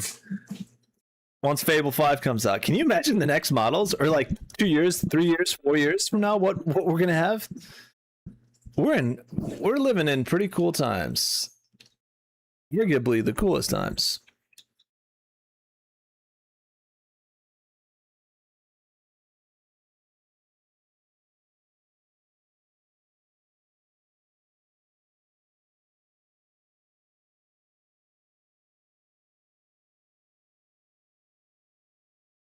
I'm gonna do a test too and see if it can just what it can do with this landscape next. I want to see if it can texture this landscape and add trees and stuff. Like, I'm just gonna say, take the current landscape 2-piece and iterate on it to become a vibrant island with foliage, trees, textures, and lighting, and see if it does it. See if that can one-shot that.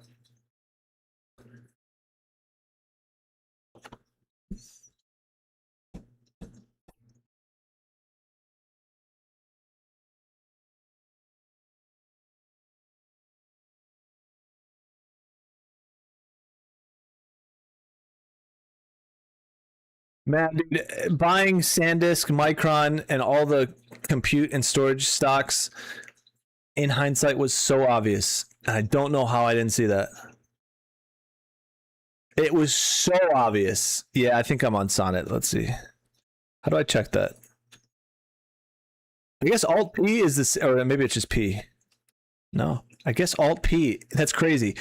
Alt P for this tells you to select which model, and Alt P for Unreal starts the game. And I accidentally clicked in this and it worked.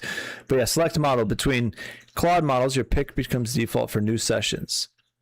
Yeah, I'm at Sonnet 4.6. So what's the difference between 4.6 and 4.8? Is it significant? And we're in high effort.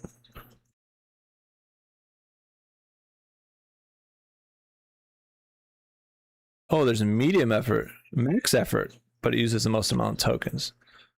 Interesting. Way better in Opus 4.8. Okay, I'm going to ask it if it can change to Opus 4.8 without forgetting. If not, I'll start with Opus 4.8 tomorrow, because a lot of this stuff is just I just wanted to see what it could do, and then we'll start transitioning to. Eventually, you're going to be a player who can walk around the ship, and then when you enter like the sailing, then they'll start moving it, right? Also, I'd like to start getting some base, like this is where I want the camera to be, and I don't know why it's that hard. Maybe I can manually adjust it myself, honestly. Like this is what I want to be at, but eventually then I want to start really getting physics, and maybe I should do some research on this, but like physics, buoyancy, ship mechanics, stuff like that, like wind, and kind of do that in a complex way.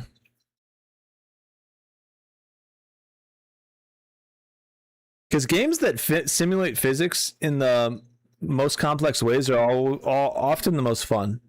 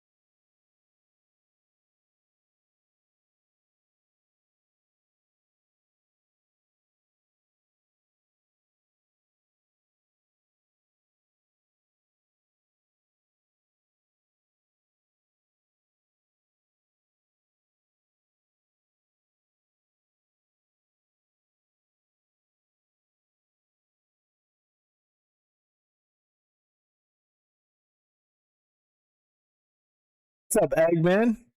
Nick, no, not going to do that. We need to do similar stuff more to my game. Yeah, let's go. Why am I listening to this song?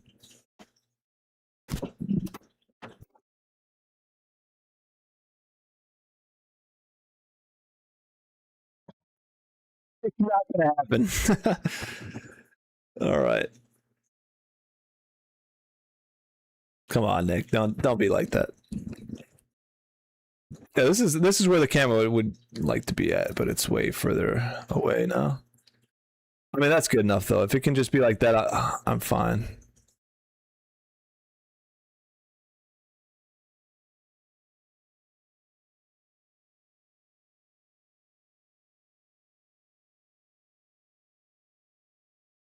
Sweet.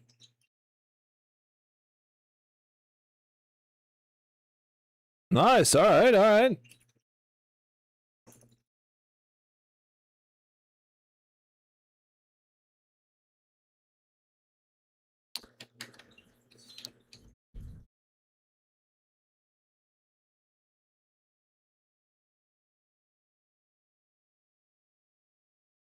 It's still not moving though, which is frustrating.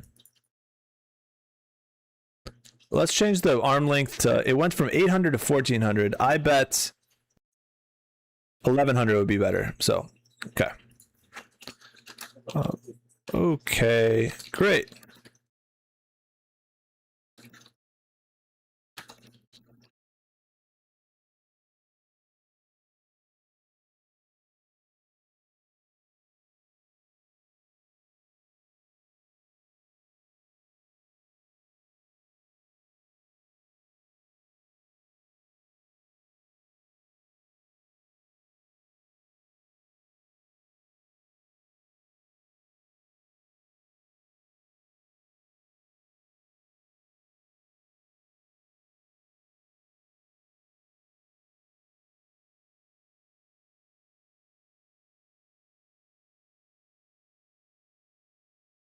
I'm going to try something real quick. Also, can you make the cannonball explode on impact? That's all I'm going to say. That does. I want stuff to blow up. Dude, this is just with the freaking tool sets that Unreal has. Can you imagine that pack, Chemdog?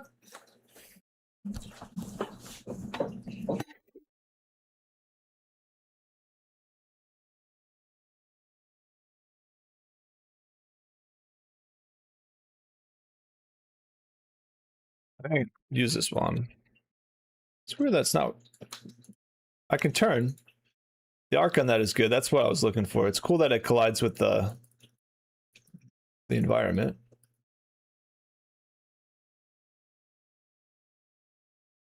Wait, if I keep doing this, they'll build towards me. Oh, look at this. This is funny.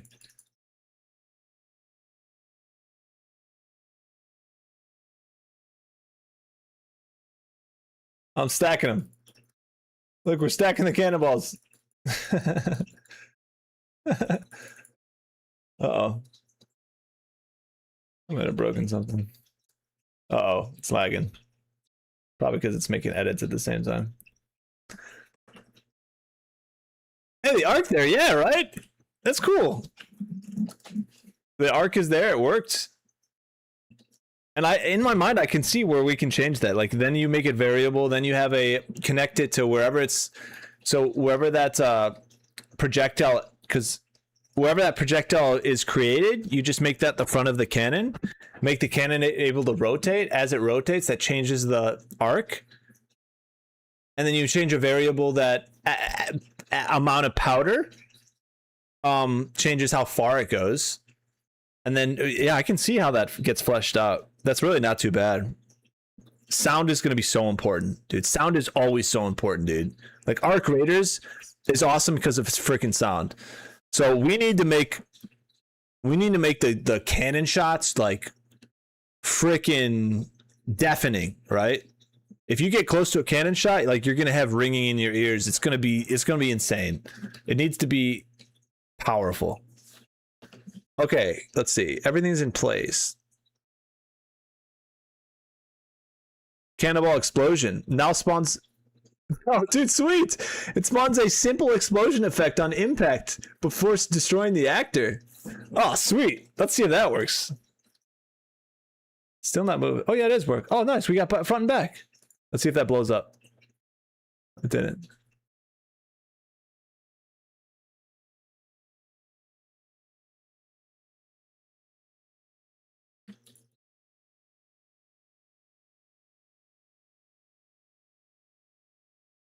Sweet. Well, I mean, this is the goal. This is where I wanted to be at in short order.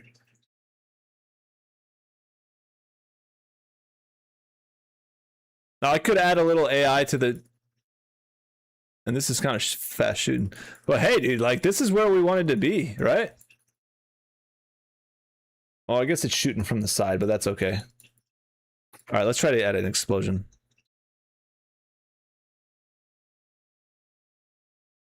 You can scale it up. Uh-oh. Okay, let me save this real quick. Everything is working.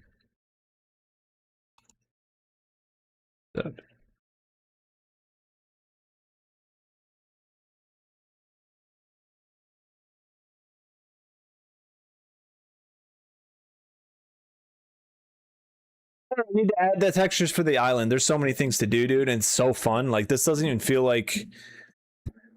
This feels just fun, dude. We're just creating something cool. And I have ideas. I want to make my game rotor wash. There's a lot to that. Simulating physics is going to be a lot, but that's okay. It's just time, like you said.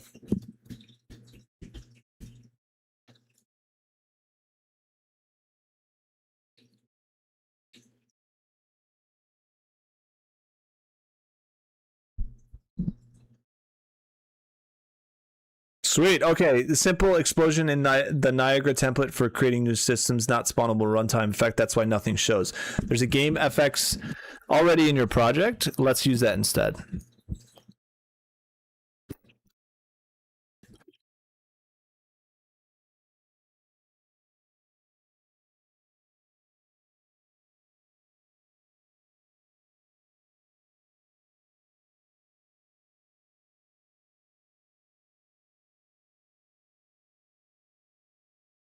You know what another cool idea would be?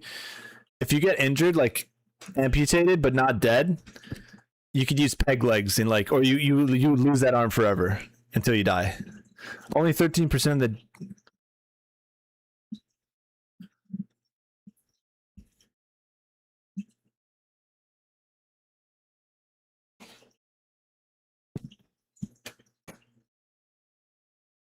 Okay, let's see. Hit and fire a cannonball. You should see the VFX on hit now. If NS damage looks too small or on style, let me know. We can create a proper explosion. Yeah, let's do that.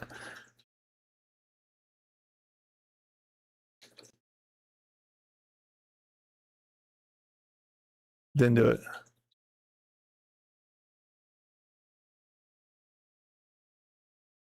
Maybe I have to hit something else.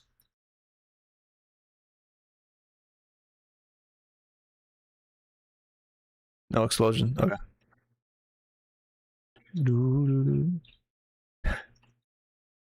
Michael Myers.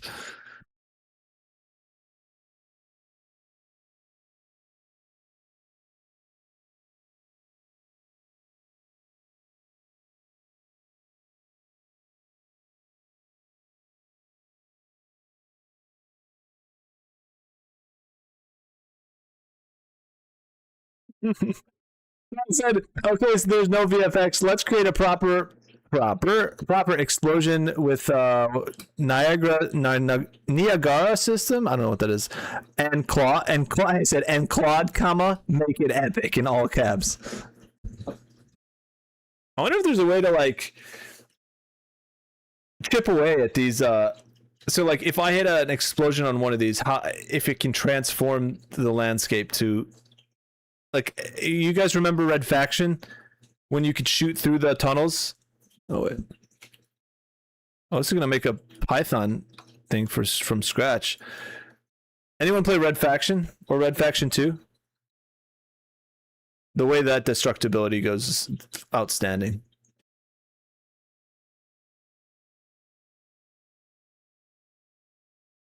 Dude, it was so amazing at the time. One of my favorite things ever. I actually just saw a video or like a picture of someone saying how like they used to the first time you got the C4 or the rocket. I love that game too, dude. That's one of my favorites. They just would make a mini base. Like I would do the same thing. I would tunnel as far as I could and just have a little base. Dude, it's such a good game. Such a good game. Yeah, one of my favorites. It also feels like that's probably foreshadowing the future, right? There's going to be Mars colonies. It's kind of cool. Also, the second one's great. Is there a third one? Oh, yeah. Wait. Was there?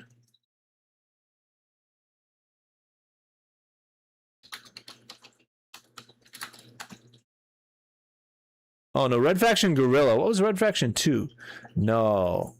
You know, I played Red Faction 1, I skipped 2, and I played Guerrilla, so that's 3. Red Faction 4. Oh, yeah, okay, this is like Dead Space, isn't it? I never played that game. I think my brother did. Red Faction 5 is not here yet. Okay, cool.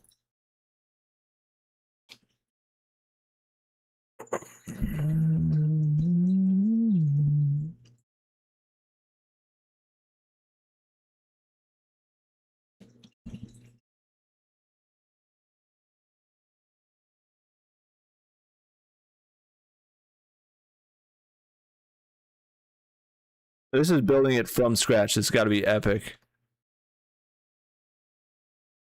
Let me check the Niagara toolset capabilities first, then build something worthy of a pirate cannon. Sweet. The explosion builder is running in the background. If it's reading the full Niagara toolset schema and building the multi-emitter system, flash, fireball, smoke, sparks, shockwave. Dude. That could be cool.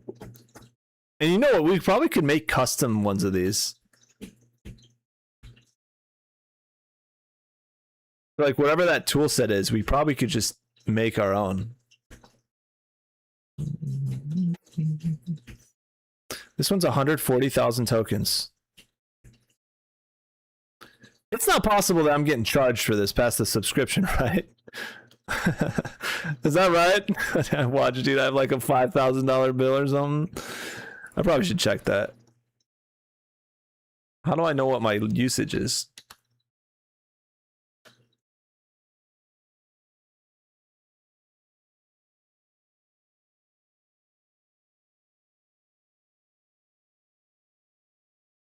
No, unless you have it turned on. Can you imagine, dude? To auto reload. Okay. Well, this is more than enough, and it's $17. Yeah, I'm not worried about it anymore. We've done a lot just today. That's all I would need, I think, unless I was really, really getting into it.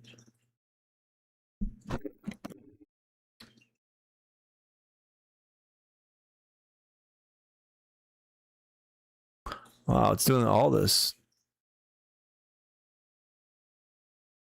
Let me create a system from simple explosion as a base, then add emitters for sparks and smoke. This could be cool.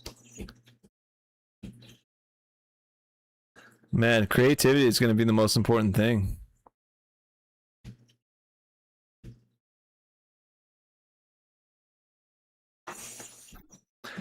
Gosh, I just want to keep going. This is fun. Now I wonder how we're going to make destructible environments. Although I did see something. I need to go find that file that I did 6 months ago. I don't know if it's on this computer or my laptop, but it would be cool. No, it wouldn't be cool. There was a way to do one of those generators, or like 3D generators that you showed me, ChemDog.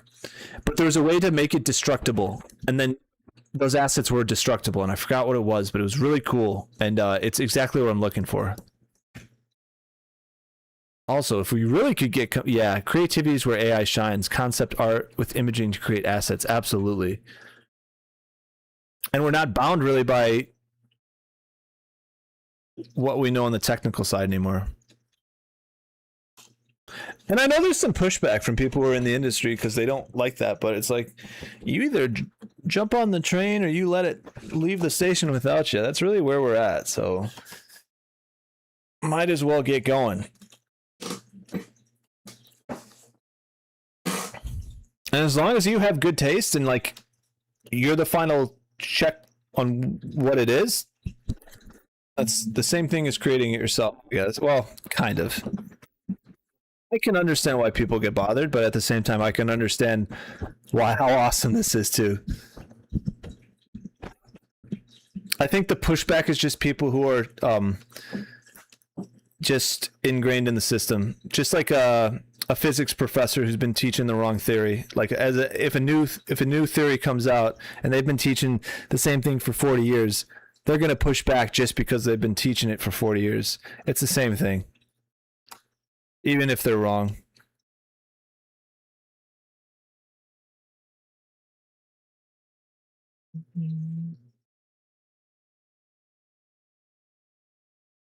Dude, I want to make a BattleBots game, an online multiplayer BattleBots game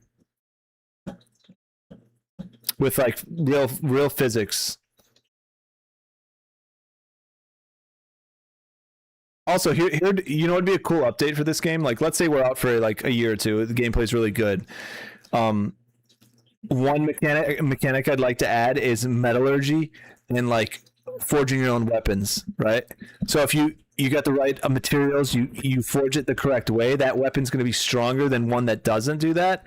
And if a stronger weapon hits a weaker weapon at a certain point, it'll slice right through it, right? So you could have a master craftsman who knows exactly how to, and it'd be difficult, who knows exactly what to do, how to cook it to make weapons, and you could have that person making weapons, selling those weapons. And then also going to look for resources, right? You're going to want to find the purest resource so you then can bring it back, melt it down, and make your own weapons. And then what would be really cool is you could draw out like molds or forms, so your weapons would be 100% custom to what you draw. And then depending on how those weapons are made, the weight or the size or the shape would determine the physics of how it swings, right? That'd be cool. Because not only then you'd be looking for resources, you'd have to have the skill, or someone would have to have the skill, make it complex enough to like make it difficult. But if you're really good, you make awesome weapons. I think there's a game that literally only focuses on that. I'm pretty sure that's somewhat where I came up with this idea. I'm pretty sure there's a game that only focuses on weaponsmithing, and I saw them like that'd be really cool to put into a game. You know how they have like those mechanic simulators? It'd be the same, but for weapon forging. But then, like I said, you'd want to go look for those resources, or if you found that weapon, it was damaged or something, you could melt it down and reuse the resource. Like, there's so many cool ways to make that work. And that'd be like a gameplay loop that's not combat, but that's still interesting and fun. I'd be interested in that. You'd have to go find like a forge or build your forge, upgrade forge, stuff like that. Would be cool. All right, wait. What we doing? I have full module topology. Let me configure all these emitters with epic settings, starting with Sparks, bright orange, 80 count, fast outward velocity. Let's go. Smithing game. Yeah, I think there's a smithing game. I've seen it before.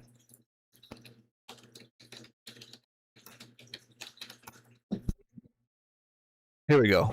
Yeah, it's gotta be it. You know the capability and you know the quality. Medieval blacksmith. Well, hello there, everybody. I think this is it. Shape penalty. Yeah. Interesting. I can just move these. This is even more complex than I was thinking.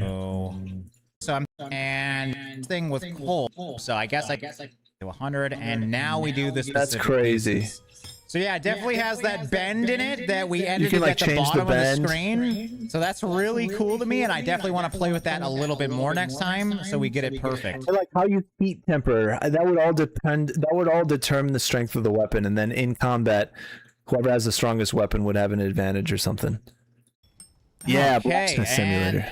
My book after this one and figure it out. But yeah, need to integrate this system into a game. All right, and there it is, all done. And that's really cool. Enable that before. Look at so that. it is water to harden it. Okay, grab my blade. That's super cool. Out. It's be a good VR game too. Effectively, by it is up time. Otherwise, we saw that. But thinking, we didn't quench last time, so that's sleep. So yeah, we're just gonna just the way I like it. Perfect. Wow, cool. And I think that's neat. Kingdom Come? Oh, that my brother played that game. I'm pretty sure. That's pretty cool. You ever play Mortal Online 2? I like the combat in that game.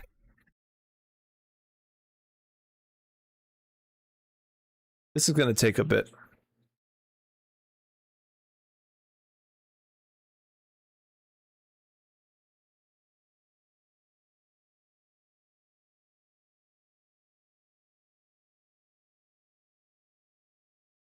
Yeah, Mortal, it's a subscription-based game, which kind of stinks. But it's fun.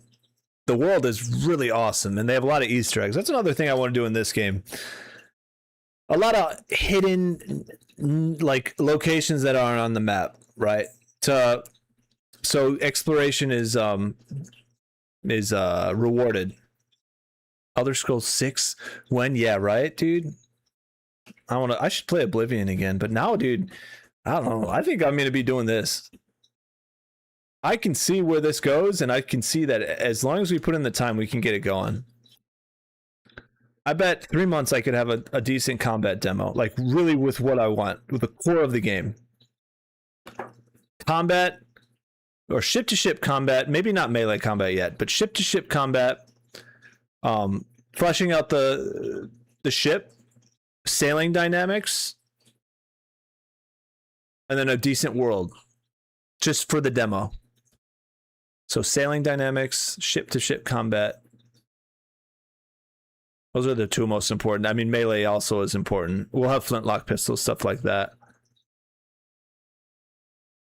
Hey, thanks, Chem Dog. Dude, I appreciate you. And dude, thanks to you, I don't know if I would have got that MCP server set up without that video you sent me, because I was messing with the JSONs and that was not working. Let me tell you, this was such a better solution. So thank you, dude. I appreciate you. And thanks for showing me that Blender thing too, because I'm going to use that. I think maybe next stream we'll start with that and make some assets. Maybe just make a basic ship asset, a cannon asset, and a cannonball asset, and then implement it into here. I think that's what we'll do. Maybe make some melee weapons. Yeah, thanks, brother. You're awesome. I appreciate you.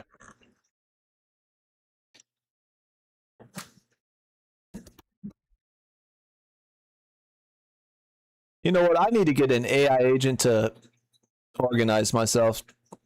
Like my desktop, if you see this, it's just so bad. It's just all sorts of nonsense. I just put stuff everywhere and I forget it's there. So I need an agent to help me with that. I also sort my emails. I got like 40,000 emails I look through.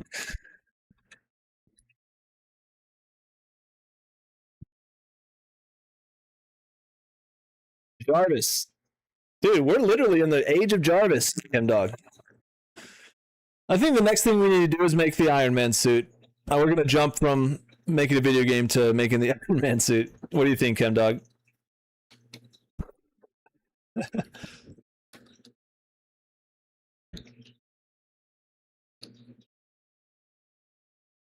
You can connect Claude work or code to your desktop? Really? See, I feel like I'm behind with AI. I mean, I don't know why, but it was actually a year ago when I really worked with this. I actually started trying to make an algorithmic trading bot earlier, and then I really went like through so many projects. I mean, all the desktop file properly, and then like even on my Claude here, like I have so many old projects. Same with Grok. I have like a bunch of video games completely fleshed out idea wise, and then I don't know why I stopped.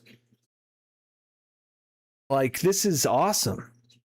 I'm not sure why I haven't been using this, but I'm back. We're back with the freaking AI. This is great.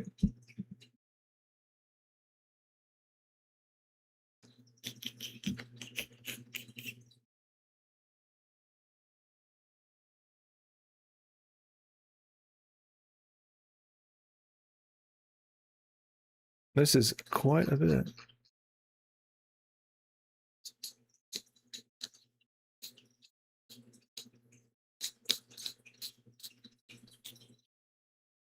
Oh wait, here, done. Here's what's complete.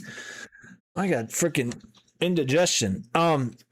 NS cannon explosion, 3 emitted epic explosion, omnidirectional burst, 80 HDR orange sparks, size 6 to 18. I said it was epic, so this is gonna be great. I hope this works. Radiating in all directions. Simple sprite burst, 30 large fireball sprites, size 150 to 350, HDR deep orange red, blooming outward. I said Claude make it epic, and they better make it epic. 15 debris mesh chunks, burning color, velocity, scattering on impact. Begin overlap now spawns cannon explosion instead of... Okay. All right, let's see. Are you ready? Ah! Maybe I have to impact a surface. No, it's not working. I was excited there for a second.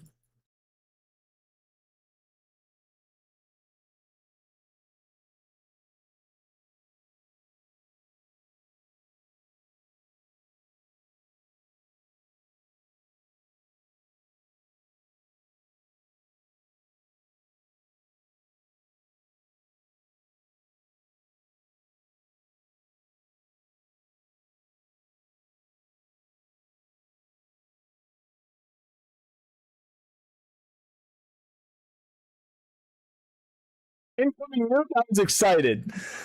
Now he's noodling. I'm gonna get some milk because I got some heartburn. 1 second. We'll let that work and we'll see. And then after that, I'm gonna try to get some textures on the island, get some foliage, build out the world a little bit. I think that'll be my stopping point. So give me 1 second. We did more than I expected, which is great.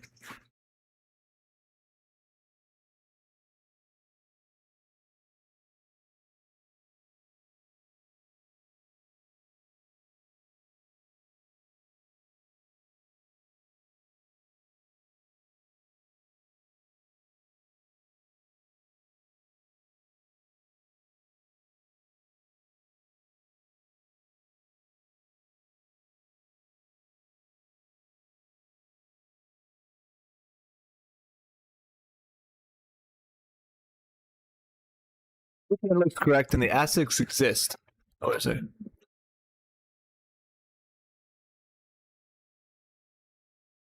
The issue may be with the Niagara system itself. Let me inspect its topology. Jeez, to see if the emitters are actually configured.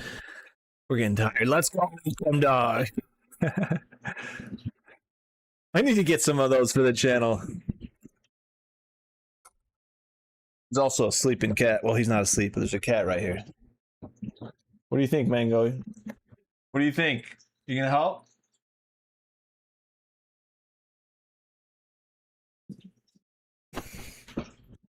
Okay, let's start thinking about another brainstorming an idea, and I wonder how we do this. It's not an Unreal thing, but what would we use to develop this? So I want to make an app. Second.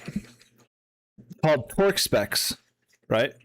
So you either take a picture, but probably you'd have a diagram, right, of any car, right? Starting with the most let's say the most prominent, the most common cars, okay? Or the ones that are worked on the most, maybe like Toyotas, Honda, stuff like that. You get the full diagram of every part and every bolt, and you assign a torque value to that. So like if you want to torque down your wheels, right, you got to look up what the torque specs are so you know how much to torque them to. Same with everything that needs to get torqued. The only problem is whenever I've been working on cars, sometimes there's discrepancies between two sources. So like one of them says it's 15 pounds per inch and then one says it's 10. And sometimes it's hard to find, especially for like a specific thing, but it'd be cool to have an app where you have your car, you click a part, or you click a thing, or you search wherever it is, right? There'd be multiple different ways to get to it, and it would just automatically give you the torque specs right away. I feel like that would be super useful.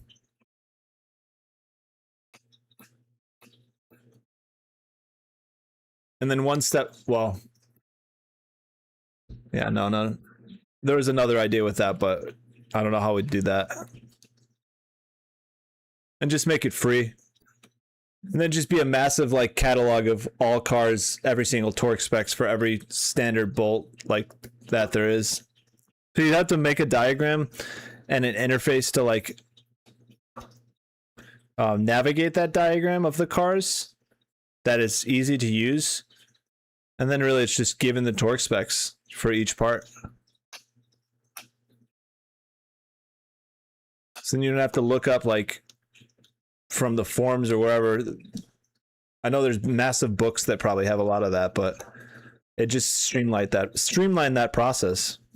And then you could add something where you take a picture of it and AI would identify, instead of you knowing what it is, you just take a picture and be like, all right, what's the torque spec for this one? And then it would automatically give it to you using the same app. I think the hardest part from that, or the most tedious, would just be getting the diagrams and figuring out the interface to do that. Because everything else is just figuring out the correct input, like number, and inputting it, and then building an app around that. If I see an app in about 5 months that's released called Torque Specs, someone watching is going to have a conversation. I'm going to have a conversation. Event tick DSL. Okay, let me see what they're saying here. No errors. Let me check the actual spawn counts. Completed. Oh, found the root cause. Let's go. That means there was an issue. The projectile mesh has no overlap events configured. It uses default blocking collision, so event actor begins overlap never fires. The cannonball just flies forever. I need to enable overlap generation on the mesh in C++. Also, fix the blueprint set lifespan. That was disabling the fallback lifespan entirely. Okay.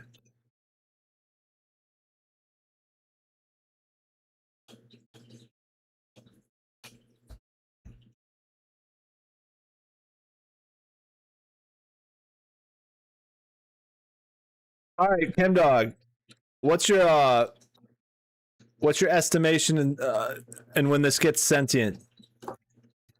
My guess is it already is.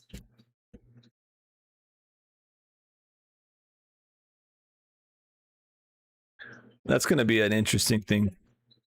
that we got to grapple with, huh?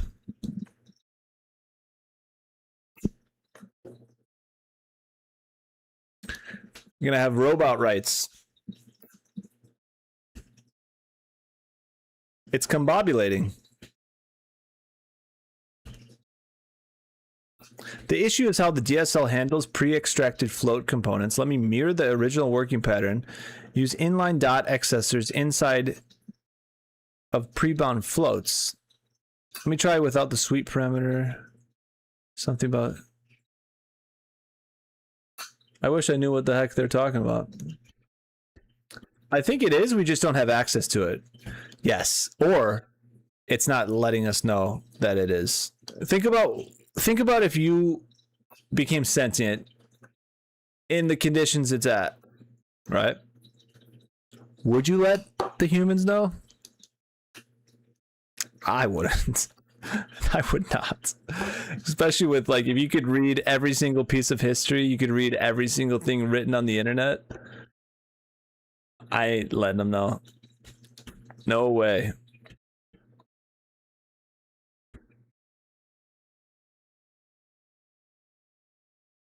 Okay, sweet. Here we go. Here's the final fix. Blocking condition. Fix. Okay, we did that. Fixing the projectile mesh. Now when the cannonball hits anything, ship, island, ocean, it registers an overlap. That makes sense. So it wasn't registering that. Spawns NS cannon explosion. Let's go. Applies damage and destroys itself. Sweet. Hit play and fire a shot. Ah, come on. No. Maybe I hit a ship. Watch, it's going to be like a delayed reaction or something. Nope, not yet. Exactly, ChemDog. That's when it's going to happen. Where are we at now? All right, Faison. So I figured out the camera. We figured out front and back, left and right.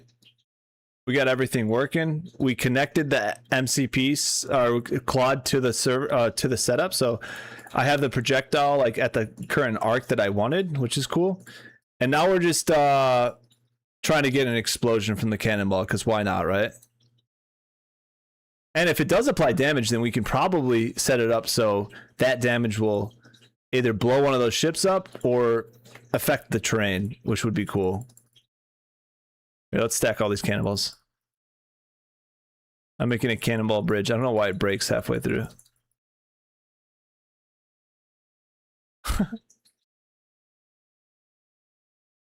It's my cannonball bridge. All right, can we alter the trajectory? We can, yeah. I could change it right now. So what I'd like to do, Faison, is have different angles based on, like, eventually there's going to be a cannon, right? And then you'll change the angle of that, and also you change the amount of powder and the cannon and the different ammo, and that's all going to be variables that change how it shoots. And that's really not too hard to do. That's really just assigning assets to, like, this is heavy cannonball. When heavy cannonball is shot at X degree, this is how it shoots. You know what I mean? With that amount of powder, and those are just multiple variables that, as they change, it changes the trajectory. Also, then the amount of powder would probably change the effect of the explosion. And then at a certain point, I'd really like if someone overfills the cannon, they blow up the cannon, and everything dies. You know what I mean? Like if you have a bozo who's not new to the games, like, oh, I'm just gonna put as much powder as I can in there, it blows up everything. How cool would that be? All right, let's this is not working. So, well, there's no explosion. Next, Faison, what we're gonna do, so we're gonna get the explosion working, and then I'm gonna try to texture some of these mountains, get some decent lighting, maybe get some foliage and some trees, and see if we can build out this level and how easily you can build out the level. That'd be so funny, right? Yeah. What you even call, man? Can you imagine this? Ready? Sneak onto an enemy ship, overload their cannons, set a fuse, jump off the ship. Oh, right? Can you imagine? You literally blow up their ship. Blow up their ship with their own resources. That's like if you guys ever played Atlas, kegging people was the best thing ever. there was a powder keg that you could put next to ships. You could swim up and sneak up and put it next to ships, and it would absolutely demolish the ship, dude. So you could, what we would do is sneak into like massive enemy bases. Like I'm telling you, like 200-person clans, and they had the biggest ships you could ever get, like 20 of them in a row. And we would do night ops and go sneak in and just keg every single one of their ships, dude. And they thought that they were so protected because they were such a big group that they did not imagine that they were going to wake up to 20 of their galleons sunken, dude, which is a lot of materials and a lot of time. It's great. Yeah, that's super cool. I want to that whole experience, dude, of Atlas. It was like 2019. It was with my brother and a bunch of my good friends.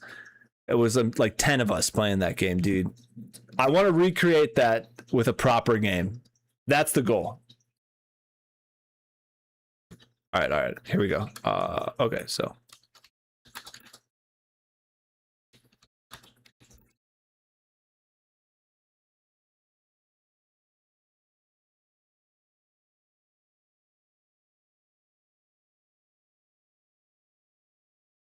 "1% until auto compact." What does that mean? Oops.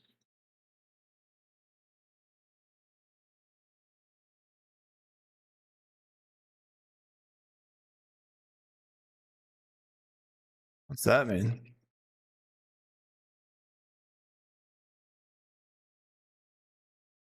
It means you're about to run out of context. Dang it. To stop the agent from degrading or losing its forces, it's highly recommended to manually clean up your session instead of letting... this is the problem. It needs more memory. Never let the system auto-compact. Instead, use these steps to finish your session clean. Update the docs. Crap. Should I stop that? Instruct Claude to summarize the current state and write your plan.md or a new developer handoff file. Grab the state, add Claude to give you a closing message to the prompt. You can copy and paste. Flush and reset. Once you have documented your process, wipe the slate clean to get 100% of your context.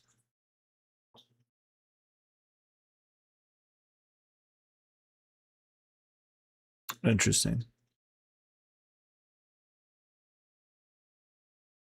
It says 1% until that. Huh.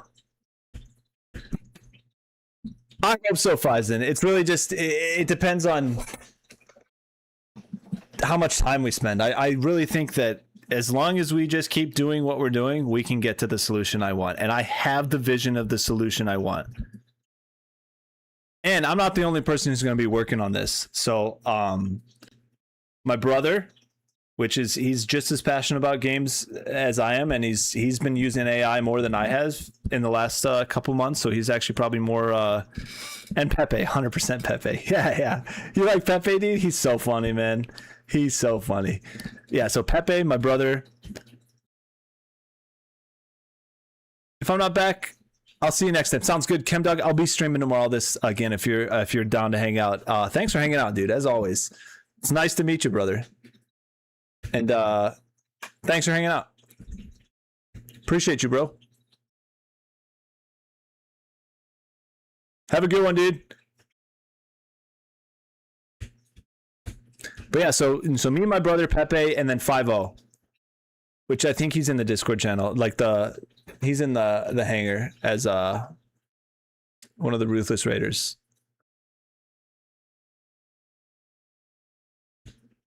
%0 until auto compact. It's gonna do it. So yeah, compacting conversation.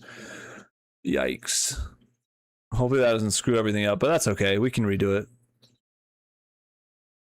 That's probably the biggest limitation to AI at this point, is you can't remember the whole entire conversation. So with really long projects, it becomes difficult. You have to segment it, which is fine. But there's got to be a way eventually to do that.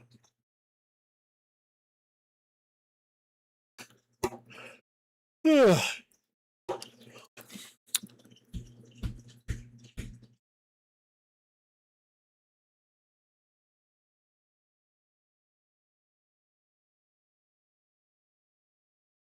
Hey, you know what? One day, Faison, hopefully we'll all be playing this game together. That'd be cool, huh?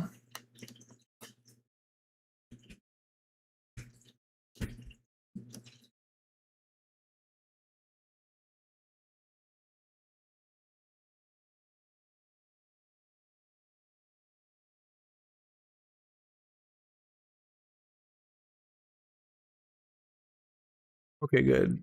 Wait. So the real issue makes the cannonball pass through everything. No overlap fires because all other objects are set to blocking. I need to revert the blocking glitch and switch to ever hit instead, which fires on sweep blocking contacts. Let me find that.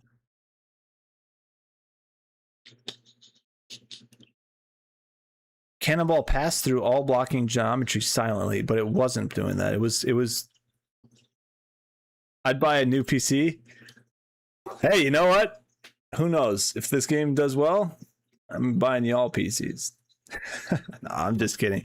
Well, I'm not kidding, but I think we're far away about to seeing if it's going to be successful or not.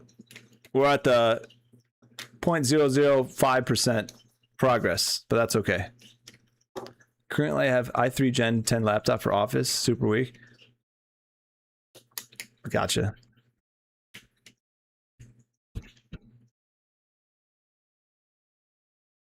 I'm trying to think of other games. Rotor Wash is something I want to make. I want to make that racing game. Heat is a basically cops. It's basically GTA RP. A better version of GTA RP, where you can have criminals and an open world game with criminals and police.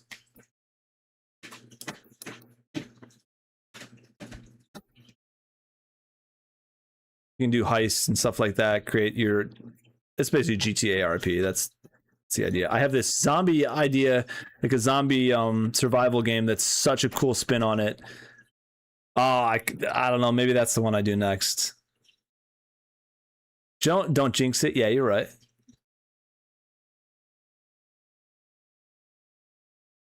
Ah, you're here supporting Faison. I don't know if I'd be doing this if you guys weren't here. It's fun hanging out with you guys and doing this at the same time.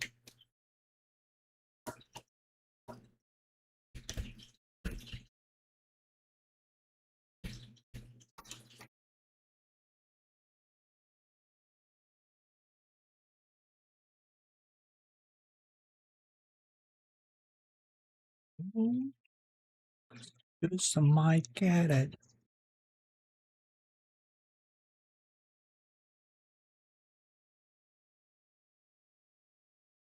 All right, verify the graph, then compile the blueprint and trigger live coding. The event hit is now in the graph alongside the old event actor. Okay, it's compiling that. Let's go, Faison. You're awesome, man. Okay, so it's compiled that. Oh, yeah. What a jam.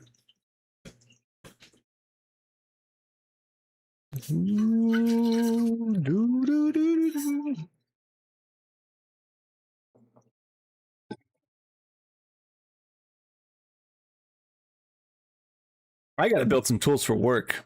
There's no reason why I shouldn't. Root cause. Okay. Now when the cannonball sweep hits any geometry, it stops at the impact point and fires on the explosion. Let's try. I thought it was doing that previous. Oh yeah! Let's go! It's working! Hey! Sweet! Haha! Look at that, Faison. Oh, that's sweet! No, it's basic, but boom, boom, boom! Oh, that's fun. I gotta add a sound effect.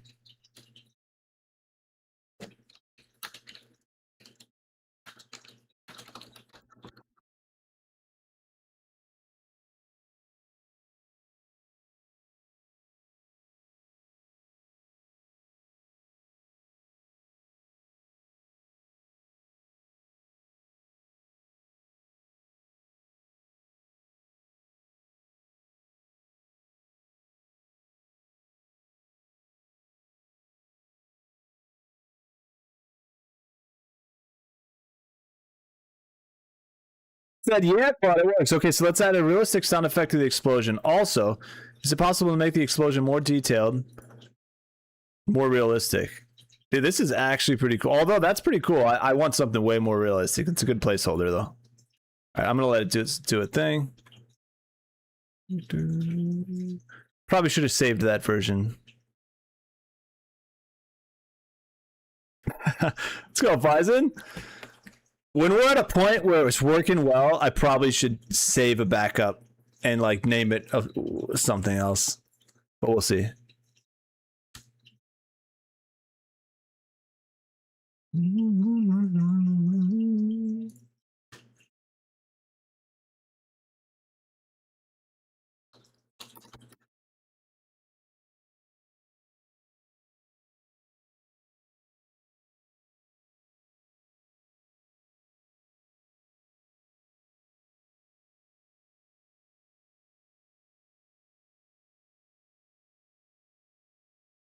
Found assets and read the current in parallel so I can upgrade both together. You savage. Boom, boom!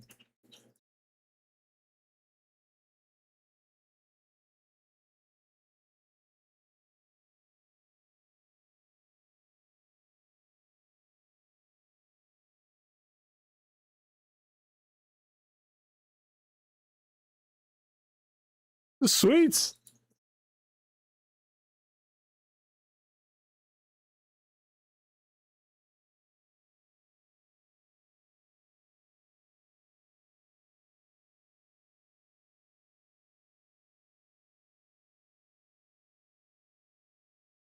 I should make the mouse wheel be able to change the trajectory up or down. And I should make the mouse wheel shoot the cannon too. All right, no explosion sounds in Unreal Engine in engine content, just VR editor UL sounds. I'll fork an agent to build out the dramatically improved Niagara explosion while I handle sound in a different way, creating a meta sound procedural explosion sound. That's cool. The emitter data is huge. Let me fork an agent to handle the full Niagara overhaul and sound work together. This will be an extensive multi-step task that's better kept out of this context. I wonder how long that's going to take. I asked it to make it way more realistic and have a sound. And then I need to do the train because I could just do this for years.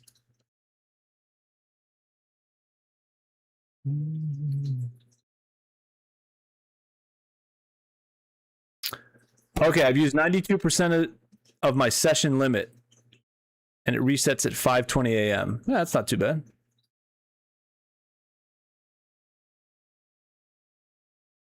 That's not too bad at all. I think that's fair. I mean, I've been doing this for 4 hours, and it's going to reset in 2 hours. 92%. I think at a certain point, I probably will need to upgrade. It gives you 20 times, or the next one gives you 5 times as what we have now. But for now, it's good. $17. The other one's 100, which is a little pricey. Well, kind of a lot of pricey, but I think we'll work with the 17 until we really need the other one. Plus, maybe we could, yeah, that'll be good. Let's go, Phison. All right, adding 3 new emitters, smoke cloud, shockwave ring, ember trails, and boosting the existing sparks and fire for much more dramatic sounding. Searching available engine content for usable audio asset and wiring.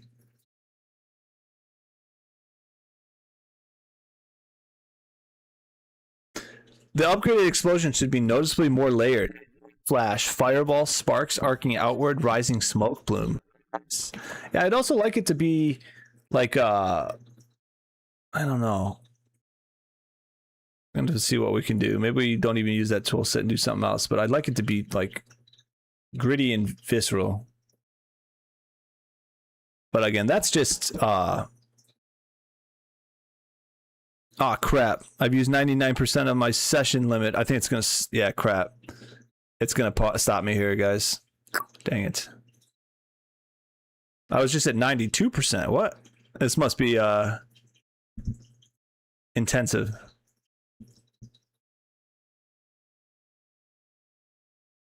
I wonder if it's gonna stop me. Use 95% of my limit. What? It said it was 99.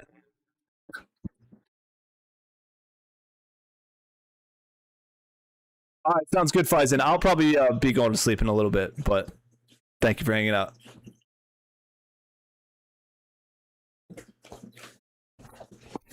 We still running on YouTube? Anyone on YouTube?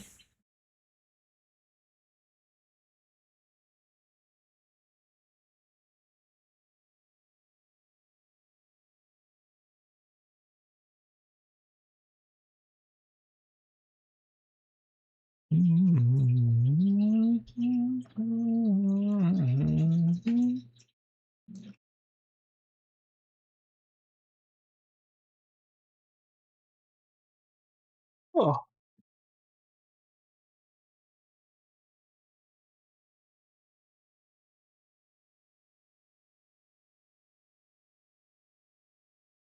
Now it's 96% of my session limit. Ruh-roh.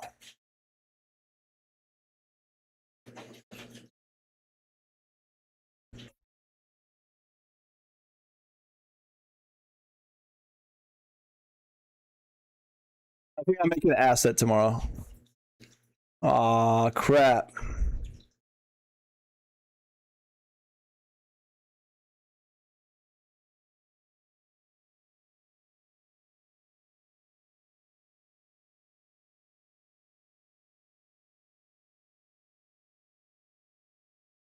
Upgrade your plan, stop and wait for the limit to reset. Let's do that.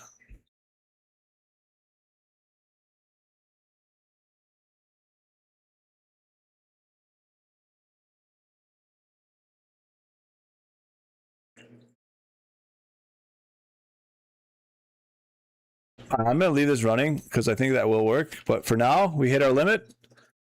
I'm not upgrading the plan right now, but we have an explosion. We have a placeholder for a ship. We have 3 factions. We have 4 ships. We have an island.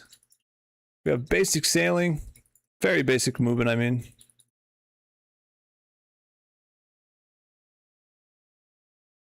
It is time to go to sleep, guys.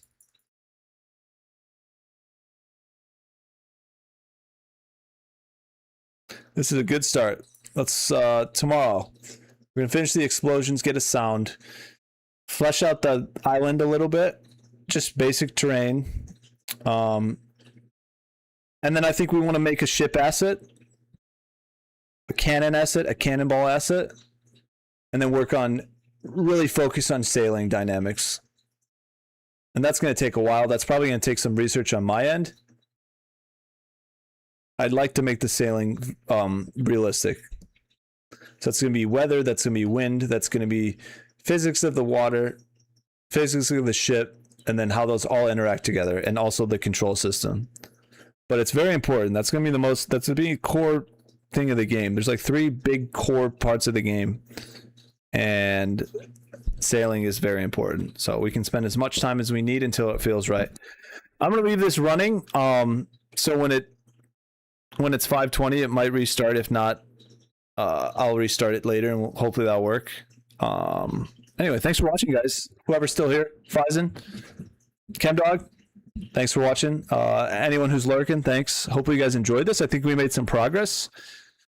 The main goal today was literally just to get the MCP server connected so I can integrate Claude into Unreal, and we did so much more than we thought, which is cool. And we have now an explosion, so that's fun. I'd like to make it so these get like these damage whatever I hit, and then affect the terrain. All right, I gotta go to sleep. Adios, amigos. Tomorrow we stream some more of this, and we'll keep on going. Great progress so far. I think we're making headway. I might have to upgrade the limit, but I mean that was 4 hours. It depends on how intensive the next steps are. All right, guys. Catch you later. Thanks for watching.